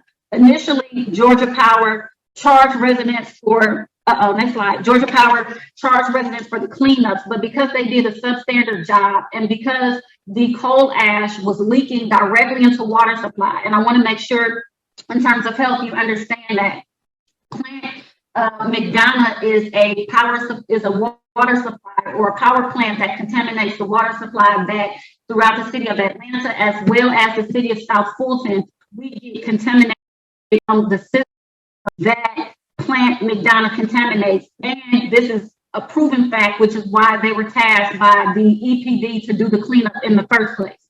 But after being tasked to do the cleanup, the Public Service Commission voted so that they could defer the cost from Georgia Power paying it to shift the burden to residents.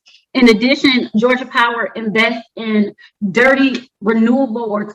instead of investing in renewables, they invest in dirty energy sources that directly impact Black communities. Clearly, we always talk about how the city of South Fulton is the Blackest community or the Blackest city in the country, and air pollution and water contamination from coal-fired power plants is linked to asthma, cancer, lung disease, and other elements, and Blacks are 3 times as likely to die from air pollution. There are a number of clean energy solutions that Georgia Power could tap into. In terms of high energy burdens are simply the percentage of an individual's income that's spent on energy, in this particular instance, electricity bills. If you look at the graph on the right of the screen, it says out of metro areas in the entire country, Atlanta is 8th on the list for having 50% of low-income households that have an energy burden greater than 9.7%. 6% is considered high energy burden. 10% and over is considered extremely high. Residents should not be spending more than 3% of their income on energy costs. Now, I know we have a very diverse income makeup in the city of South Fulton, but the reality is that regardless to whether you're middle class, upper class, or low income, Black families pay higher electric bills, even when we make the same amount as others. So it's not just a matter of low income, but this is really a racial and a justice issue. And then finally, it's quality of life. In the first slide, it talks specifically about having the best options in terms of economic feasibility as well as renewable. And the way that energy companies generally do that is through energy efficiency mechanisms and weatherization mechanisms. Energy efficiency is basically getting the same amount of output for less input. So if you have Energy Star appliances per se, and then weatherization is protecting the building or the shell. In this particular instance, we're talking about city buildings as well as the residential houses of the constituents. And in some places throughout the city, the infrastructure is older as well as the housing stock for individuals. Now, the challenge is that most of us think of, we have a consumer type relationship with utilities. But what I'm trying to explain tonight is in the same way that the residents have a specific expectation for council because you were elected, that is the same type of relationship that residents should have with the Public Service Commission because they were elected to do a very similar task in the area of electricity. However, you know, we, for whatever reason, think that we should be thankful because we have a customer or consumer relationship instead of acknowledging that in 2022, access to affordable energy, right? The ability to be able to heat our homes and to light our homes and to have a quality of life in the United States really should be a human right, and it should not be commodified because of greed. Next slide, please. So the second part is that you've been elected to represent us, and we, the constituents, have intentionally been removed from the process, but the city of South Fulton has a unique position because if you are an academic institution, if you're a nonprofit organization, if you are a city, you can intervene in the IRP proceeding and have a seat at the table. What do I mean when I say the community voice has been locked out? I literally mean that since COVID, the Public Service Commission has sought to totally obliterate the community voice at all of the hearings. So every monthly meeting that they have since the beginning of COVID, the only way that citizens can provide comment is through written comment via email 24 hours in advance. Now, as a council, you all know the proclivities of people to go through a written comment hassle, as well as municipalities across the entire state, as well as school boards and so on and so forth, have created ways, just like we have public comment in Zoom, for the constituents to be able to voice their opinions in real time. However, constituents have been totally removed from the process from the Public Service Commission, even though just like every other democratic body, it's baked into the natural process.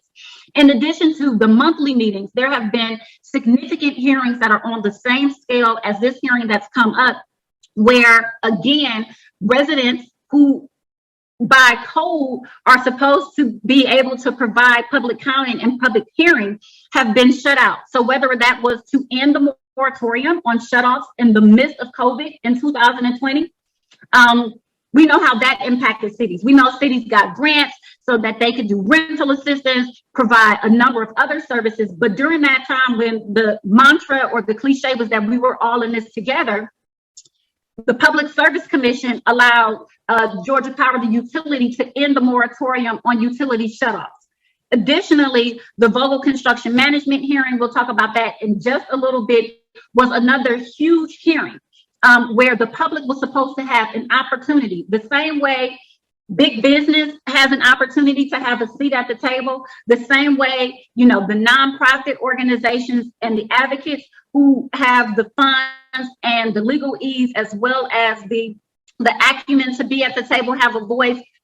The people who burden the brunt of Georgia Power's profits should have a seat at the table, and it's written that they should. However, literally, we've been locked out.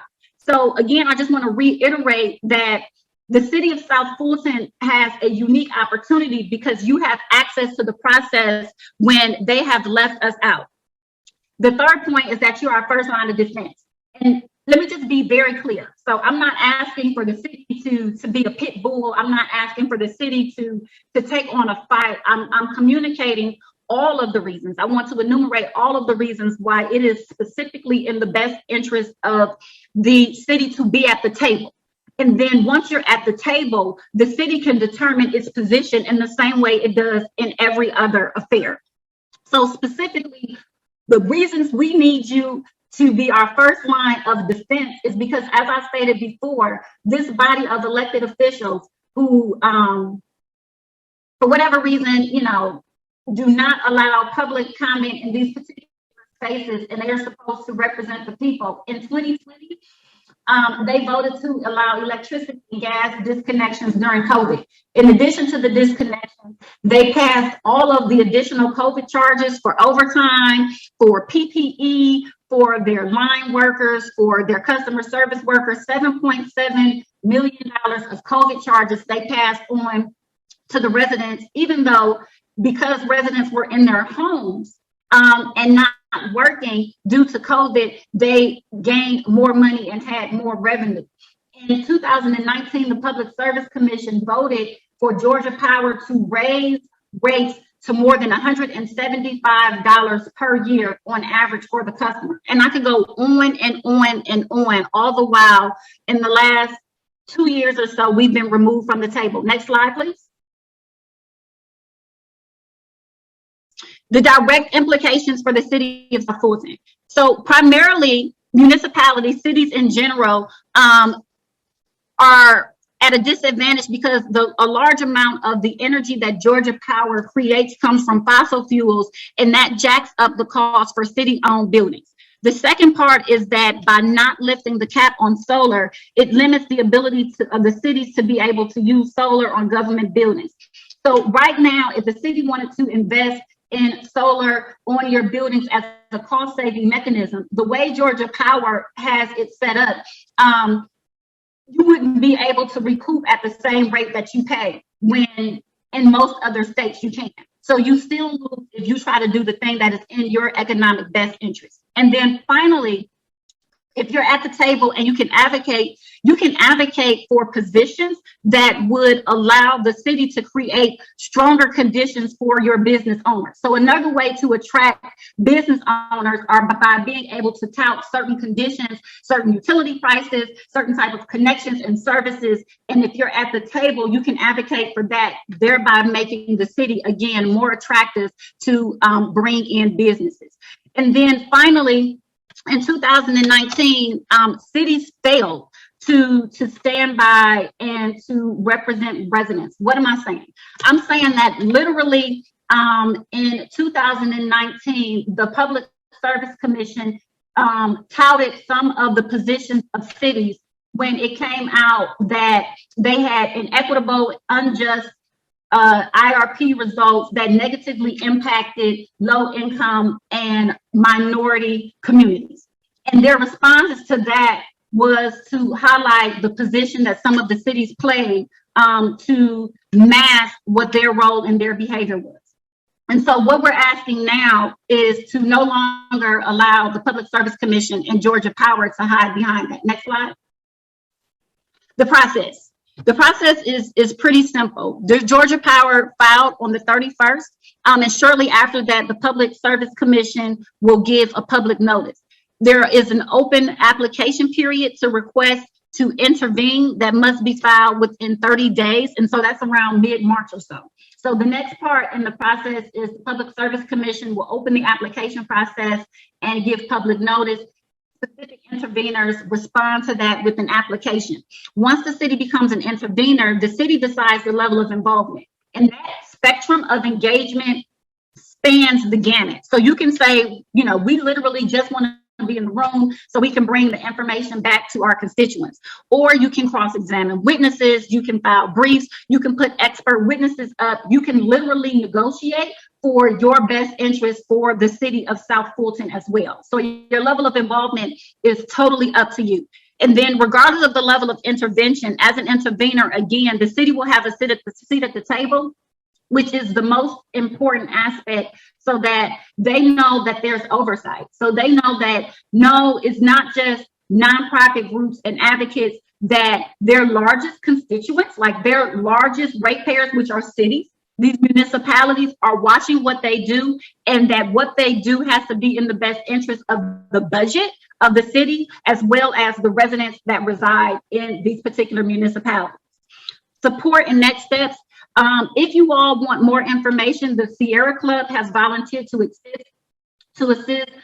There is a lawyer on staff who can either talk to council or speak specifically to council, the city attorney, about the odds, the ends. The process to intervene is free. However, again, there are minimal costs associated with the level that you choose to intervene. And then finally, in terms of foresight, insight, best practices, there are a number of alliances that are situated to either be a collaboration partner with the city of South Fulton, so you don't have to go it alone. One of those specific alliances is the Southeast Sustainable Directors Network. The city of Atlanta, Athens, Fulton County, and Decatur are all a part of that, and they will be moving together to intervene in this particular process. So again, that's basically the long and the short, and I will yield to any questions. I tried to do it fast. I know you want to get out of my mind. Thank you so much for that presentation. It was super thorough, and I do see one question in the queue. I just want to remind people that Ms. Smith will be available, as well as folks from the Sierra Club who also reached out to me. So if we don't get to your questions tonight, there are many more opportunities for this discussion. I'm just going to start real quick, Ms. Smith. Is there a deadline for which we need to file any paperwork, make any application? It'll be mid-March. So the Public Service Commission responds by putting out a notice. Once the notice is made public, all potential interveners will have 30 days to apply. And again, there's no fee associated with applying and being a part of the process. And it's fairly simple. Thank you. And Dr. Rao. Thank you. Quick question. You talked about a number of cities moving together in partnership with the Sierra Club. Can you speak a little bit more to what that means? Does that mean, they're passing resolutions, urging them to take action? What does that look like as of now? Or are you all still devising that strategy? So the particular organization is the Southeast Sustainability Directors Network. And it is a regional network, and a number of cities are a part of that. And the cities that are listed are the local cities that are part of that. And what they are doing, instead of each individual city intervening separately, they're coming together as a coalition, and they will determine, whether or not they just want to be in the room, if there are specific measures that they want to advocate for, because you can also negotiate. So all of the cities may say, hey, we want to make sure as municipalities, we can get 10% renewable energy instead of this, or we can get a better price for solar. Whatever those particular negotiation tactics are, that they come together, or they all just say, we want to come together to have someone to send us a debrief weekly. So you all would come together as cities and figure out what it is you want to do as an alliance, but there would be an overarching facilitator to navigate the process amongst the cities, and that would alleviate some of the pressure if cities decided to do it themselves. But a number of cities do it themselves, and also academic institutions and nonprofits. So just for clarification, this is question, I guess, for the mayor or Councilwoman Willis. Is it that one of you all would be attending these meetings and bringing back an action, or what, in terms of next step, from based on this presentation, what do you envision is the next step? Are you gonna? Yes, I'm gonna go first. I'm going to circle back with Ms. Smith and also take the temperature of the other mayors in the area. I consider this something akin to the lost negotiations, which we're already entering in. So the mayors are already in discussion around, a couple of issues, and I think this is just something that we can add to the plate in our meetings. Okay, so for me, I will be circling back with Wanda Mosley. She was the one that brought this to my attention. I think for me, the thing that I'm most concerned about is the proposed rate increase that is on the horizon, especially amongst the time that we have a pandemic. We're still in the midst of a national pandemic, and many are still without wages. Many are still, there is environmental issues as well, but the most important thing for me is the proposed 15% increase. And then I also do think that we need more infrastructure resources that we have not gotten from Georgia Power. And so if I can, I'm sorry, I just want to demystify something. So in August, the official rate hearing case will begin. So that's a separate hearing that begins in August. The way this connects to rate increases is two ways. In 2019, in the IRP, what they did was they approved a mechanism that by the time they got to the rate case in August and September, while the dollar amount wasn't approved, the mechanism for them to get the increase, which was $575 million, was. So the reason we can't wait, I don't want to mischaracterize this as a rate increase, but if folks are not aware and at the helm now, the mechanism was already improved, but the dollar amount wasn't. So I just want to add that nuance, because technically the rate hearing does not happen until the end of the year. But last time they snuck it in and nobody saw it, and it was approved, just the dollar amount was put off down the line. And then in terms of the energy efficiency and the weatherization, those are the quickest ways that Georgia Power can lower our bills. And they also have dollars that they can invest in infrastructure to drastically cut the rates while they keep raising them.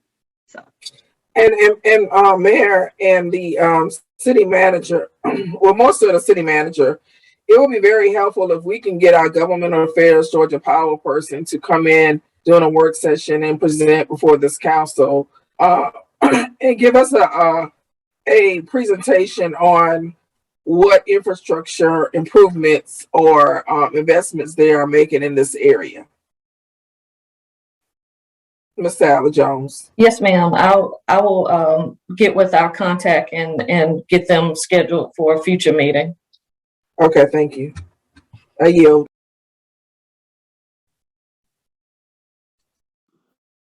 All right, thank you. And with that, we have reached the end of our agenda for tonight. I'm going to ask for brief comments from members of council before we take this motion for executive session. If one is needed. I do want to note before we go through these council comments, there was one item that we did not discuss on the agenda, and that was extending our work sessions until 7 o'clock and beginning our zoning hearings at 7. I want council to really consider, given what happened in our meeting tonight, public comments notwithstanding, our work session tonight was 4 hours. There were 6 items on the agenda. There were several members of council and constituents that really pushed. They pressed very hard to have items on the agenda from the beginning with the audit to the end with this Georgia Power issue. We had a clock going for each one of these discussions, and the audit discussion was an hour. the fire benefits discussion was an hour. So if we're going to keep to 2-hour agendas, we're probably only going to be able to discuss 1 or 2 topics. I will leave it up to the council. If you all want to discuss more topics in the future, we're going to need a longer work session. I would suggest that we go no longer than 7 p.m. But I do want people to be mindful of that as they submit topics for both our regular meeting agenda and our work session agenda. The more items on the agenda, we either will have longer meetings or we will have less time to discuss each item. And I'm going to really enforce that because I really do want us to be able to get out of these meetings at 9 o'clock, including our executive session. So it looks like we're not going to make that tonight. Hopefully we will not be in executive session for a long time. And with that, I am going to ask. Mary, you have some hands up. So may I ask, will you please acknowledge us? So right now, I'm going to ask for council comments. And okay, well, I'm going to appeal that decision because you just gave. I'm going to appeal that decision, and I just need a second. I mean, if anybody, because we have hands up, we will. Can we address it in a public in our comments? Mayor? Mayor? Second, I'm going to go to council comments now. District 1, Catherine Rao. Thank you. I think it is important for us to remember while we move towards the format we have, which was a work session. We've added public comment that added a significant period of time. And I think, even if we continue to gather them, I think if they're forwarded to us or figuring out a way to be more efficient, or we either start earlier, the reality is we're a big city. These decisions take time, and I don't think they should be rushed. I also want to remind everybody we just adopted the CDR budget plan that deals with the public hearing. I think it was at our last meeting. So again, these things are not happening in a way that makes sense, honestly. So, we need to be mindful. We voted on this already. We adopted a schedule and the staff is working towards that. So this change in midstream is just not good. District 2, Councilwoman Gomes. The only thing I want to share really is the time limit on the presentations. I think we did not adhere to that tonight. That has been something that we normally, I think about maybe 10 to 15 minutes for a presentation, if not even shorter. But I think a lot of the presentations that were given tonight were not held to the time limit. So if there's a way that we can make sure that we're being consistent on that. But also as far as District 2, just want to remind you that we have some upcoming events coming. We have a town hall that will be held on the 28th, also discussing sanitation. And then also too, we have a Heart Month event that is scheduled with some doctors and panelists that will be coming up. Please go to my Facebook page to find out more information, and also to my website at councilwomancarmelitagums.com. Thanks. All right, District 3, Councilwoman Willis. Yeah, so again, when you make unilateral decisions without the consensus of council, things happen. And we have an adopted process. We adopted the work session to be a session that we work and we talk about legislative matters that we are going to vote on in the future. And we also adopted that no presentation was supposed to be more than 10 minutes. And so changes were made unilaterally midstream. And so when Councilmember Rowell and I talked with the clerk, what he suggested is for us to put something in writing, and we adopted. So we are working on a process. We are working on legislation that we will be putting through the legislative process that will put a written process in place for our work sessions. We have a written process in place for our regular meeting, but we definitely need one for our work sessions. And we will be submitting that within the next couple of, probably within another week.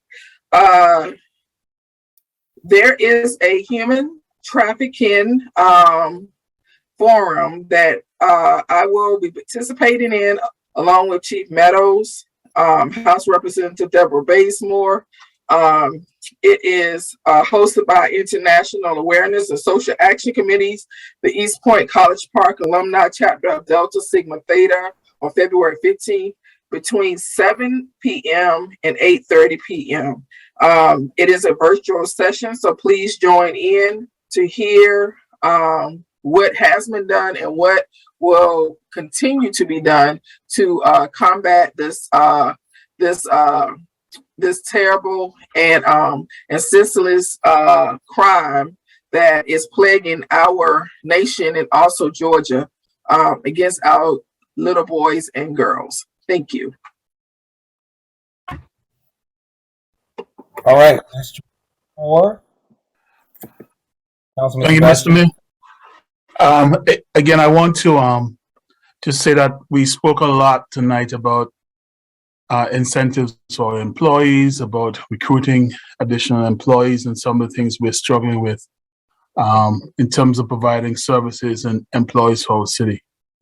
As I did in my speech that I was swearing in, I'm going to say it again. I just wish for us to become a boring city a little bit. And mostly I think would understand what I mean by that, right? I don't mean that we don't do great things. I don't mean that we don't have anything to say, but just, be careful with how we portray ourselves, because the world is watching us, and people who want to not only live here, but invest and spend their monies here are watching us. I think tonight was a great meeting, and I just wanted to just let the residents, especially of District 4, know that, yes, we had some startup challenges in terms of getting our aides and so on board, but that is happening actually this month. And so I thank them for their patience. I've been basically going it alone, representing the district for the last 6+ weeks. But just please look out for additional communication from the District 4 office coming up in later February. Thank you. All right, District 5, Mayor Pro Tem Reeves. Thank you, sir. I just want to encourage everybody to participate in our book drive. There are drop-off locations at every fire station, some inside and some out. And we go all the way through March. And I will say something about this evening in the work session, that time is the most precious commodity that one has. We can never get it back. And as you said, Mayor, things should be done in decency and in order, sir. And that being said, we can just progress forward from here on out, collectively. That's all. Thank you. Thank you. District 6, Councilwoman Williams.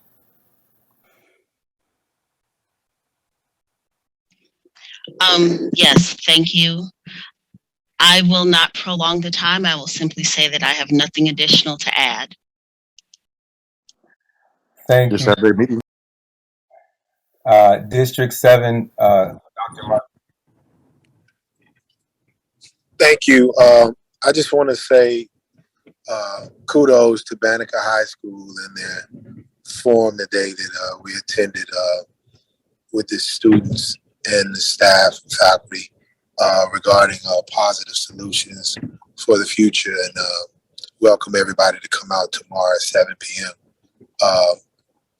For the community forum there as well at Banneker High School.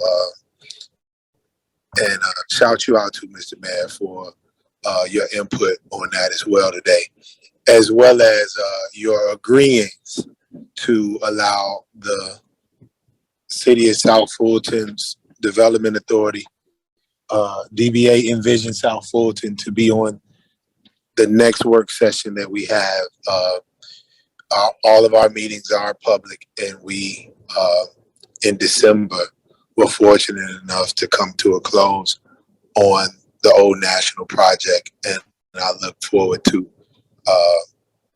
the presentation from the Development Authority and Butler in bringing more information to this exciting project coming to Old National. Yeah, thanks. All right, thank you. I'm going to make a couple of quick comments. First, I want to just wish hell and farewell for Mr. Larry Dingle. He was a clerk in the city of Atlanta, had a very storied career. Many of us, including the previous mayor, our city clerk here, Mr. Adams, many of us in Fulton County knew him well.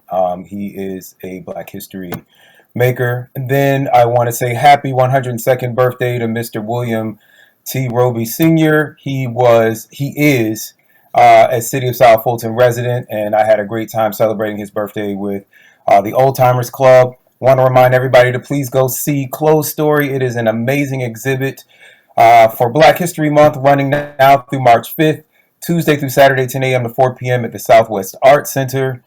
This Saturday, we do have our genealogy workshop. You can register online. Just go to cityofsouthfultonga.gov and click on the link to register there. Seconding, Dr. Baker had an amazing time with these students at Banneker who were talking about the incident that they had. Ananda Broadnax, Tyler Davis, Shanika Jones, Genesis Hector, Jemiah Sparks, Xavier Alexander, and all of the students who spoke were amazing. I believe that Ms. Broadnax may be our next mayor here in South Fulton. We are going to continue the conversation about Banneker and community involvement in all of our schools. With Banneker graduates, Tori and Tiffany Tomlinson, their show Relationship Talk, we're going to have a part 3 of this conversation, thanks to Principal Stamper, who is committed to making sure that this wasn't just a one-time town hall, but that we're having several town halls in the community. So tomorrow we'll feature several community activists, and will also be a workshop. So if you are interested in getting involved with the young people in Banneker or in Fulton County schools in general, I encourage you to attend that tomorrow night at 7 p.m. Special congratulations to Fit Gym. We heard from Corey Krytel today. Their gym did win the best decorated business, and they will be receiving a special award tomorrow at 12 p.m. So if you're available, please come out to Fit Gym. That is at 7490 Old National Highway, right there at the corner of Old National and 138. As you heard, we are going back in person at the lovely Southwest Art Center Tuesday, February the 22nd at 4 p.m. So we look forward to seeing many of your lovely faces in person. We have missed you over the years. You can text Fulton to 33777 to sign up for my newsletter and mobile alerts about everything that is happening in South Fulton. South Fulton forever. And now I will entertain a motion to go to executive session. Motion for executive session. Second. I'm sorry, can we get what we're going for? Mr. Second. In personnel, you got to specify the reasons. Thank you. Personal litigation and real estate. Thank you. We have a motion and a second. Would you please call the vote, Mr. Clerk? Roll call vote to go into executive session for personnel, litigation, and real estate. Councilmember Rao. Yes. Councilmember Gums. Yes. Councilmember Willis. Yes. Councilmember Sebastian. Yes. Mayor Pro Tem Reeves. Aye. Councilmember Williams. Yes. And Councilmember Baker. Aye. That motion was approved unanimously. We are recessed at 9:08 for executive session.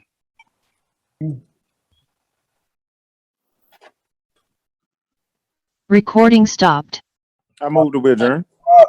Nope. That's not how this works. Moderator of the meeting. Mr. Clerk, were there any items in executive session that we need to vote on? There are no formal items that I'm aware of that need to be voted upon. Now I will entertain a motion to adjourn. I move that we adjourn the meeting. Second. Would you please call the vote? Roll call vote to adjourn. Councilmember Rao. Yes. Councilmember Gums. Yes. Councilmember Willis. Yes. Councilmember Sebastian. Yes. Mayor Pro Tem Reeves. Aye. Councilmember Williams. Yes. Councilmember Baker. Aye. We adjourned at 10:31 p.m. Thank you and have a good evening. Good night, everyone. Good night, everyone.